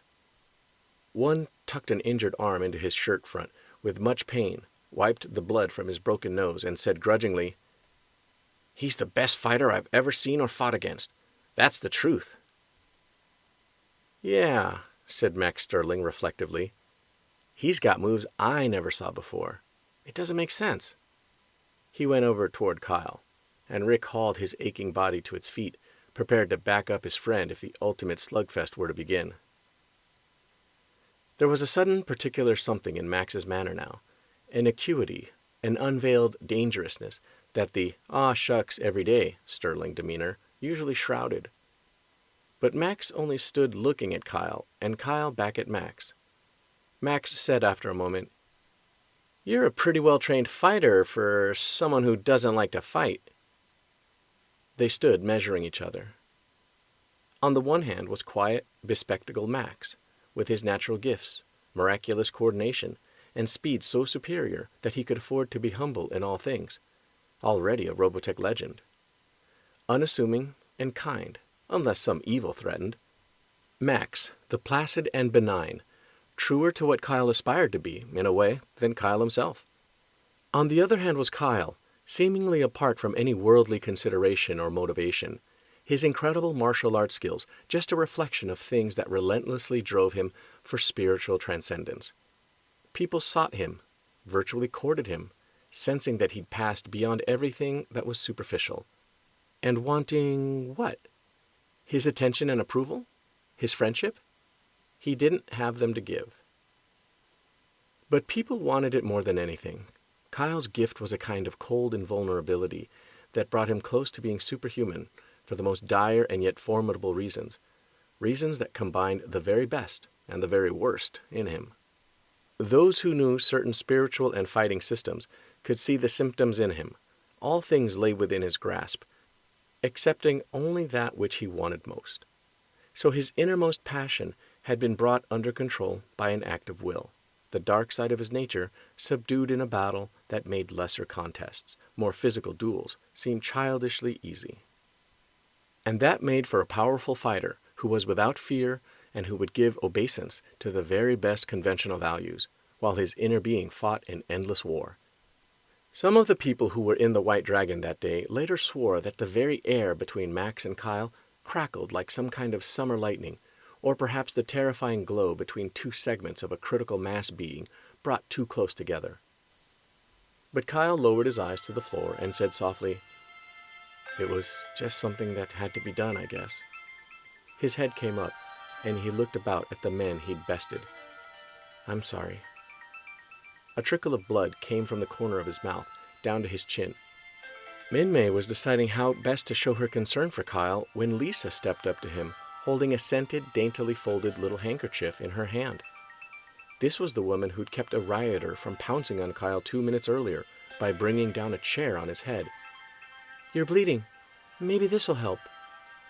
He drew away from it, as if it carried the plague, but his voice was still soft and measured. "Please, don't bother. I'd rather not have help from any of you people, but thank you anyway." She was shattered. "I see."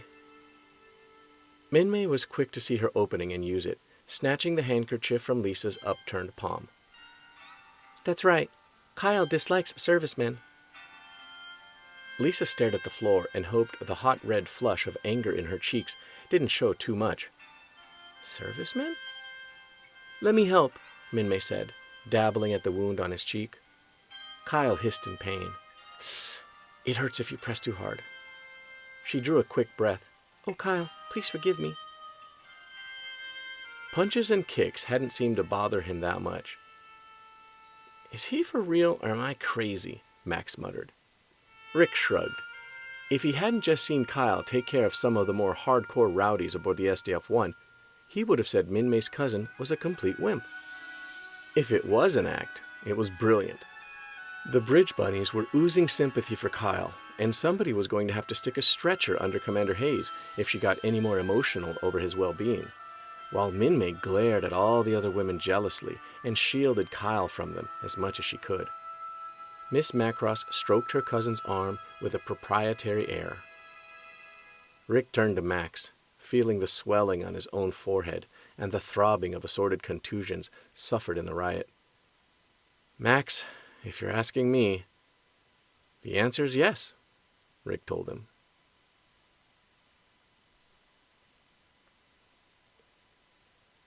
Azonia, mistress and overlord of the Zentradi, surveyed the strategic situation from the command post of her 9-mile-long flagship.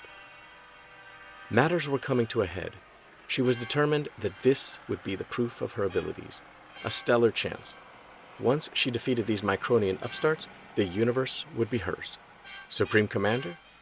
That would lie well within her grasp, and farewell Dolza. Or perhaps she would become the new Robotech mistress. Others had played that dangerous game, only to lose. But none played it as well as she. Azonia was confident. She was less than happy at the moment, however, having just been informed that Chiron, the mad genius of war, had again disobeyed her orders. Azonia rose to her feet from the throne-like command chair on the bridge of her own vaunted combat-tested battleship, fury striking from her like lightning as though she were a goddess who could smash worlds. And in fact, Azonia was. "What? What are you saying? Chiron has left the fleet's holding formation in violation of my orders?" The communications officer knew that tone of her voice and was quick to genuflect before her, then touch her forehead in abasement. "Yes, Commander." She was tall, even for a Zentradi woman, some 55 feet and more. Her mannishly short hair had been dyed blue, not because she cared for meaningless fads, but rather so she would not be thought unaware. She had exotic oblique eyes that were piercing beam weapons of intellect that had served Azonia's rise beyond her contemporaries to the very pinnacle of Zentradi command. "That is all," she said coldly. "Yes, Commander."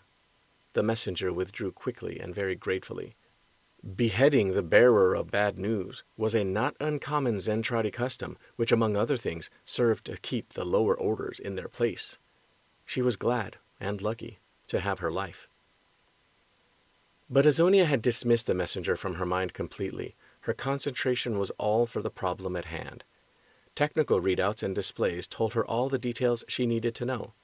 Chiron, the backstabber, with a strike force from his infamous 7th Mechanized Division, had, by Robotech fission, detached a major vessel from his own flagship and was proceeding at flank speed toward the spot where the Micronians had landed their stolen warship.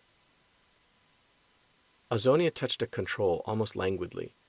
Close-up details showed streamers of fire and ionization trailing from Chiron's craft, its outermost skin glowing red-hot, as he was making his entry into the Earth's atmosphere at a madly acute angle, risking severe friction damage.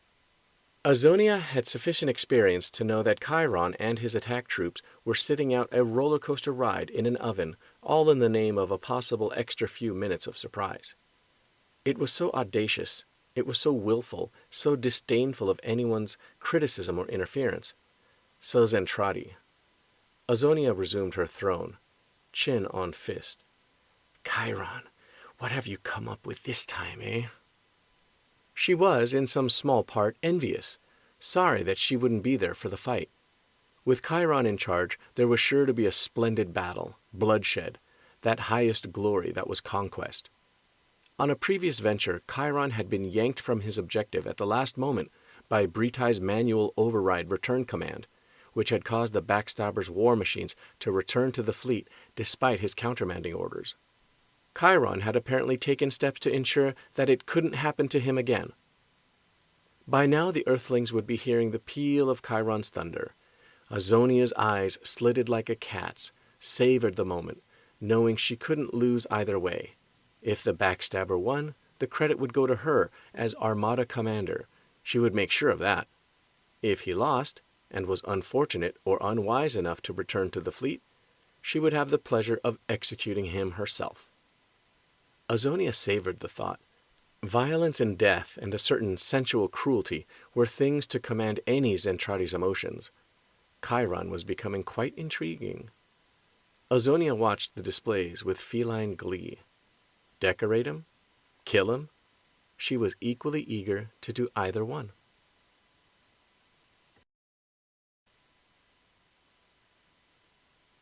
Chapter 16. There before him were the Micronians, doing everything that was an anathema to the Zentradi. But the lure of the forbidden was always strong in Chiron. And so there were certain things about Micronian behavior that I think he found tremendously seductive. Not the weakling things, of course, but rather the sensual. Is it any wonder he loathed and hated them, could not bear to have them even exist? Grell, aide to Chiron. She'd been through the drill before, but it didn't make it any easier. Donna Wilhelm, an enlisted rating tech who was the relief watch infill for Sammy, tried not to lose her composure and let her voice quaver. Her fingers clenched at the edges of the console, so hard that it felt like she might crease it. Captain Global, unidentified cruiser-class spacecraft closing on our position at Mach 7. She was the one Claudia had chewed out for daydreaming. Donna was exacting now, more practiced. She'd learned the lessons anybody under Global learned, and as a result, she was capable of manning her station through hell's own flames, which looked like it was about to become a job requirement. Donna hadn't heard footsteps, but Global was suddenly at her shoulder, massive and calm, whacking his briar pipe against the heel of his shoe to knock out a bit of dawdle. Punch it up, please. Yes, sir. Altitude 12,000. Donna lit up her part of the bridge with tactical displays. It was a given that this could be the minute in which every soul aboard died. But that couldn't excuse sloppiness in the discharge of one's obligations. There was a pure, white-hot kind of bushido, an ultimate calmness in matters of overwhelming importance, a very privileged eye-of-the-storm serenity that the people on the bridge of the SDF-1 were expected to have. Once you'd been a part of it, it was just impossible to settle for anything less.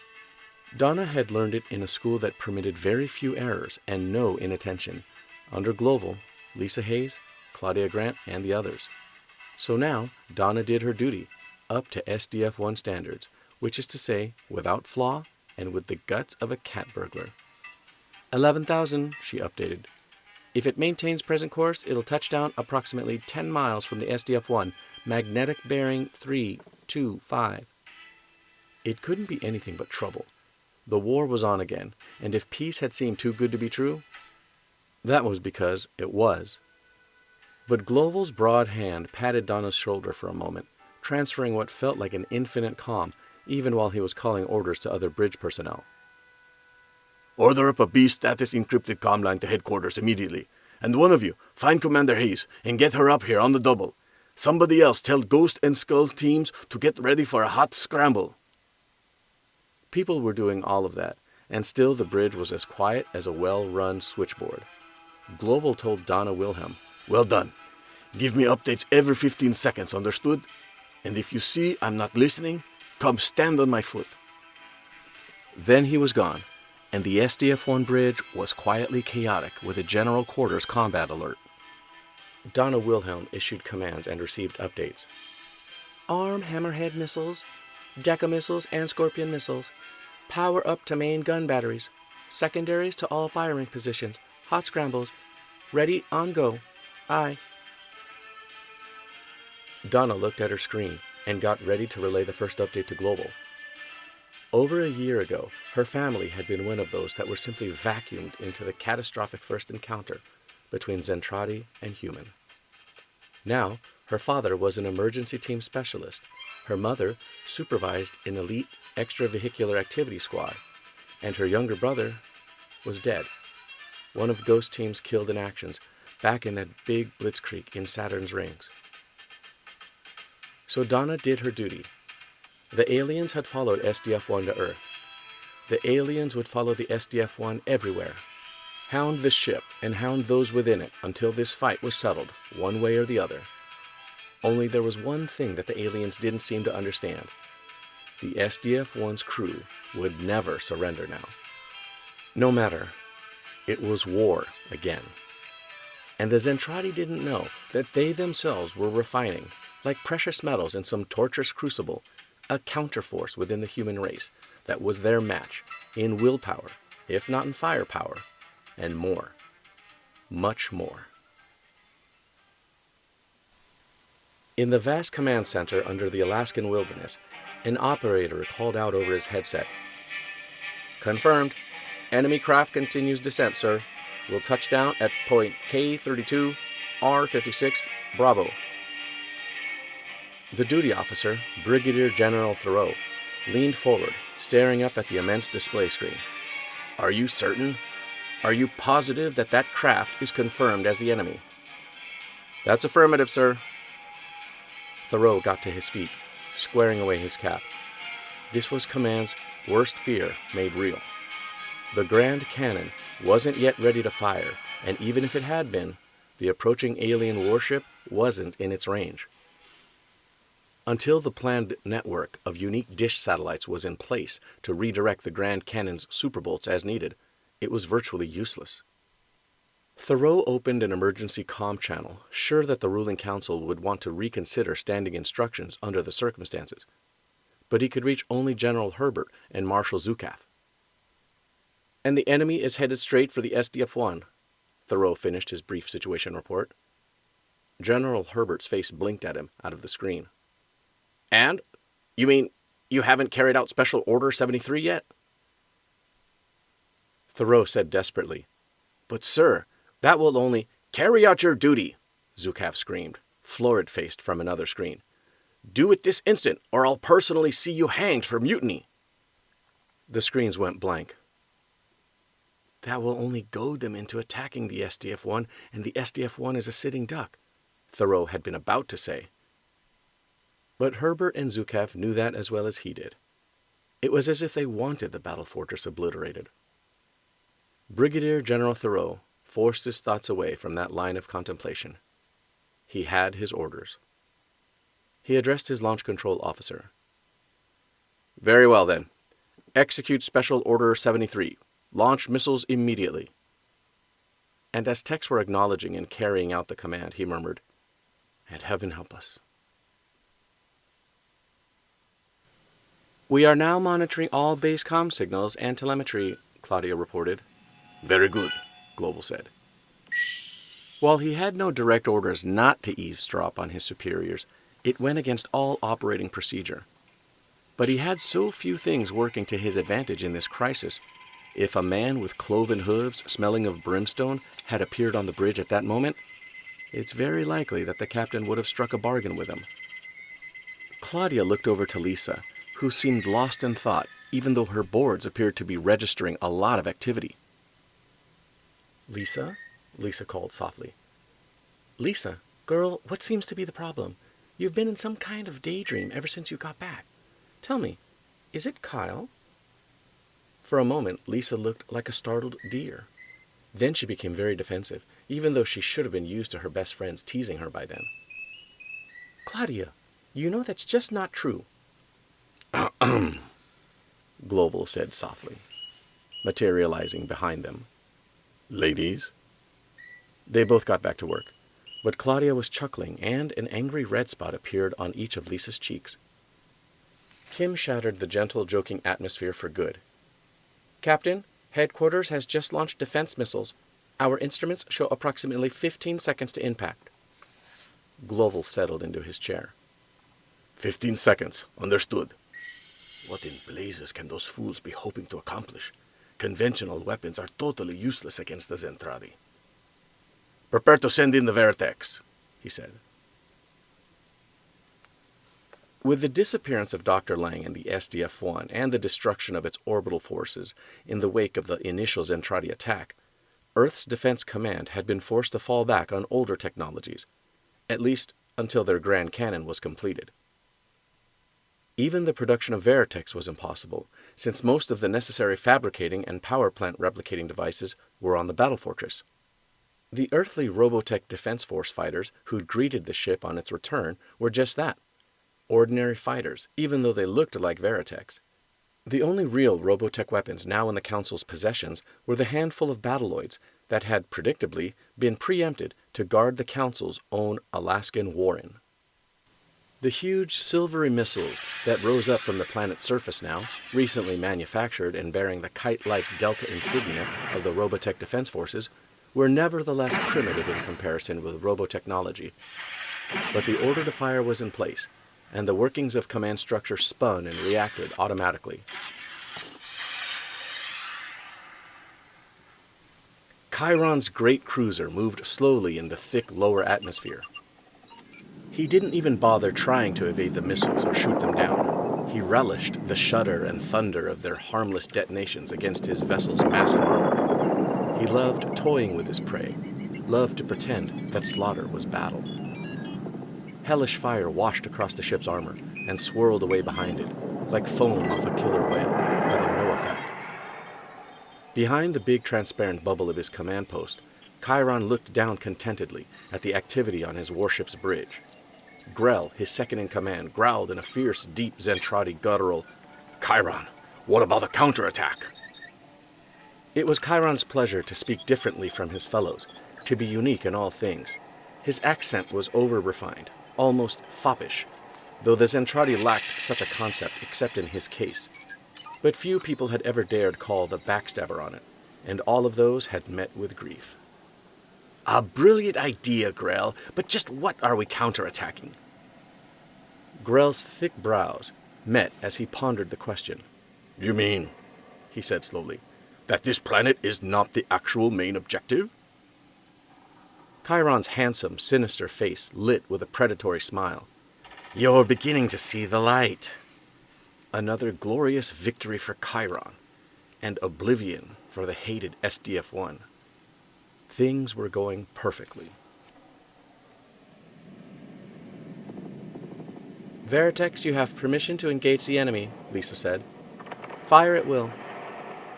A swarm of angry Vertex swooped in on the descending alien, lances of bright blue energy stabbing from their pulse laser array cannons, another of Lang's developments. SDF-1 to United Earth Command, Lisa transmitted. Our fighter squadron has initiated contact. Chew on that, you burrowing moles.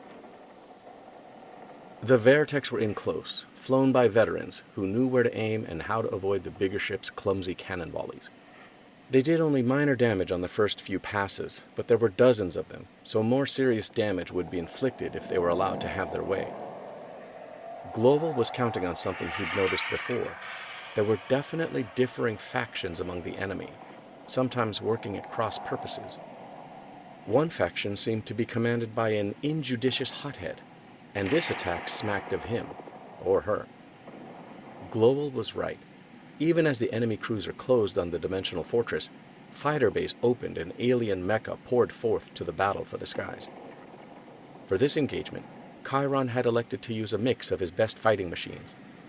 The Vertex swooped in to find themselves facing snubby, triple-engine fighters with fuselages like narrow eggs, tri-thrusters, Boturo pursuit ships, agile and spoiling for a fight.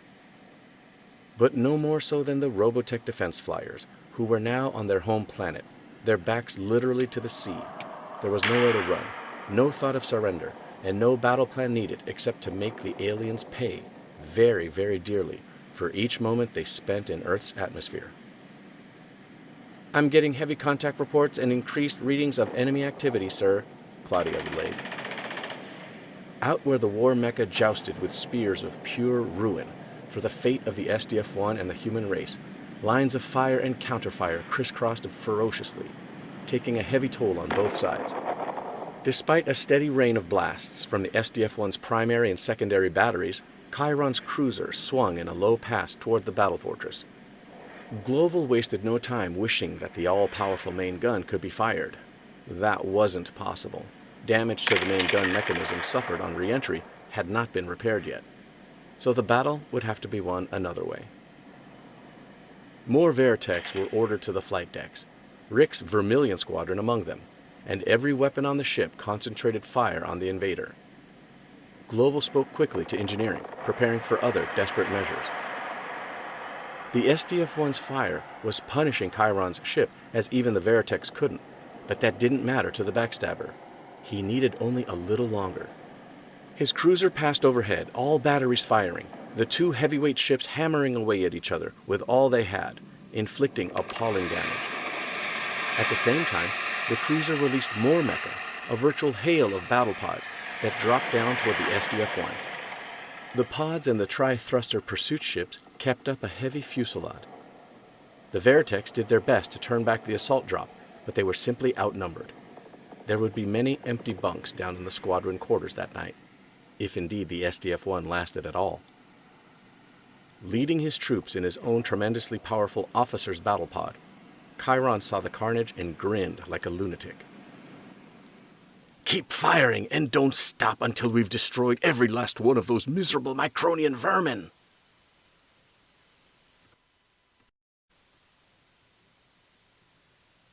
Chapter 17. And so the stage was set by the eternal mandala. The yin and the yang, the good that is in evil and the evil that is in good.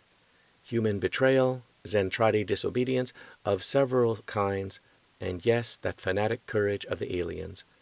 These all played their part that day. Jan Morris, Solar Seeds, Galactic Guardians. Claudia turned to call to Global. A mixed group of fighting vehicles is approaching our decks, sir. The Veritechs couldn't hold them. I want Vermilion ready for immediate launch, Global snapped. Lisa found herself seeing Rick's face and shook her head to regain her concentration. Yes, sir.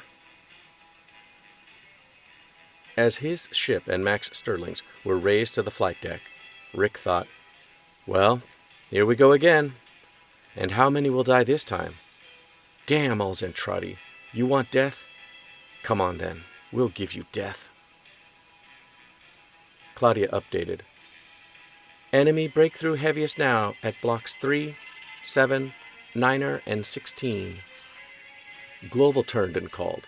Get the tactical core mecha out on the deck. Double check to make sure all civil defense mecha are in position and have them stand by for possible redeployment.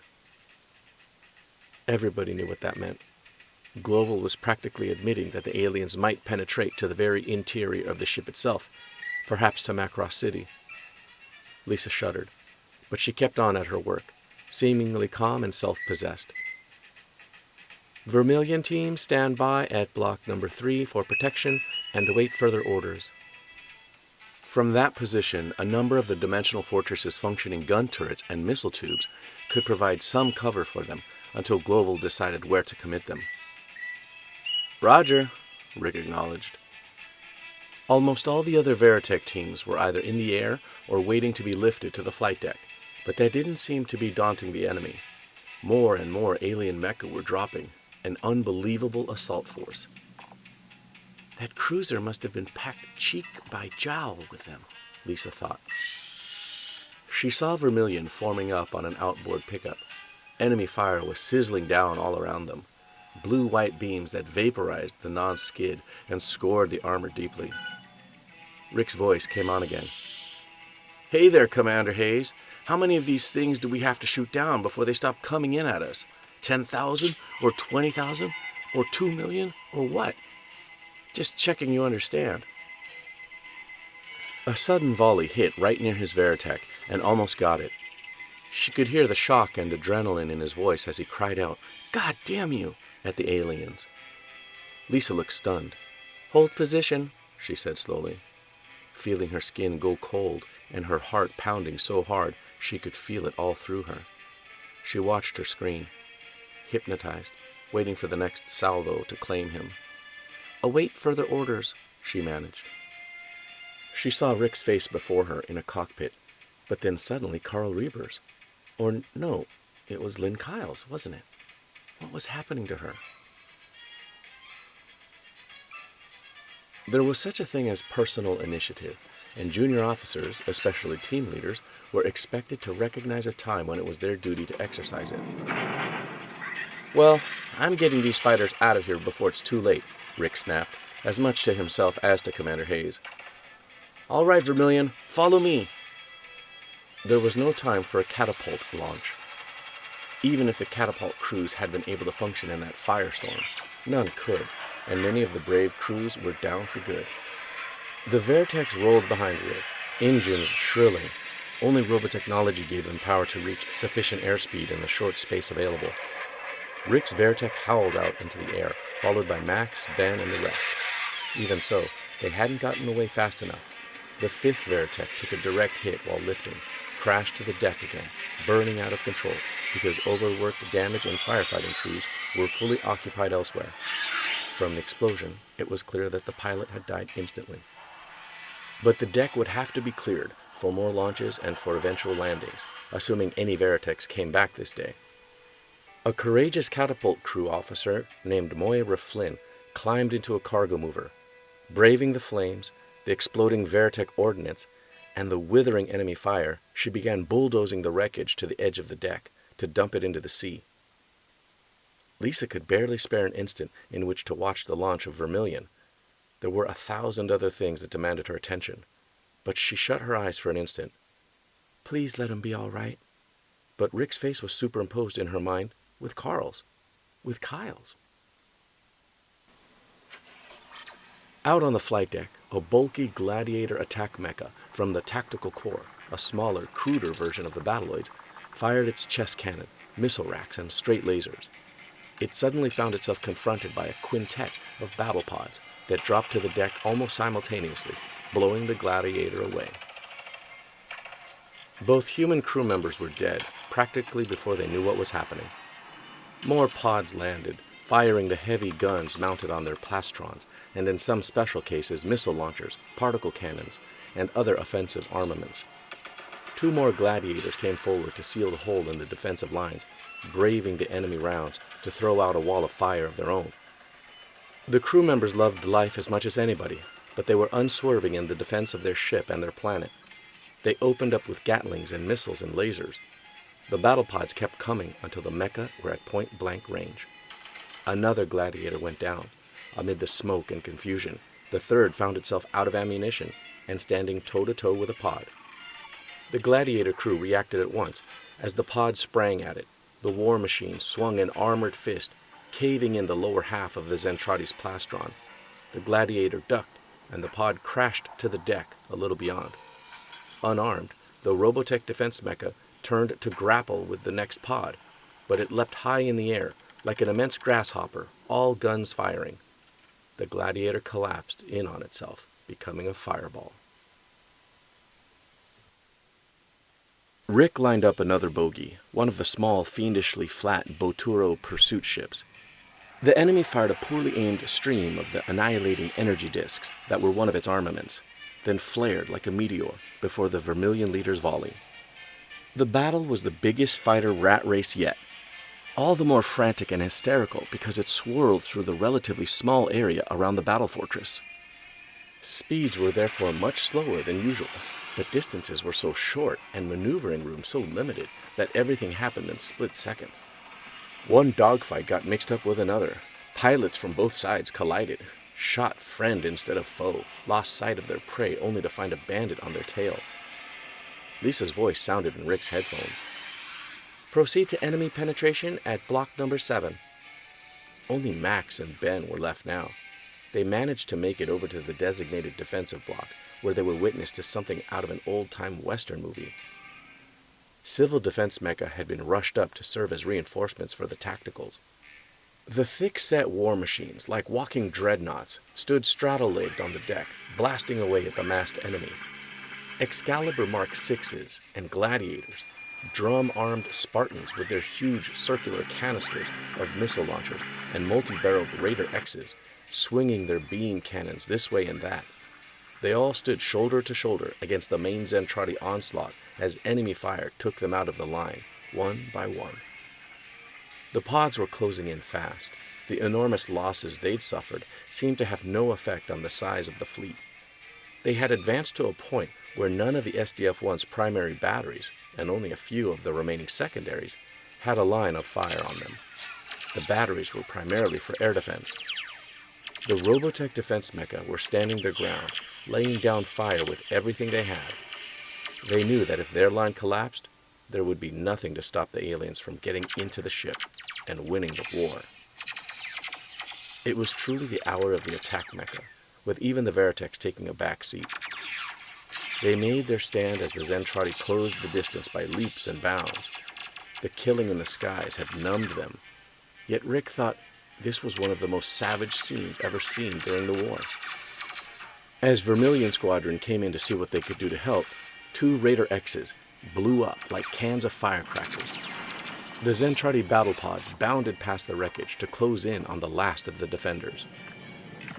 Chiron was gleeful, nearly mad with the joy of war, as he led the final charge, addressing the cannon of his officer's pod to a new target. In minutes, the ship would be his, and with it, the universe. In the meantime, 3 of the accursed Veritechs made a close strafing run, destroying the leading line of pods, but other pods would soon be in there to deal with them. Even Veritechs couldn't keep Zor's ultimate creation away from Chiron now. Chiron was distracted by 2 lumbering Excaliburs that were closing in on him, their power low, missile racks exhausted. He blew them both away in the same moment with the tremendous Derringer-like cannon that were arms of the officer pods. The Veritechs were making another pass, and the enemy mecha were being outrageously stubborn, but the final conclusion should only take another minute or so. But just then, Chiron heard an alarm signal on his instrument panel.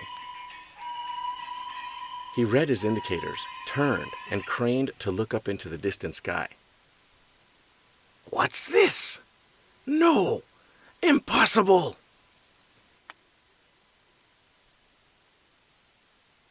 Grimly, looking up from the data displays, Claudia said, "Captain, a second enemy attack force is on the way down from another ship. They appear to be a new type of mecha."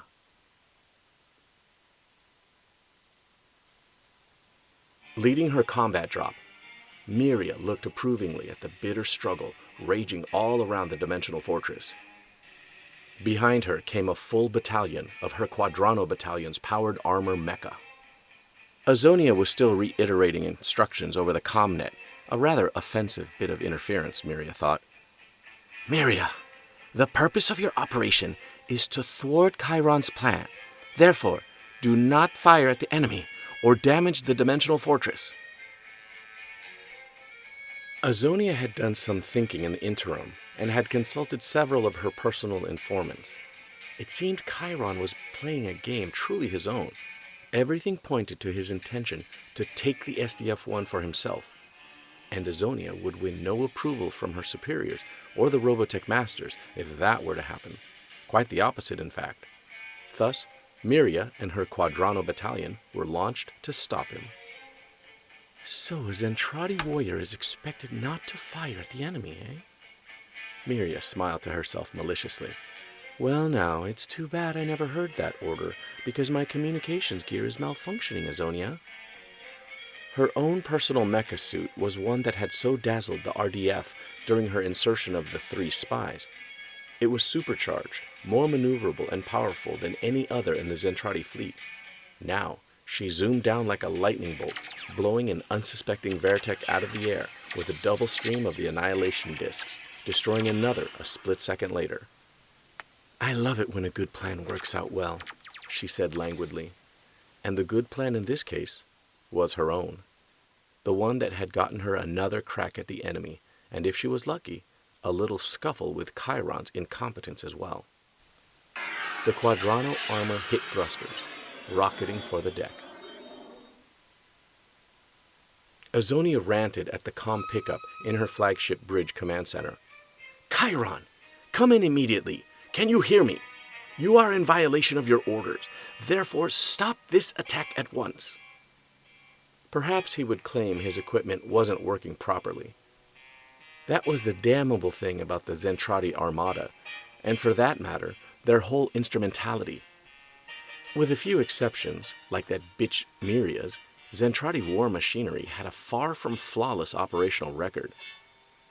It was only right that warriors cared only for war. Maintenance and mechanics were work for slaves. But there never seemed to be nearly enough of those, at least ones of any use.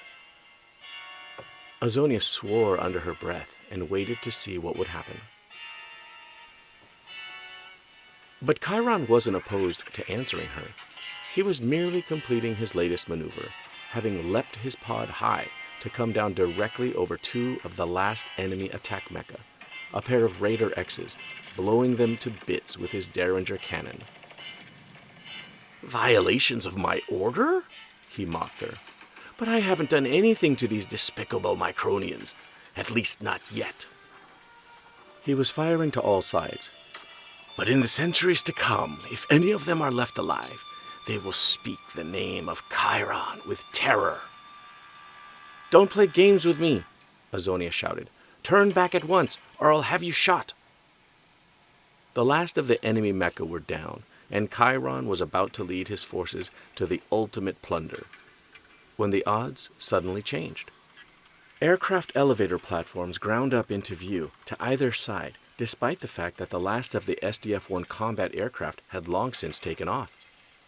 They were loaded, instead, with every Mach 2 destroyed cannon the desperate defenders had managed to get to the trouble spot, arriving in time only because of the attack mecha's courageous last stand and Vermilion Squad's skillful flying.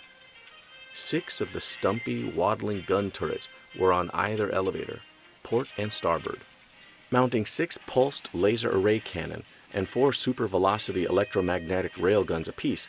The Max had the pods in a perfect crossfire, and opened up. What had been imminent victory for the Zentradi battle pods became instead a disastrous firestorm. The railguns fired solid slugs at a velocity that delivered incredible kinetic energy on impact, velocities so high that making the slugs explosive would have been redundant. Zentradi combat armor was no protection, and battle pods collapsed in on themselves like crushed eggs, or came apart in fragments, only to explode instants later. The Max pulsed lasers swept back and forth at the massed alien war mecha, quartering the sky with grazing fire that raked at the flight deck and caught them as they leapt or while still on their feet. Battle pods went up like exploding oil well rigs or expanding spheres of shrapnel and flame.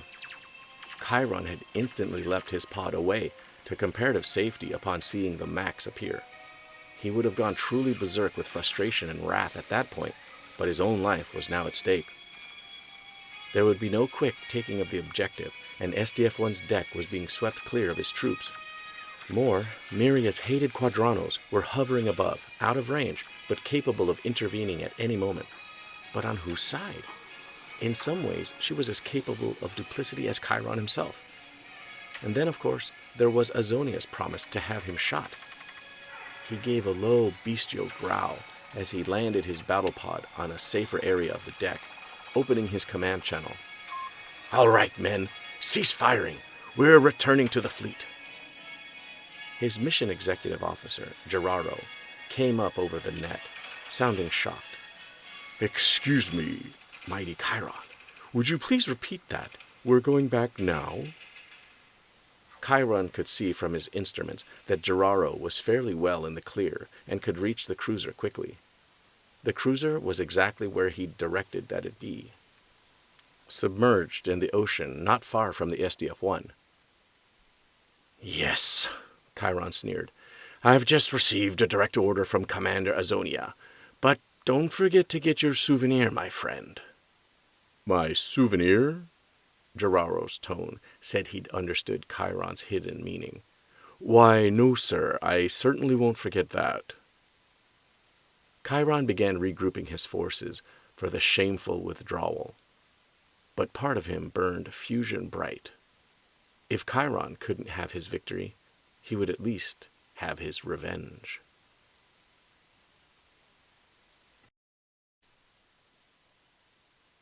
Chapter 18.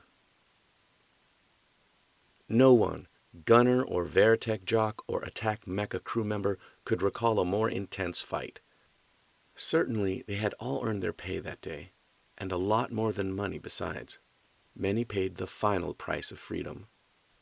It is interesting to note, however, that although everyone on the Veritech teams had seen intense combat, it was the men and women of the air-sea rescue teams, whose units had also suffered heavy casualties, who, upon entering the various pilots' hangouts, found that they would not be allowed to pay for their own drinks. Period. Zachary Fox Jr., Veritech, The Men and the Mecha. The giant saucer shapes that were Zentradi amphibious assault ships dropped from Miria's cruiser to retrieve Chiron's surviving battle pods. At Chiron's order, the first of his retreating units kangaroo hopped from the SDF-1's deck into the sea to get well clear of the fortress's guns and fighters before making their rendezvous. He'd lost enough of his vaunted strike force without having them and their pickup ships shot out of the sky. Now it was the Zentradi mecha that fought the holding action, as Robotech Defense Force attack machines and Veritechs pressed them even harder and turned the kill ratios around. Battle pods bobbed and churned through the waves as the great saucers descended for the rendezvous point. Overhead, the fighters were still going at it with the Boturo tri-thruster pursuit ships, while the SDF-1's gun batteries took more and more enemy ships out of the fight as the tactical and civil defense attack mecha took over mop-up operations on deck. Elsewhere, Geraro reached Chiron's cruiser as it rose from its submerged position. He gave quick orders as his pod was being brought aboard, preparing to take command and wreak Chiron's vengeance on the Micronians. Vanessa called out, "Captain, that first enemy cruiser has reappeared. It's on a collision course with us." Global thumbed the bowl of his empty pipe absent-mindedly. It looks like a suicide maneuver. Lisa, Claudia, prepare the data list for its attack mode immediately.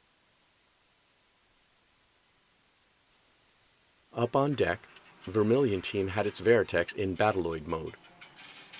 Rick concentrated on control, letting his helmet's receptors pick up his thought commands and translate them into the Battloid's instant fluid movements. The Battloid traversed its autocannon from one target to the next, firing depleted transuranic slugs that had awesome armor-piercing capabilities. The powered Gatling consumed ammunition at an amazing rate, and the Battloid had to transfer fresh boxed belts of rounds to it frequently from integral reserve modules built into various parts of its body. The reloading took only moments, but in the middle of a firefight, that could be a long time. Rick found himself on empty as a pod dashed at him. He hit the thrusters built into the Battloid's feet and launched himself at it, just as its cannonade blew up the deck where he'd been standing. He had no choice but to attack it hand to hand before it could get a beat on him. All around him, Battloids were locked in similar close quarters fighting against the pods, up and down the SDF-1's decks. But the alien battlepod crewman was shrewd and quick. The pod lashed out with one foot and sent Rick's Battloid flying backward with a tooth-rattling jolt. The Battloid crashed to the deck, its pilot dazed. He shook his head clear just in time to send the Battloid rolling to the side. He avoided the pod's next fusillade, rolled again, and brought the Battloid to its feet dexterously.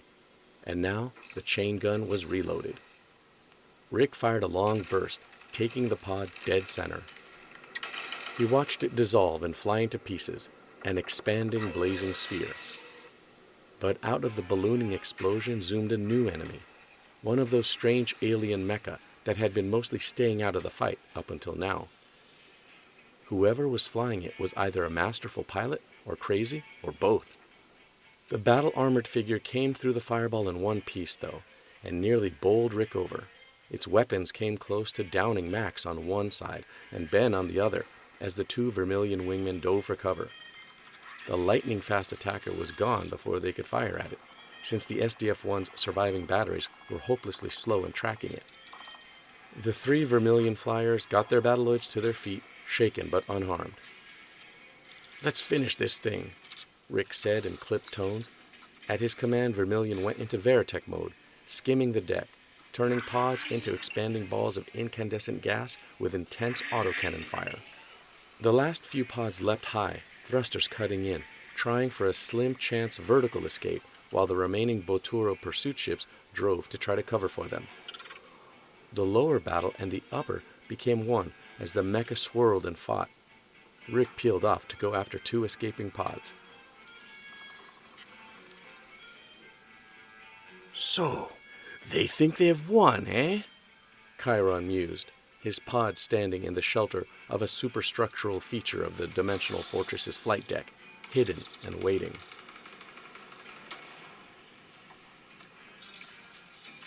Rick bagged the pods, and Ben and Max went back down to take care of an insistent pursuit ship that was still strafing the SDF-1. They returned to battloid mode, blasting it into 10,000 pieces. Meanwhile, Rick had picked up two more tri-thrusters on his tail. He'd led them down to deck level, and Max and Ben bagged them from behind with streams of high-density slugs. "Nice shooting," Rick said, relieved. Then he saw what was coming up fast behind him. "No!" It was the strange alien attack mecha, the one that had nearly nailed him moments before. He braced himself to be hit, perhaps killed, then and there. But it zoomed past, gaining altitude rapidly, pulling away as if the Veritech were standing still. Rick realized that it matched the description of that souped-up Zentradi who had done so much damage to Roy Foker's Skull team just before the Skulls recovered the stolen pod in which Lisa, Rick, Ben, and Max had made their escape from the aliens. Rick cut in auxiliary power, going ballistic, determined to end the warped cat-and-mouse game. In her special suit of Quadrano powered armor, Miria laughed scornfully. Chiron's cruiser was close enough to the SDF-1 that the ship's turrets were making serious hits on it now. The remaining battloids on the deck were also keeping up a steady volume of fire at the suicide ship. But that was of no matter. In moments, the battle would be over. In his massively reinforced command center, Geraro braced for collision.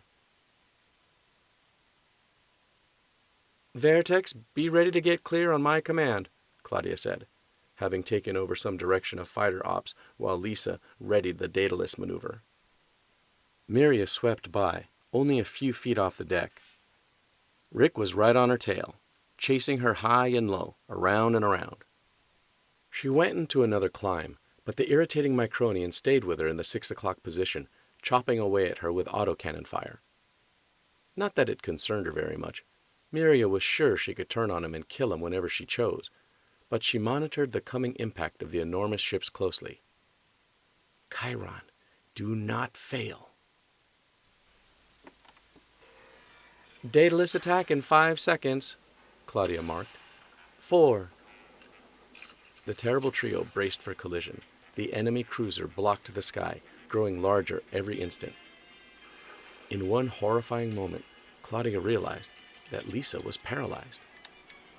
Lisa saw Rick's face, saw poor dead Carl's, saw Kyle's, over and over so obsessively that she failed to see the cruiser's bow filling the bridge's forward view bowl. "Lisa!" Claudia's shout brought her back at the very last moment. Her hands were reacting even before she could order her thoughts, flying across the controls. She heard herself responding calmly, "Executing Daedalus attack now." It was as if someone else was speaking. They felt the SDF-1 shift, its buoyancy radically altered as the supercarrier Daedalus was lifted clear of the water, a battering ram the size of a 150-story building. There was the rumble of the Dimensional Fortress's foot thrusters, firing to keep balance.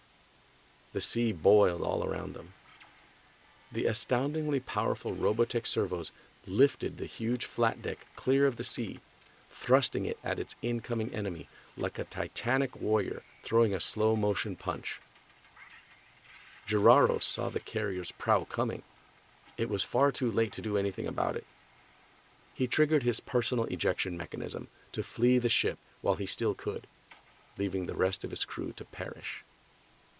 The Daedalus's hurricane bow and can-opener prow had been reinforced by Lang and his technicians to the point where they were all but invulnerable, even against Zentradi armor. Daedalus punched through the cruiser's hull, keelside and forward, as if skewering it. The carrier burst through the armor, structural members, bulkheads, and systemry, smashing everything that was in its path as if it were passing through rotted wood and plasterboard.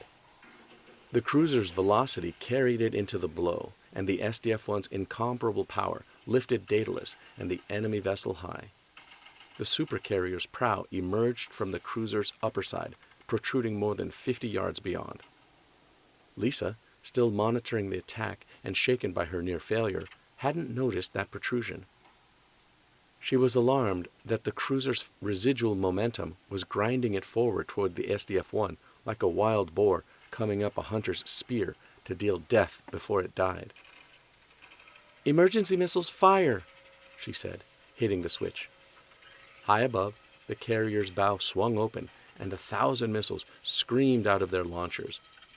But instead of seeking targets within the enemy vessel, as they were programmed to do, as they had done in the battle at Saturn's rings, they boiled out into the open sky. Here and there they found a damaged, limping battle pod, or a disabled Botura trithruster obliterating them. But the majority climbed, searching for targets, and rose up at a Veritech.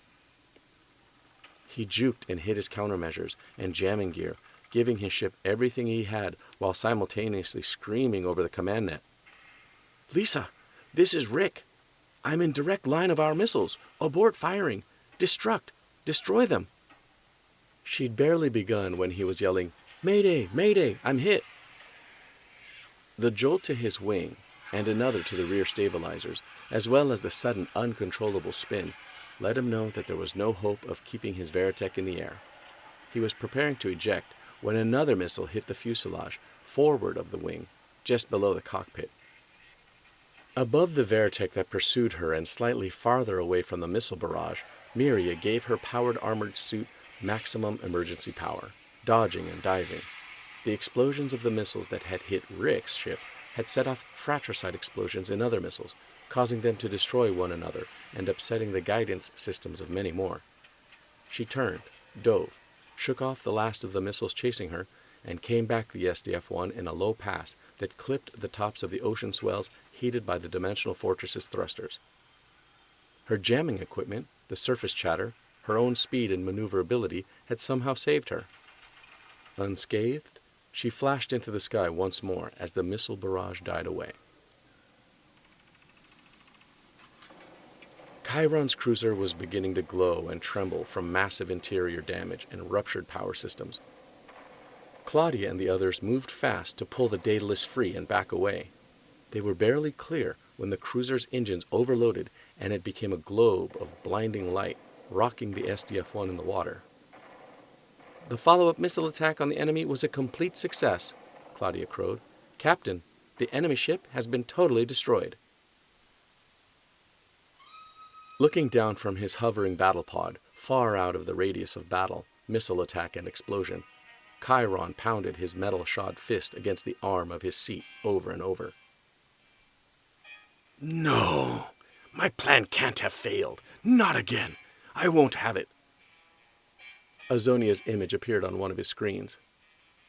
"Well, Chiron, it looks as though your perfect plan was slightly less than perfect. In fact, if it had been any less perfect, you'd be dead too." Her jeering laugh let him know that such an event wouldn't have been so imperfect to her. The remaining enemy forces withdrew in their big saucer-like amphibious ships. Global vetoed any idea of pursuit. Let's not push our luck or theirs, eh? The battle is over. He rose to go.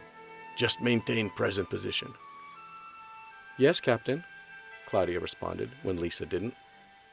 He paused to look back at Lisa. "Oh, and Commander Hayes, I want to commend you on the excellent job you did this afternoon." They all saw her shoulders shaking as she bent over her console, heard the sobs in her voice as she replied, "Thank you, sir."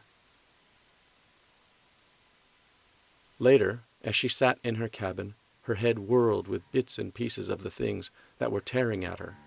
Rick, Carl, Kyle, her father, Global, and the fate of all the innocent people on the SDF-1.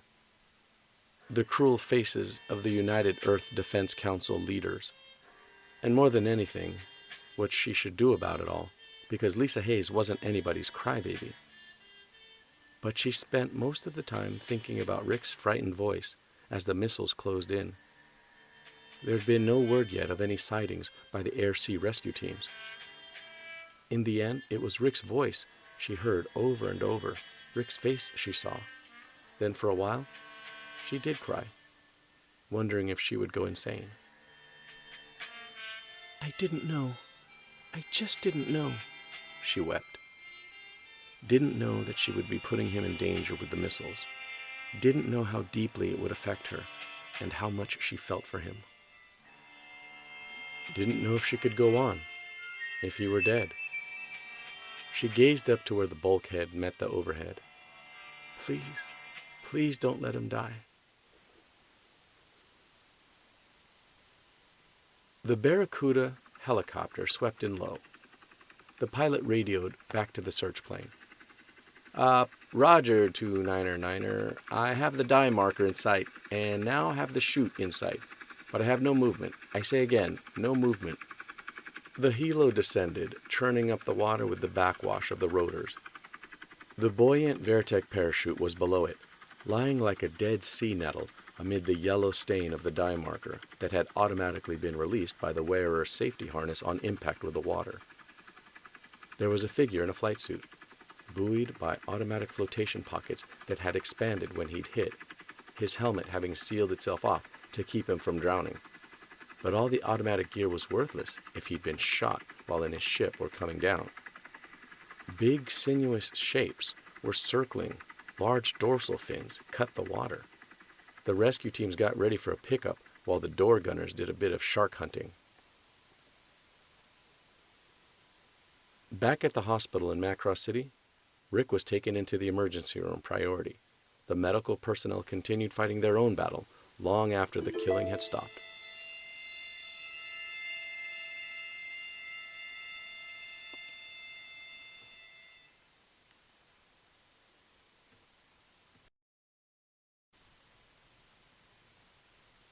Chapter 19. It was very strange. It took such an awful mishap to crystallize something that had been so murky up until then. I'm not much for romantic fiction or tell-all autobiographies, but from what I'd read, it's usually something grand and poetic that brings on a realization like this. Not just almost causing somebody's death. Lisa Hayes, Recollections.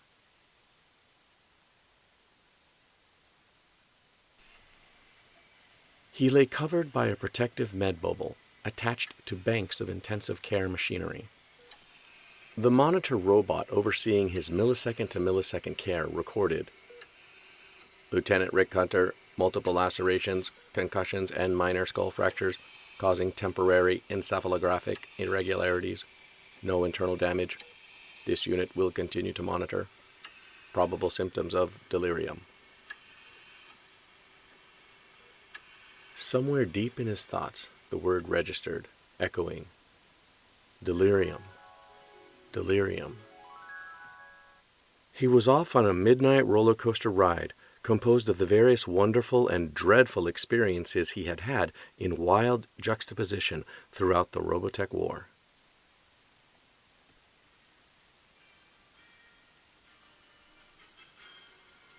He was watching Minmay sing at the Star Bowl, staring at her wistfully.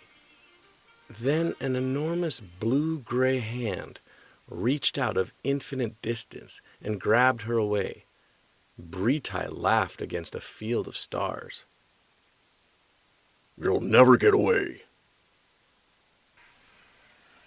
Rick went after them in his Veritech, through battle and dogfight, only to be chided by Lisa Hayes.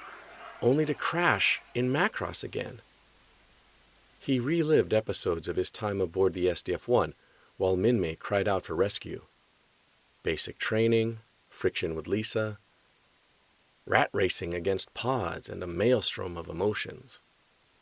He and Max and Lisa and Ben were on Bretai's ship again. And at last he flew his Veritech, where Bretai sat in the rubble of Macross City, holding Minmay in the palm of his hand like a trained nightingale.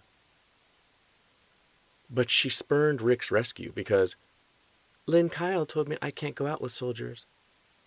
And then it wasn't Bretai holding her, but a Lynn Kyle, big as Bretai, and wearing the Zentradi uniform and a metal skull plate and crystal eyepiece.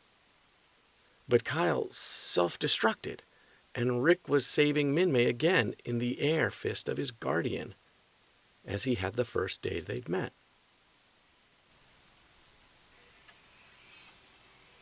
Observation Hour 10. The monitoring robot recorded. Lieutenant Hunter still unconscious. Low-grade fever. Encephalogram remains disturbed. Rick and Minmay were stranded inside the SDF-1 once more. They stood looking out at the endless Zentradi fleet, and suddenly it was Lisa standing next to him, then Minmay again. The time stretched out to years. The Miss Macross pageant and photographers were all mixed into their solitary time together somehow. Patient progressing steadily, the robot told itself. Prognosis good. Anticipated return to consciousness in approximately 1 hour. Rick and Minmay went through their pretend wedding once more. But as he kissed her, Dolza came crashing through the bulkhead, and suddenly Rick was standing beside Lisa on the football field-sized table in Zentradi headquarters. You shall never have Minmay, Dolza promised. You belong to my world now, Rick. You belong to the service, Lisa told him gently, with love in her eyes. Then it all dissolved into white light for what seemed like half a second. But when he opened his eyes, he was lying in a hospital bed. Rick sat up, groaning and dizzy. What a terrible dream that was, he slurred. Terrible, yes, in parts. It occurred to him as the dream fragments blurred, even as he sat, trying to gather them into memory. But some were wonderful, sending emotional surges through him, and some had just plain shocked him.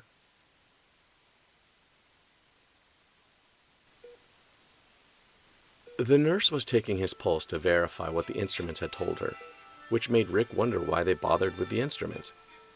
He groaned, bored, stiff, and wondered when they would let him go back on active duty. He had the flight surgeons to worry about in addition to the attending physicians. That was assuming, of course, that Fighter Ops and Global would entrust another Veritech to a pilot who'd managed to stumble into a barrage of his own side's missiles and get shot down by them. Oh, brother, what an ace, he muttered, thinking that a slightly different pronunciation of the word might be more appropriate. Asked the nurse. She was young and attractive, with nice legs displayed by the darling hemline of her uniform. But somehow he wasn't interested. Nothing. Will I live? She dropped his hand and checked his chart. Basically, you've got a bad bump on the canopy, flyboy. I think you'd better plan on being our guest for a little while, Lieutenant. At least until we get the results of your tests back from the lab. How come? She made a wry face.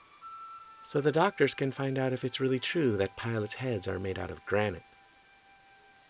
Why aren't you telling jokes at the USO? She patted his shoulder. Cheer up, Lieutenant. You'll be out of here before you know it.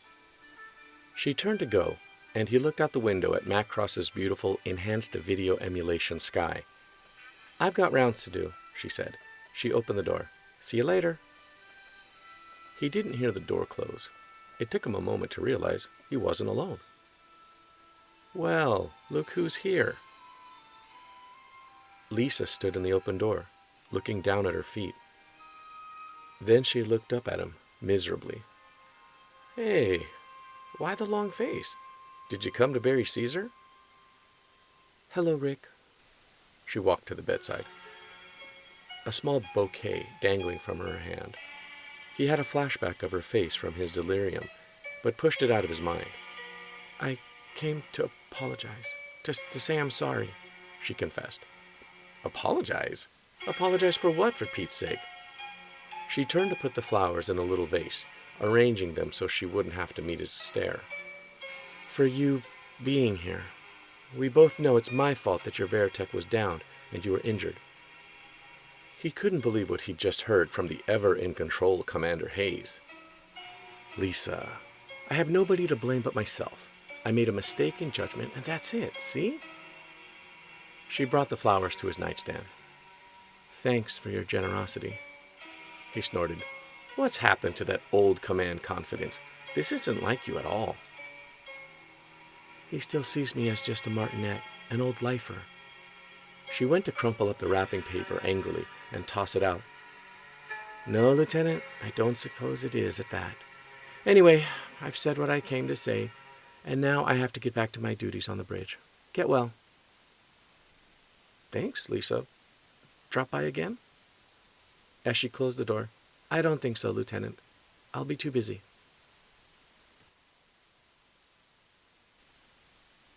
On the bridge, Claudia stopped trying to pretend that she was taking care of minor duties and turned to where Lisa stood with head bowed over her console, lost in thought.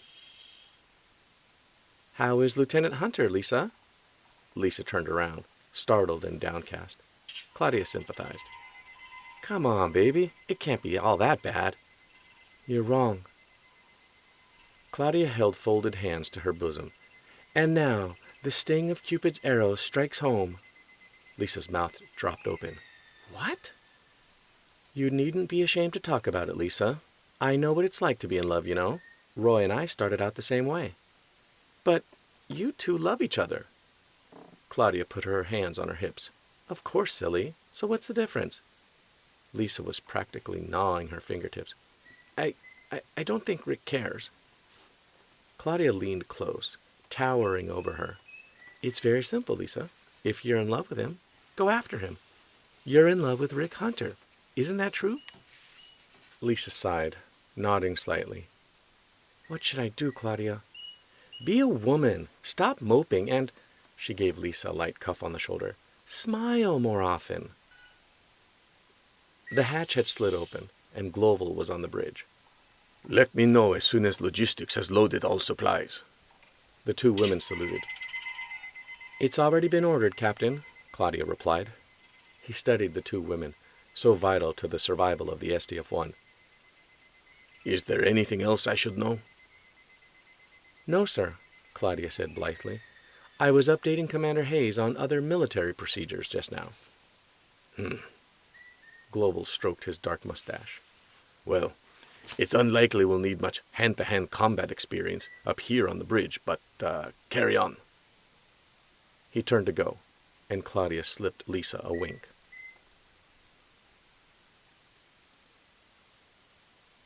Rick was listening to Minmay singing on the radio, alternatively rolling shards of his dreams and putting them out of his mind, when the door opened and uniforms started pouring through.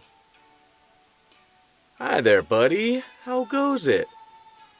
Roy Foker grinned, Max and Ben bringing up the rear. "Big brother," Rick said happily, sitting up in bed. "You just can't keep out of trouble, can you? Here." He tossed Rick a gift-wrapped package that was just about the right size for a new robe he had no use for. Ben cocked an ear to listen to the radio. "Hey, it's Minmay. That's great." He fiddled with the volume control. "Ah, can it, Dixon." Rick slapped the thing off. Ben stood looking bewildered and hurt. "What's the matter?" "I just like it quiet, all right?" Ben wore his bemused, good-natured look, scratching a hairstyle that resembled a fuzzy brown turnip. "Absolutely, absolutely. Anything you say, Skipper. You're the boss." "So, tell me something, you loafer," Roy intervened. "When you gonna quit playing invalid?" Playing isn't the right word, Roy. Max grinned. What you need is a visit from someone like Min-Mei to come over and give you a command performance right here. Rick turned on him so angrily that Max clapped a hand over his own mouth. Then Rick leaned back on his mound of pillows, head resting on hands.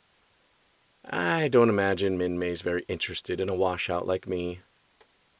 Ben sounded his heartiest. Well then, maybe you ought to introduce her to a certified flying ace like myself, Lieutenant. He laughed loudly. Rick sat up again, fist clenched. How about a punch in the nose? Roy was on his feet, one hand on Ben's shoulder. To Rick he said, Easy, Tiger. Ben didn't mean anything. Big as Ben was, Roy lifted him onto tippy-toes without much trouble. Let's go, Ace, before you make his condition any worse. As he dragged Ben off, Roy threw back, Glad to see you're okay, kid. Max asked Rick, Has Min-Mei been here? I thought the flowers... No, they're from Commander Hayes. As Roy paused to open the door, Ben got out. So, what's with that? Roy caught his arm. I said come on. Ben got off a salute and, see you later, before Roy yanked him out of sight. Well, it was nice of her to bring flowers, wasn't it? Max persisted. Skipper? Rick wasn't listening, arms folded and chin sunk on chest. Max saluted uncertainly. Well, get well, sir. Be seeing ya. Out in the street, Roy told Ben and Max, At this rate, he'll be laid up for months. Guess I'll have to do something to get little brother out of his depression. Ben wore an even more baffled look than usual. But how, Commander? Roy wore a rakish smile. There's only one kind of medicine I can think that'll cheer him up. Variations, his favorite coffee shop, was fairly busy for that time of day, and so Claudia had a little trouble finding him. She gave him her bright, winsome smile as she joined him at a window table for two. Hi, hon. What's the urgent summons all about? She leaned closer to breathe. Official business or personal? He showed a roguish smile. A little of both. She looked him over. This Min-Mei business you mentioned better be the official part. Yep, I have a friend who could use some cheering up. I need to talk to her. She considered that. Easy enough. She's making a movie. You'll find her on the set every day. Now, could we get to the personal part, Commander Fokker? He leered at her fondly. How personal do you want to get it? Dinner tonight? He was coming to his feet. You got it, kid, but only if you make your famous pineapple salad. But I've got to get going. See you about 7, okay? She watched him rush off again. The SDF-1's new predicament, the work to re-equip and rearm combat units, train replacements, restock all supplies, do all maintenance and repair work possible, still left them little time together. Sure, Commander Fokker, she thought calculatingly. Dinner tonight, and if we're lucky, breakfast.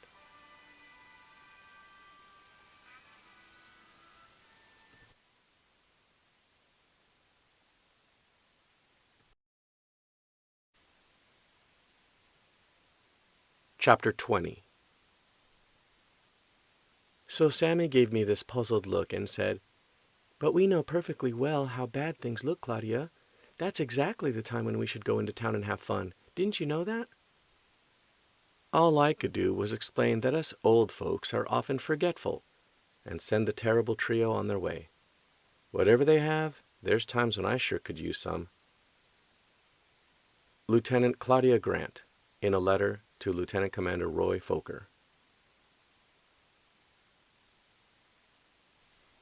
Braun, Conda, and Rico looked down at the street corner huckster's portable table, transfixed by fear, awe, and the deeper impulses that their sojourns among the Micronians had awakened.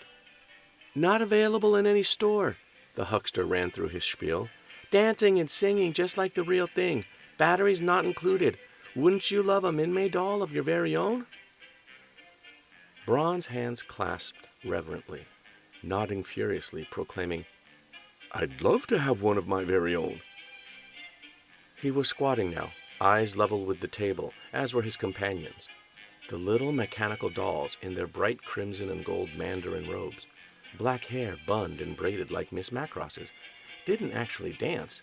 Their movements were more like penguins. But that didn't stop the gathered children and adolescents from scooping them up. The huckster, a black-bearded, bald-headed, burly fellow, was doing a land office business.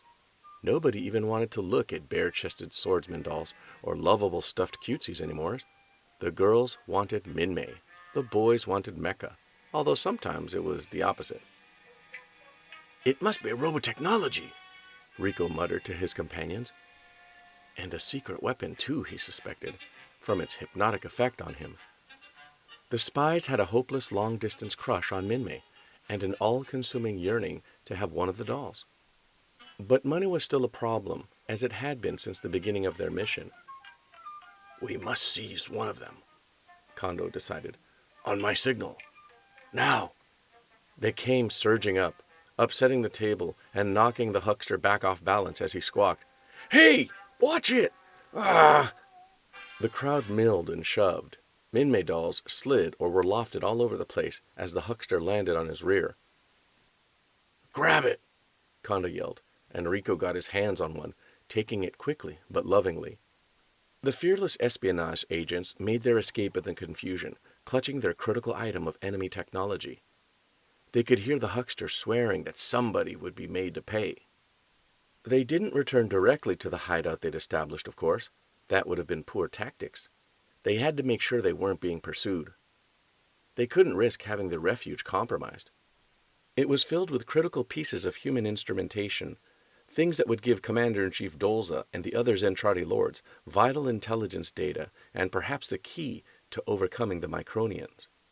There was a piano, an assortment of movie posters, a box of kitchen utensils, radios, TVs, a personal computer, a food processor, a bicycle wheel, several street signs, a Miss Macross jigsaw puzzle, and a jumble of broken toys from the city's charity discard bins that the spies so loved. Every time they thought about their plunder, the spies' chests swelled with pride. But this, a Minmay doll, a crowning achievement. The terrible trio paced through the streets of Macross City in the throes of a real crisis. Kim groused, "Will you look at us, walking around with a day off and nothing to do, no place to go? Ugh, how boring." "Ew," Vanessa agreed. "Yuck," Sammy concurred. To top it all off, they were dressed for a real good time. Vanessa wore white slacks and a Gigi-wear sport coat with the sleeves shot back. Sammy was in a prim but cute outfit that looked like she belonged in the Easter parade. And Kim wore a revealing city pants outfit set off by saddle shoes and knee socks. "And not a man in sight," Sammy piped up. "It's a lot worse than just boring." An abrupt commotion off to one side drew their attention. With pounding feet, 3 figures came dashing, just about tumbling around the corner. There were 3 guys, a big husky one, and a tall lean one, and a small wiry one, panting and frantic. They crowded on top of one another as they hid around the corner, looking back the way they'd come. The 3 spies had recently plugged the special protoculture chip given them by Britai into an unguarded portion of the SDF-1's systemry. The towering commander had made it clear that the chip was valuable, irreplaceable, one of a very limited number remaining from the research of Zor himself. The chip would slowly draw on surrounding components and the ship's power to create a pod for their escape. Exodor had been loath to spend the irreplaceable chip, even on so important a mission, but Britai had decided that the spies' return must be assured, and so they must be sure they weren't pursued. "Anyone following us, Braun?" the little one said between gulps of air. "What's the merchant doing?" the tall lean one panted. Gasping for breath, the husky one said, "He seems to be sitting there, trying to get the other dolls back." Rico turned, gloating over their prize. hiding the little toy to inspect it gleefully. Look, Minmay! The other two bent near, feasting their eyes on it. "Ah!" exclaimed Rico. Robotech! Robotech! He'd noticed something. When Braun and Konda looked up, they too saw 3 young Micronian females standing nearby, studying them strangely. Rico was the one among them with a certain presence of mind. He stood up at once, whisking the doll behind his back, sweating profusely. Hello. We were strolling." The other two nodded diligently in agreement, showing their teeth in unconvincing smiles. Sammy pointed at them and declared, "Yeah, it looks to me like you're playing with a Minmay doll." I don't know what you mean," Rico insisted, but the 3 spies were terrified that their valiant mission had run its course. Defeated by the malevolent Micronian genius for war and intrigue. Sammy shrugged. "It's just that I've never seen a grown man playing with a doll before." Adults don't do it?" Braun burst out, trading astounded looks with his cohorts. Sammy laughed. "Silly man, only kids play with dolls." The spies reflected on the perversely complicated, often contradictory behavioral code the Micronians maintained. No doubt as a safeguard against infiltration by outsiders. A matter of warped genius, and now it had worked.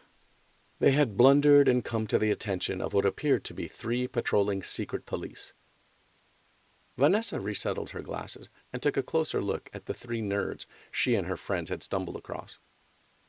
"What planet do you guys come from, anyway?" Braun went, and almost fainted.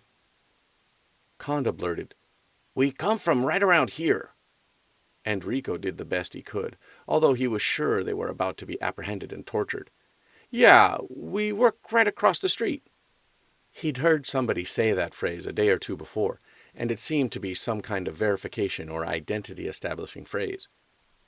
The spies had learned about work, a non-combat function considered demeaning and suitable only for slaves among the Zentradi, yet somehow desirable and even admirable among the deviant Micronians. The terrible trio looked where he was pointing. It was one of the loudest, most garish spots in Macross City, ablaze with lights and raucous music. The sign over it said, "Disco Bamboo House." Kim clapped her hands. "You mean you work at the disco? We go to the Bamboo House all the time." Sammy gave them an even closer look. "I wonder why we've never seen any of you there." Braun began, "What is a disc?" before Rico got an elbow into his middle, and he subsided. Sammy grabbed Rico's wrist. These 3 guys might be slightly strange, but what the heck? Weird as they were, they worked at the disco, and they would at least mean they could dance. "I've got an idea," she said, batting her eyelashes. "Why don't we all check it out together?" "What a wonderful idea!" Kim threw a fist in the air in elation. Vanessa figured it was better than another few hours of trudging around town. "I want the big handsome one," she said, winking at Braun. All the color left his face, and his knees knocked. Sammy was towing Rico into the street. He didn't dare to resist too much or put up a fight. "Come with me," she pouted. Can't we talk this over?" Rico bleated. Was this as innocent as the females were making it out to be? Or were they superlatively well-trained counter-espionage agents with a clever plan to drive the Zentradi spies into paranoid madness and thus make them easier to interrogate? Braun whispered to Konda, "Do you suppose the disco thing is some Micronian method of torture?" Kim and Vanessa were looking at them expectantly. Konda hissed, "We must perform our duty as Zentradi." Their chins came up and their mouths became ruled lines. They advanced bravely to endure whatever sadistic, ultimate torment the experience called disco might hold in store.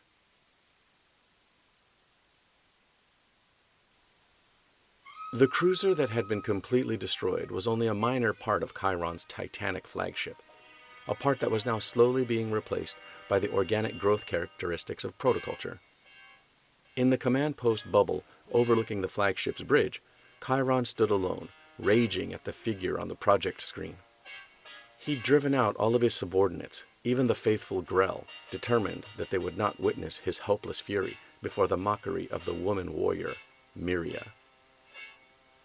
How dare you question my leadership abilities? He railed at her. Just who do you think you are? She stood projected before him, erect and lithe, a tall woman with a flowing mane of green-black hair. She drew herself up even taller. I am the backbone of the Quadrano Battalion and the finest combat pilot in all the Zentradi forces.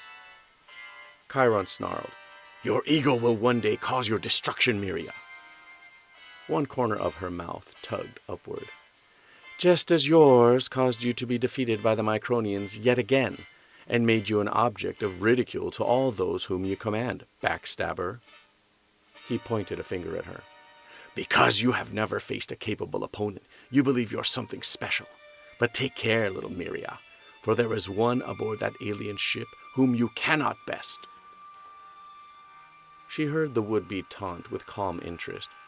So, a superior pilot, a super ace aboard the SDF-1? Interesting. She smiled, just the slightest bit, dimples appearing at the sides of her mouth, giving her a beautifully hungry, dangerously feline look. I'd like to meet him. Huh, everything's phony, Roy Fokker thought, looking around the movie set. Somehow he'd never believed it, even though that's what people always said. But the little Shaolin temple and its shrine and the trees, plant, and grass were all a variety of cunningly fabricated plastic and other synthetics from the ship's pro-team ROBOTECH mini-factories. People were running around, yelling, mostly being rude to one another. You could tell who was more important because the other person would just have to stand there and take it. Roy heard things that would have started major fistfights in the barracks, differences in rank notwithstanding. A man he recognized as Vance Hasselwood, Minmay's personal manager and now co-director of her movie, was running around being important. Let's set up for the next shot. Minmay, Kyle, relax for a few minutes. Wardrobe, listen, sweetie, those blouses are awful. Roy tuned him out, strolling around a phony corner and glancing up a phony staircase. Well, hey, Minmay squealed. Commander Fokker, and came racing down the steps to him. She wore a Chinese peasant-style tunic and trousers combination, her hair gathered tightly and done up in a long braid in back. He looked down on her fondly from his rangy height. How's everybody's favorite recording star? She gestured around at the lights and all the other equipment. Trying to be an actress. I get to play the cute little heroine. Sounds like fun, Roy lied. It looked like appalling drudgery, but then it was probably tolerable to people who couldn't fly. Oh, it is, she enthused. But where's Rick? Is he hiding? She glanced around. Afraid Rick couldn't make it this time. Her hand flew to her mouth.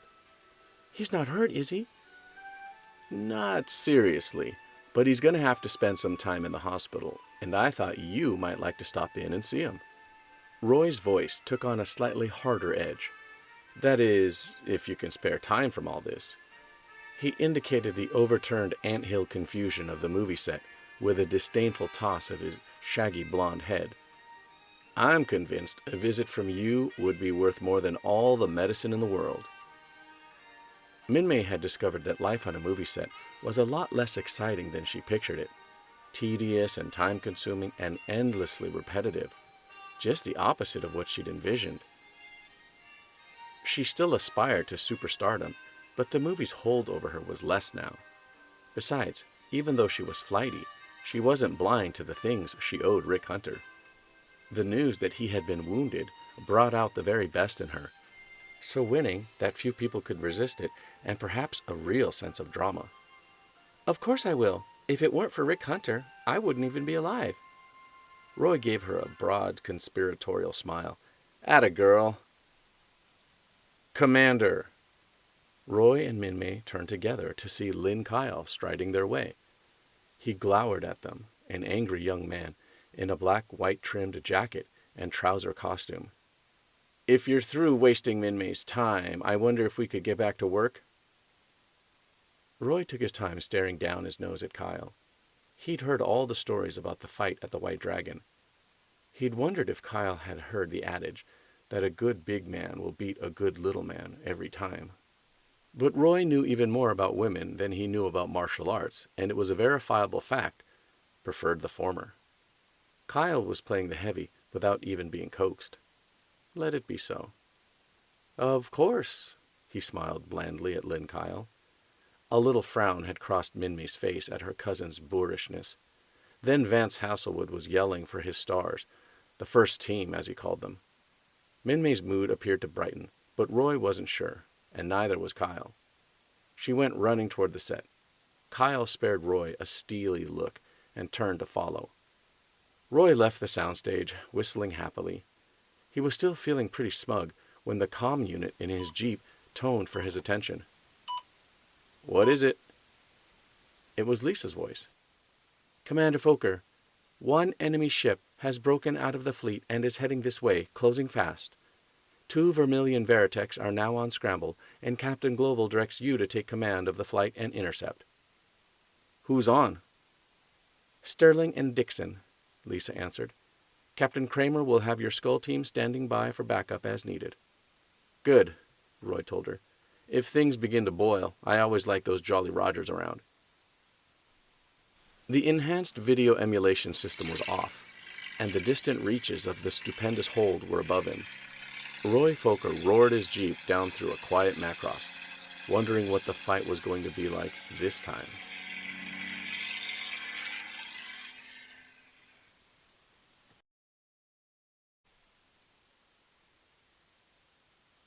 Chapter 21. There are few more indicative incidents in the Robotech War, from my viewpoint, than this sudden transference of impulse and disobedience from Chiron to Myria. The evidence of what was happening was all around them, but still the Zentradi High Command was, in any meaningful sense, blind to it. Zeitgeist, Alien Psychology. "Sound general quarters," Global said, his calm, level voice enveloping the bridge. "Prepare pinpoint defense shields. Tell fighter ops to scramble Vermilions." The new attack had come, as Global had feared, right in the middle of his own political offensive, his effort to make an end run around the Council. If anybody aboard the Dimensional Fortress was curious about his encrypted, back-channel calls to unnamed addresses since his return from the Alaskan fiasco, and his silence on the issue of the Council's insane mandates, they kept it to themselves. Good crew. No one could ask for better. The single enemy ship was drawing nearer. The exhausted and heroic logistics staff, straining to do the impossible job of taking on the endless rations, ordnance, equipment, life support consumables, and the rest, had secured themselves. The ship was battening down. The turnaround time for a supercarrier in pre-global Civil War days included shipyard overhaul and the rest. Ran as much as 6 months. The United States Navy was doing well if it had half its carrier groups at sea at any one time. The SDF-1 had less than a week to lick its wounds, and unless Global's plan worked, it would get no more, but be driven out into space once again.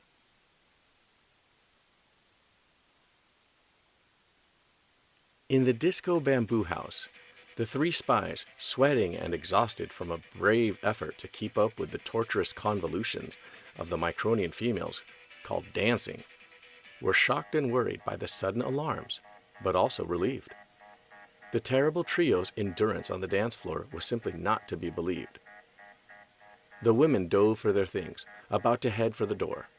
Sammy stopped to pat Rico's cheek. "You have the strangest style I ever saw, but it was fun." Vanessa gave Braun a quick hug. "Let's do it again soon, boys." And Kim, blowing a kiss to Conda as she and the others hurried to go, yelled, "We really had a good time." Standing there and watching them go, Conda said wonderingly, "You know, I did too." The other 2 looked at him for a moment, but then nodded in agreement. Chiron's words had not seared long at Myria's pride before she'd taken action. Now, her own attack cruiser threw off the heat of atmospheric entry unfeelingly, and she and her Quadrano stalwarts poised for the moment when they could go hunting. Indicators signaled go. Encased in their top-heavy-looking powered armor, the Quadranos stepped, one after another, into the drop bays.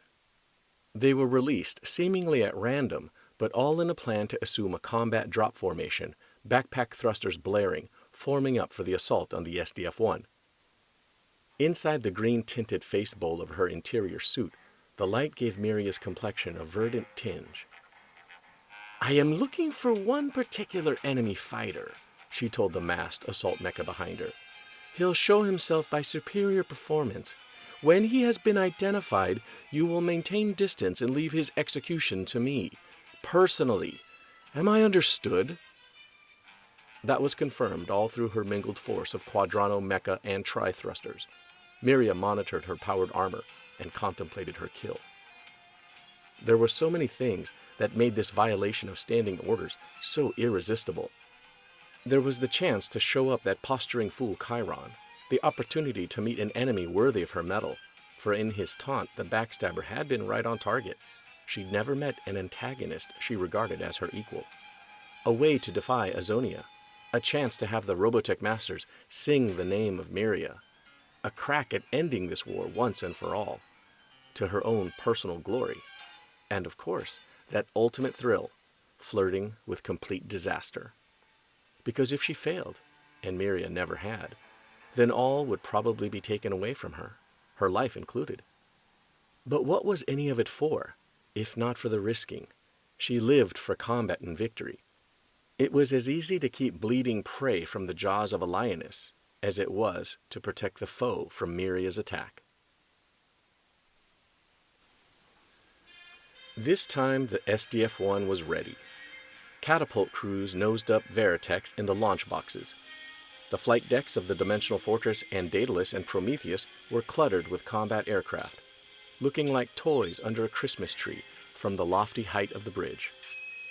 The Veritech's wings were at minimum sweep, ready for launch. Lisa Hayes had already given Ben and Max the go. Lieutenant Moira Flynn, catapult crew officer, pointed to her shooter. A moment later, Max Sterling rode a rocket off a bow catapult at 200 knots, while Ben Dixon yahooed off a waist catapult a moment later. Lisa asked over the intercom, "Is Commander Foker's ship ready for takeoff?" Claudia left her station, left it entirely, and strode over to Lisa. "Is Roy leading the intercept flight?" Lisa bit back what she'd been about to say. "You mean he didn't tell you?" "Yes, Claudia." Roy pulled on his Veritech helmet, the thinking cap, as some like to call it, as his own trusty Skull Fighter's forward landing gear was boxed up by the catapult crew. "Good hunting, Commander," Lisa said, her face on his display screen looking as worried and self-contained as ever. "I'm more interested in hunting for a pineapple salad," he radioed back. Lisa couldn't quite believe her ears. She tried to get a confirmation on the pineapple salad transmission as Claudia laughed behind her, and Gloval marveled at the resilience of young people. Roy, Max, and Ben joined another flight of Veritechs off Prometheus. In command, Roy took them up and up, going ballistic, all of them eager for the dogfight that had been forced upon them. Roy looked at them, a bit dismayed. None of the Veritechs had fought with Quadranos on an even footing yet, except for Rick, who hadn't come out of it so well. But Roy remembered the souped-up Zentradi better than anyone, and if the SDF-1 was facing a division of them, that was all she wrote. Endgame. "Dogfight," muttered Ben. "You Zentradi ain't hardly been bit yet. Now it's lockjaw time."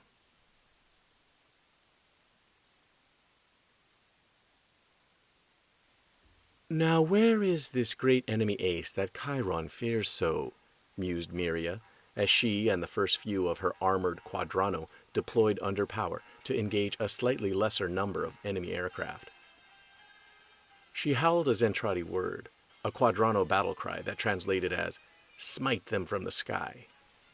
Immediately, the Quadrano battlesuits began pouring forth a cascade of fire, The Veritechs dove up into it eagerly, dodging and jamming missiles, betting their reflexes against the enemy's.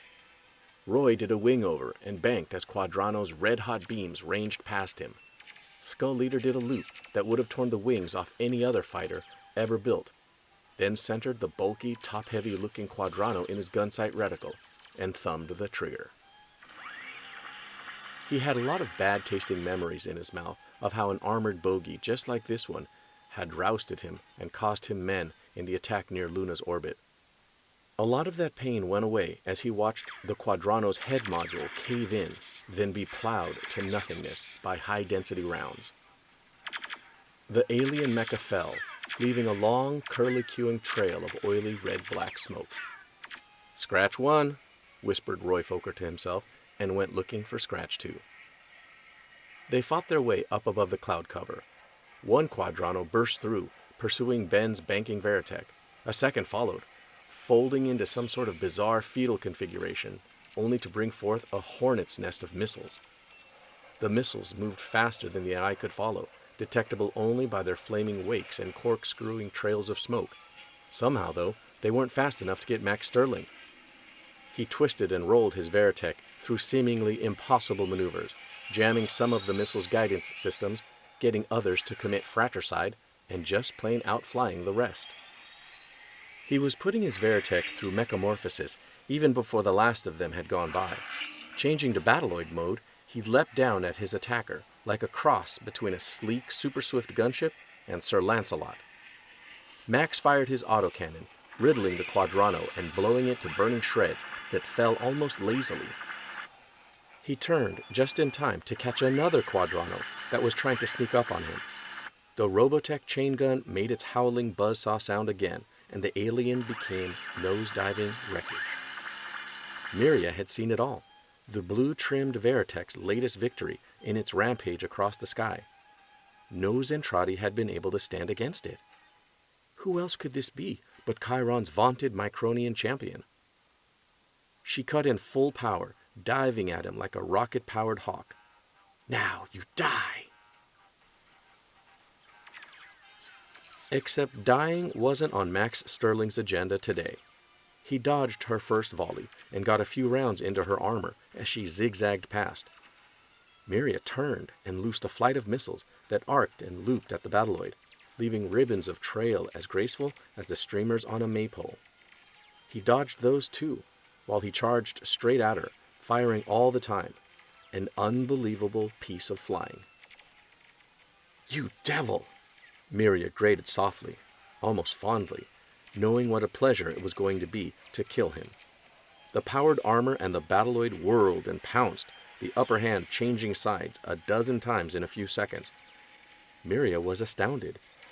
Could this Micronian have artificially enhanced reflexes and telepathic powers?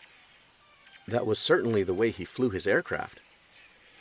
She went into a ballistic climb, and Max got a sustained burst into the Quadrano's backpack thruster power unit.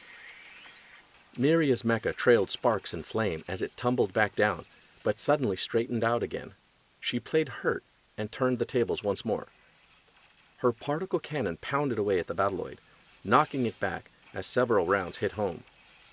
Max regained stability by shifting back to Veritech mode and taking evasive action to get a little elbow room before going at it again. Miria laughed like some wild huntress and pursued him down through the clouds, crying, "You can't dodge forever." "That's very odd," Lisa murmured. "Those alien mecha aren't attacking us. In fact, they seem to be holding off, covering the one that engaged Max Sterling." Claudia nodded. "It seems like the leader, or whoever it is, has a personal vendetta against Max Sterling." Who can understand the mind of a combat pilot? Global shrugged. Especially an alien one. There must be some reason Max has been singled out. She was right. Order the lieutenant to retreat. If they continue to pursue him, it will mean that the target is not the SDF-1. Max received Roy's order with a good deal of bewilderment. Retreat? Wait, I don't get it.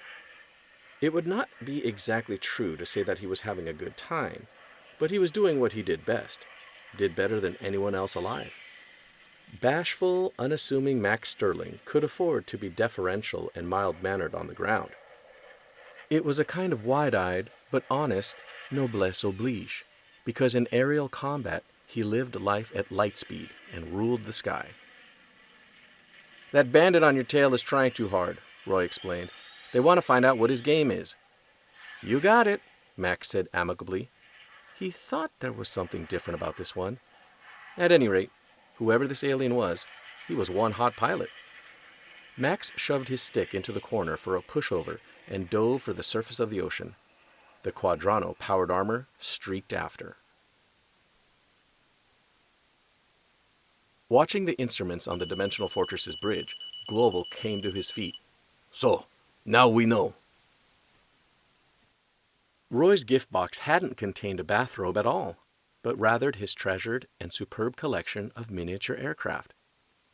Rick's favorite was also Roy's, a fragile, yellow World War I fighter, a German Fokker triplane with black iron cross markings, made at the time of that conflict and nearly a century old. "Fokker, little brother, that's me," as Roy liked to say. The door opened, and Rick looked to it uninterestedly. Then, abruptly, he was sitting bolt upright in bed. "Minmay!" She was looking very stylish in a long red suede coat with white fur and cuffs and a pair of yellow-tinted aviator glasses. "I hope you don't mind. You didn't look like you were sleeping, so—" He hastily put the toys aside as she came over to him. Whatever subtle things the movie makeup and hairstyle people were doing to her looked great. "Nice big room," she said brightly, glancing around. Her eyes fell on the flowers for a moment. "It's wonderful to see you." "I must look like an absolute mess," she fished a little, "but I came right over from the studio when I heard you were hurt." "How'd you find out? Not many people know." Casualty figures and many details of the war were still classified. "Commander Fokker told me. He came by the set this afternoon to visit me." She patted the bed. "Do you mind if I sit down?" "That's another one I owe you, big brother," thought Rick. This is nice," Minmay said, stretching out at the front of the bed. Her eyes fluttered, and she yawned charmingly, then laid her head on her arm. "You look tired." "I'm exhausted, Rick. There just doesn't seem to be enough time in the day to do the things I'm supposed to do now." "Would you like to just lie there and get some sleep for a little while, Minmay?" Her eyes were already closed. "That would be wonderful. If I could just stay here for a little while." She was asleep in seconds. Watching her, he mused. "I don't understand what's happening to our world, Minmay, or what's going to become of us, but your safety and well-being makes everything worthwhile to me." He sat with knees drawn up under the sheet, arms folded across them, and chin resting on his arms. Watching her sleep, he couldn't remember the last time he'd felt so happy. "Let's get on with it," howled Roy Fokker, putting a final burst into a damaged Quadrano mecha and sending another Zentradi flyer to the great beyond. The Skull and Crossbones Veritech banked and dove, looking for new quarry in a sky crowded with missile tracks, alien beams and annihilation discs, Gatling tracers and explosions. The enemy leader and Max were still battling it out for the championship, but Roy and the other Veritech pilots weren't about to let the rest of the invaders hang around like wallflowers. The Robotech Defense Force flyers were ready and willing to fill their dance card. The Quadranos didn't hesitate either, and so, the dance of death. Captain Kramer, Roy's Skull team second in command, had shown up with reinforcements when it became clear that the single combat between Max and the enemy leader wasn't simply a diversionary tactic. No, Roy pulled out an Emmelman Split S and zapped another Quadrano just as he saw Kramer zoom past with a Zentradi on his tail. Roy went after to help, but he was too late. The captain's ship was already in flames. "Kramer, punch out, damn it!" Roy yelled, waxing the one who'd hit Kramer. "You're clear, boy. Punch out!" Kramer ejected as another Skull pilot called the SDF-1 Air Sea Rescue. The captain should have left his chute undeployed until he had fallen well out of the dogfight, but it opened for some reason. Roy figured that meant that Kramer had been hit and his ejection seat's automatic systems had taken over. Roy circled anxiously, determined to make sure none of the invaders took advantage of Kramer's vulnerability. The grizzled captain had been with Skull Team for years, had flown off the old flat-deck Kenosha with him in the global Civil War. Kramer was the oldest Veritech pilot on the roster, and Roy meant to see that he got older. The Skull Leader was so intent on watching over his friend that for once he was careless. He didn't realize it until bolts from a Quadrano chest cannon blew pieces from his plane. "Ah!" he groaned, with pain like white-hot pokers being thrust through him. Ben Dixon came to his rescue and engaged the Zentradi before it could make another pass. But Roy's Veritech began losing altitude, trailing smoke. The dogfight raged away from him like a tornado of combat ships and weapons fire as Kramer's limp form glided peacefully toward the sea.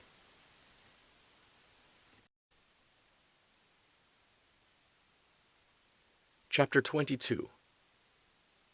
There quite simply had never been anything like it, and veteran fighter pilots who witnessed it shook their heads and did quite a bit less boasting for a while.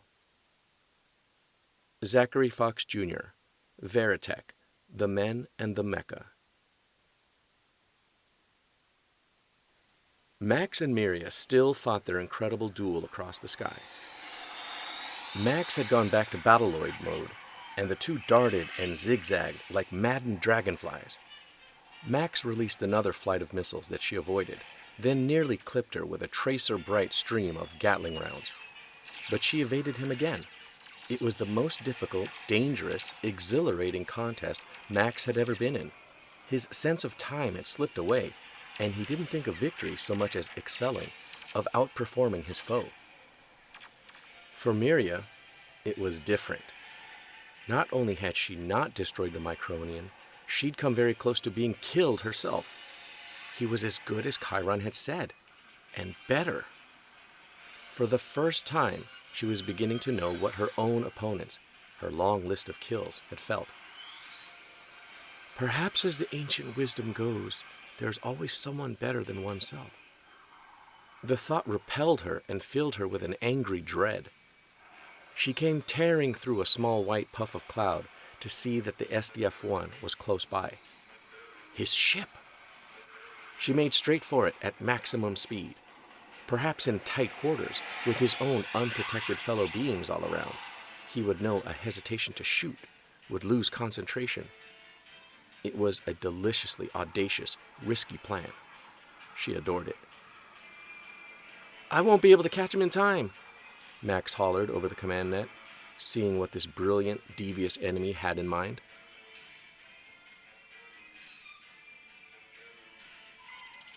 "They're heading this way, Captain. Straight for us," Lisa reported. "Tell the anti-aircraft batteries not to fire," Global barked. "Sterling is too close to the enemy. Make sure all hatches are sealed. Double check that all civilians are in shelters."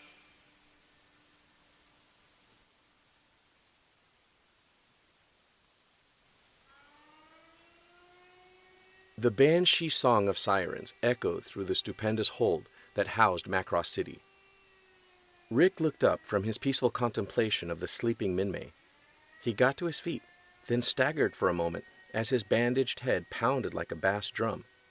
He had no idea what the procedure was for patients and visitors during an alert. Minmay hadn't even stirred. Rick found the corridor empty. He didn't know it, but doctors, nurses, and other staff members were busy helping priority patients, newborns, intensive care, and other non-ambulatories. He could hear internal hatches booming shut. Rick looked at Minmay. For the moment, she was as safe where she was as anywhere he could think of. He had to find out what was going on. Rick trotted off to find someone, his head punishing him with every step.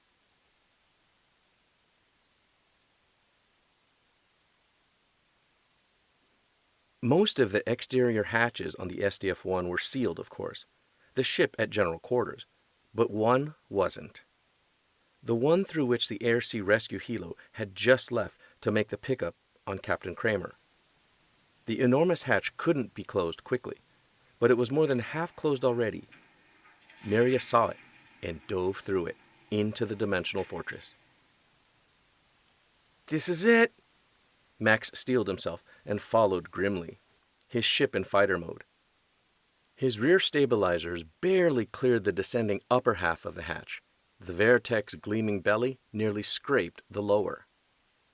He chased the giant powered armor suit through a long curve of enormous passageway usually used to shuttle large machinery, components, and vehicles to and from the fabrication complex situated near Macross City. "Run, little man, run," Miria beckoned, watching him approaching in her rear view screen while simultaneously flying at hair-raising speed through the relatively tight passageway. "And when you catch up, you die." Rick was gazing out through a permaglass window in the solarium, watching the last few civilians scuttle into shelters, when outside debris began falling from overhead. An enormous figure dropped to the streets of Macross, making the ship tremble. Rick found himself staring at the back of the Quadrano's head. "They're inside the ship? We're finished!" The Quadrano's back thrusters flared, and it went racing down the street, taller than some of the buildings, its backwash nearly knocking out the solarium windows. Rick had barely regained his balance when another cyclopean form dropped from above. Rick recognized the Battloid's markings as Max Sterling's. "Maybe we're not finished after all." "Go get him, Max! Yeah!" Standing erect like the Quadrano, the Battloid flashed off into the streets of Macross in search of its antagonist. Miria wasn't used to such close quarters.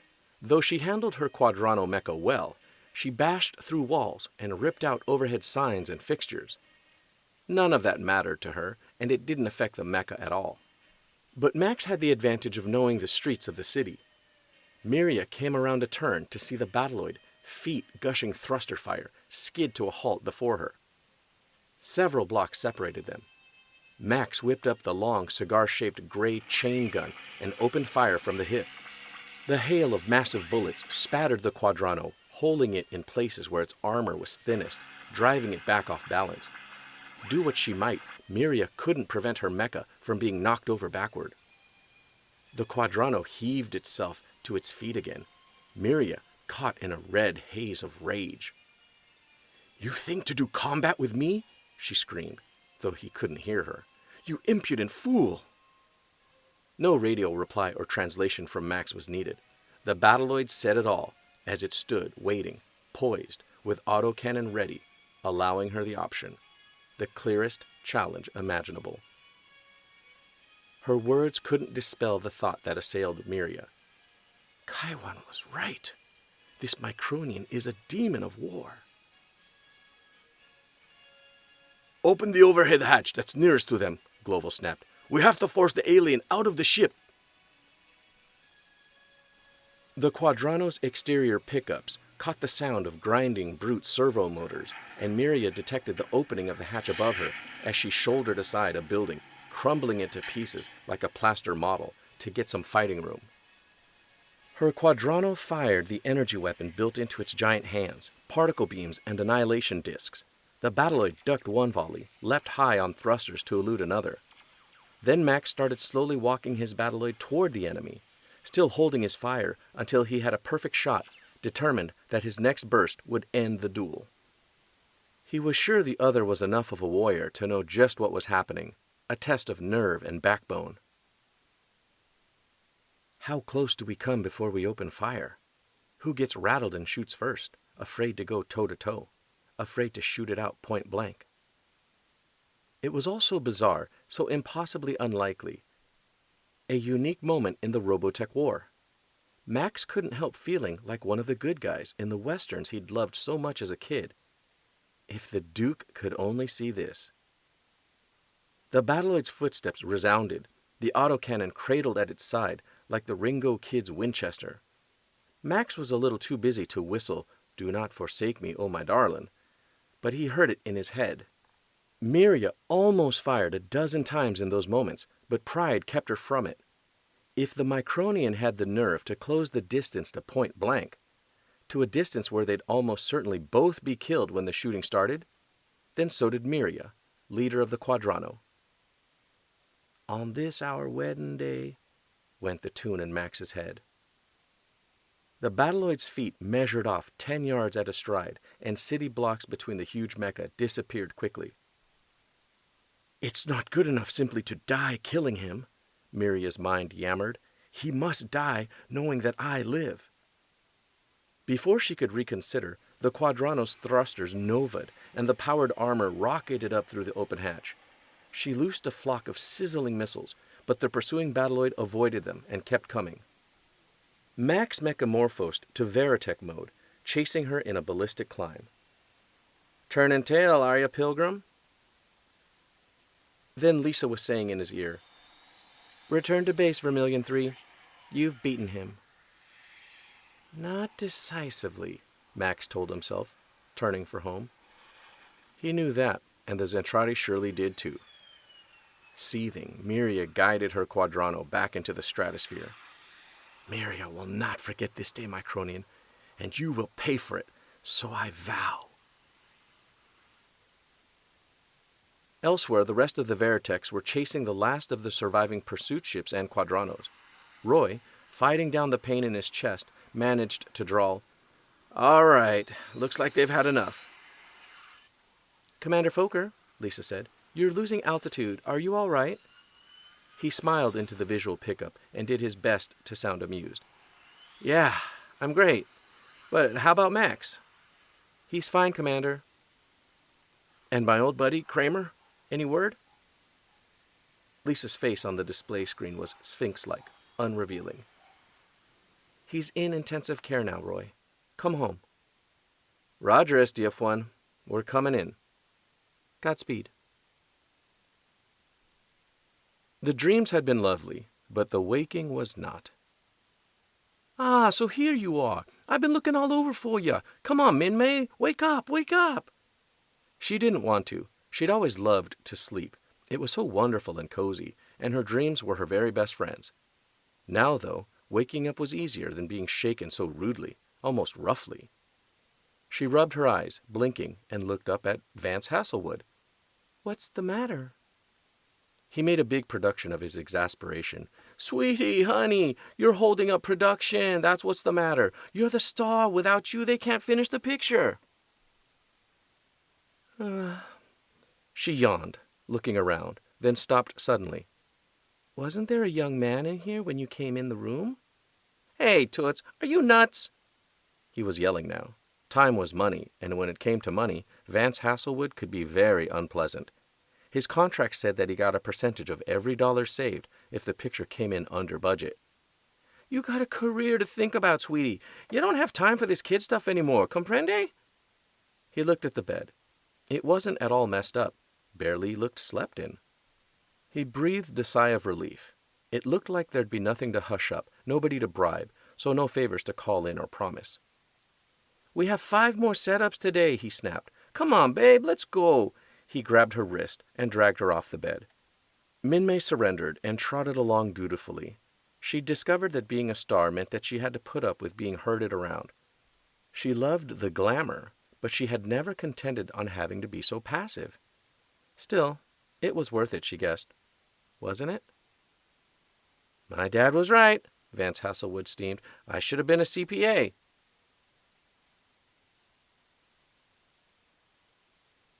In the Veritech hangar bays, the maintenance crews were getting to work on the parked aircraft. There had been plenty of damage in the dust-up with the Quadranos. Nobody on the crews was going to be sleeping very much for the next few days.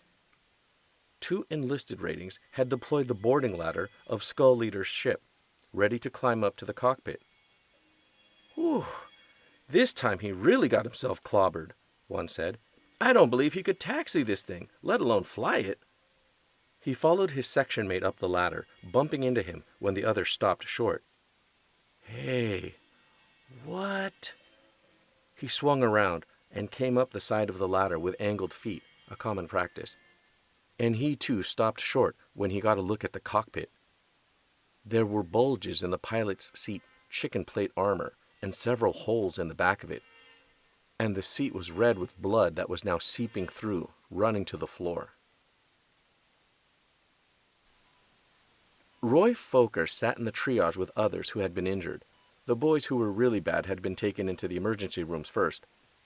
Roy had lost a lot of blood, making him lightheaded, but the wounds had been closed easily enough, and he was hooked up to a plasma bottle. "Hey," he asked a passing nurse, "is all this really necessary?" He held up his shunted arm, the plasma tube dangling from it. "Just shut up and sit there, or I'll get Big Bruno, the orderly, to come and sit on that pretty blonde head," she said sweetly. She was the same nurse who had looked after Rick, having been mobilized as soon as the alert sounded as part of the special shock trauma burn military medical team. "Dr. Hassan wants a few pictures of your gorgeous insides, Dreamboat, to make sure there's no internal hemorrhaging." Besides being a top-notch RN, she was pretty and leggy and had a way of getting men, even headstrong fighter jocks, to do what she told them. She was an esteemed member of the military medical team. Roy smiled and relaxed, leaning back. She blew him a kiss and went on her way. He felt a little floaty from the blood loss, but he'd refused the shot for the pain, so he was lucid. Then he remembered Kramer. He reached out almost blindly for the nearest institutional green uniform. "Hey, nurse?" But he'd grabbed the trouser leg of Dr. Hassan, the stocky heart and soul of the military medical unit. Hassan, a surgical mask around his neck, stopped and looked Roy over. The doctor and the Skull Team leader knew each other somewhat. Roy had plenty of his men racked up, and had been in the same room quite a few times before. "Kramer?" Roy asked hopefully. Hassan had almost been out of the medical profession, maintaining a limited practice, doing some consulting and a bit of teaching, for years up until the SDF-1 space folded. Time and events had thrust him back into the center of things, and there was no more dedicated individual on the ship. He had originally started easing out of medicine because of moments like this, and these days, such moments were all too common. "I'm sorry, Roy. He was dead before the rescue people even got to him." Roy squeezed his eyes shut tightly, tears finding their way out the sides, nodding. He forced his fingers to open, to release the leg of the doctor's trousers. But how do you let go of the pain of a close friend's death? Hassan patted his shoulder. "Take it easy. I want to take a better look at you. Be back in a minute." Hassan hadn't gone 10 feet when an orderly came rushing up to drag him away for an emergency. The nurse was busy with a stat case that had just come in. Another downed flyer, this one brought in alive by air-sea rescue. Unnoticed, Roy disconnected the plasma tube, closing the shunt. His flying suit had been mostly cut off by the medics, but his robe would do until he could get a uniform. All he wanted now was to be with Claudia, to hold her and tell her he loved her, and hear that she loved him.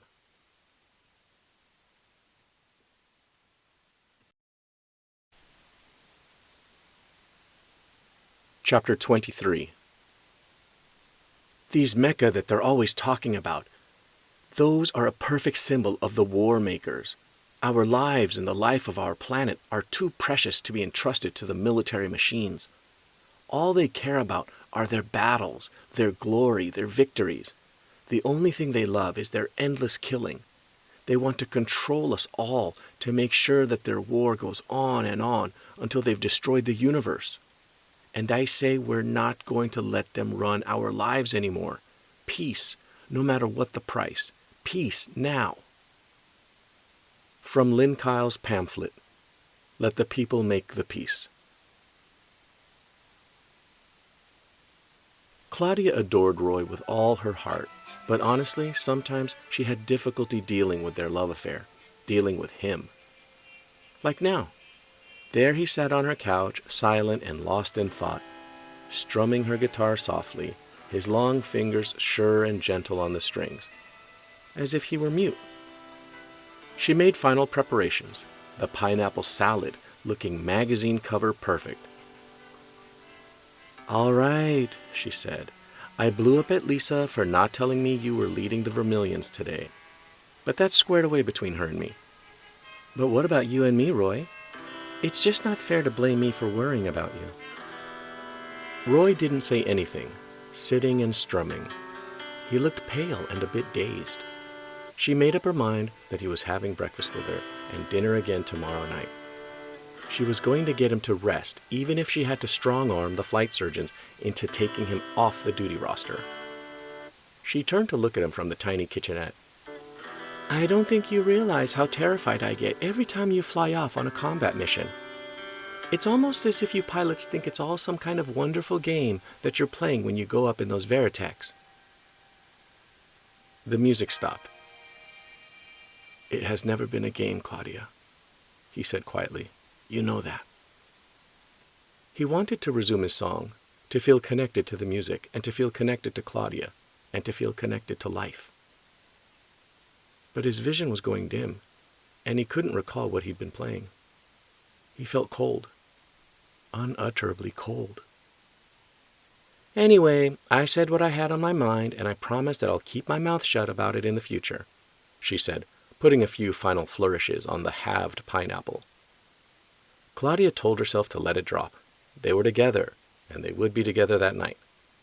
She thought of his touch, how tender and caring he could be, how he had always been there whenever she really needed him, and all the other problems vanished. Their love had a way of making that happen. Claudia turned, holding up the salad plate triumphantly. Well, don't tell me I put you to sleep. His head lay bent back at an awkward angle, the blonde hair hanging from it. His hands had fallen from the guitar, and his eyes were closed. He moaned very faintly. Something about it filled her with fear worse than anything she'd ever felt on the SDF-1's bridge. Roy? He moaned again louder, tried to stand up, but instead fell, to stretch out face down on her carpet. The back of his uniform jacket was sodden with blood.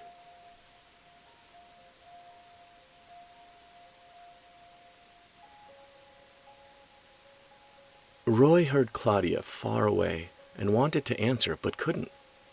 He didn't know how he'd forgotten, but there was a mission he had to fly. There was Kramer now, with the ships waiting to go. Strangest fighter craft Roy had ever seen, far sleeker and more dazzling than ROBOTECHs, and they seemed to shine with an inner light. But how had Pop Hunter, Rick's dad and Roy's old mentor, gotten tapped for this mission? It didn't matter. There were plenty of good men on this one, many of the best Roy had ever flown with. Why hadn't he seen them lately? Not important. Pop Hunter handed Roy his helmet, and Kramer slapped his back in welcome. Then they were airborne, going ballistic into the blue free and proud as eagles. What was the mission again? Oh yeah, the big one. How could that have slipped his mind?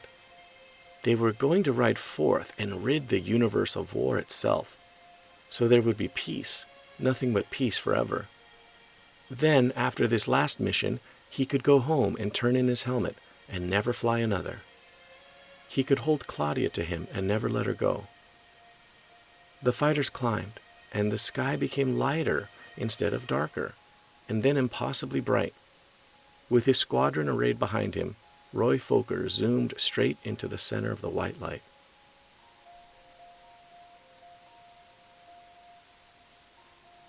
I am terribly sorry, Lieutenant Grant, Dr. Hassan was saying. We did everything we could for him, but there was massive internal hemorrhaging, and he had just lost too much blood. Claudia was shaking her head slowly. She heard the words, understood what they meant, but they made no sense to her. She was looking down at Roy's unmoving body, not believing he was dead. Hassan and the nurse looked at each other. The doctor had seen this before, of course. He tried to get through to Claudia again. It's a terrible tragedy. He gave the nurse a look. She understood the signal, and they turned to leave Claudia for a while so that she could begin the long, painful healing. Commander Fokker will be sorely missed, Hassan said, closing the door gently behind him. Claudia stared down at Roy's face until the tears blinded her, then threw herself to her knees, burying her face in the sheet that covered his chest. She wept until she thought her heart would burst, unable to believe he was gone. It seemed that the entire world had simply vanished, leaving nothing but a cold, silent void.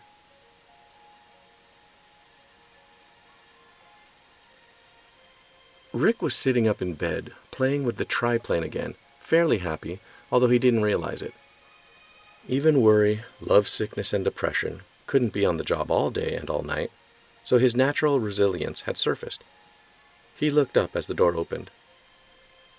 "Well, hi, Lisa. What's got you out and around town on this fine morning?" Then he saw something in her expression, and all the ebullience went out of him. Lisa had never been good at this sort of thing. She still didn't understand why she had agreed to be the one to tell Rick. "Commander Fokker is dead, from wounds suffered during the air battle yesterday."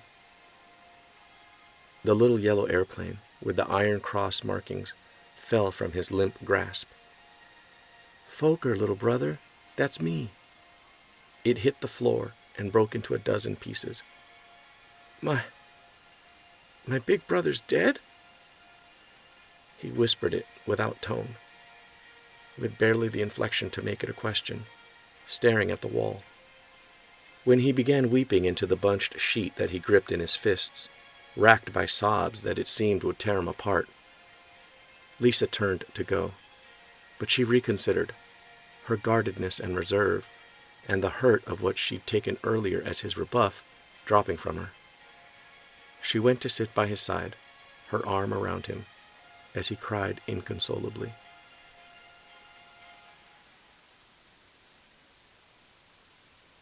Global showed no emotion when he read the casualty report, but he was distant and distracted, remembering the gangling, blonde-haired teenager who had flown for him off the Kenosha, who had helped him explore the just-crashed SDF-1 when it first came to Earth, who had believed so much that war must end that he was willing to fight for it.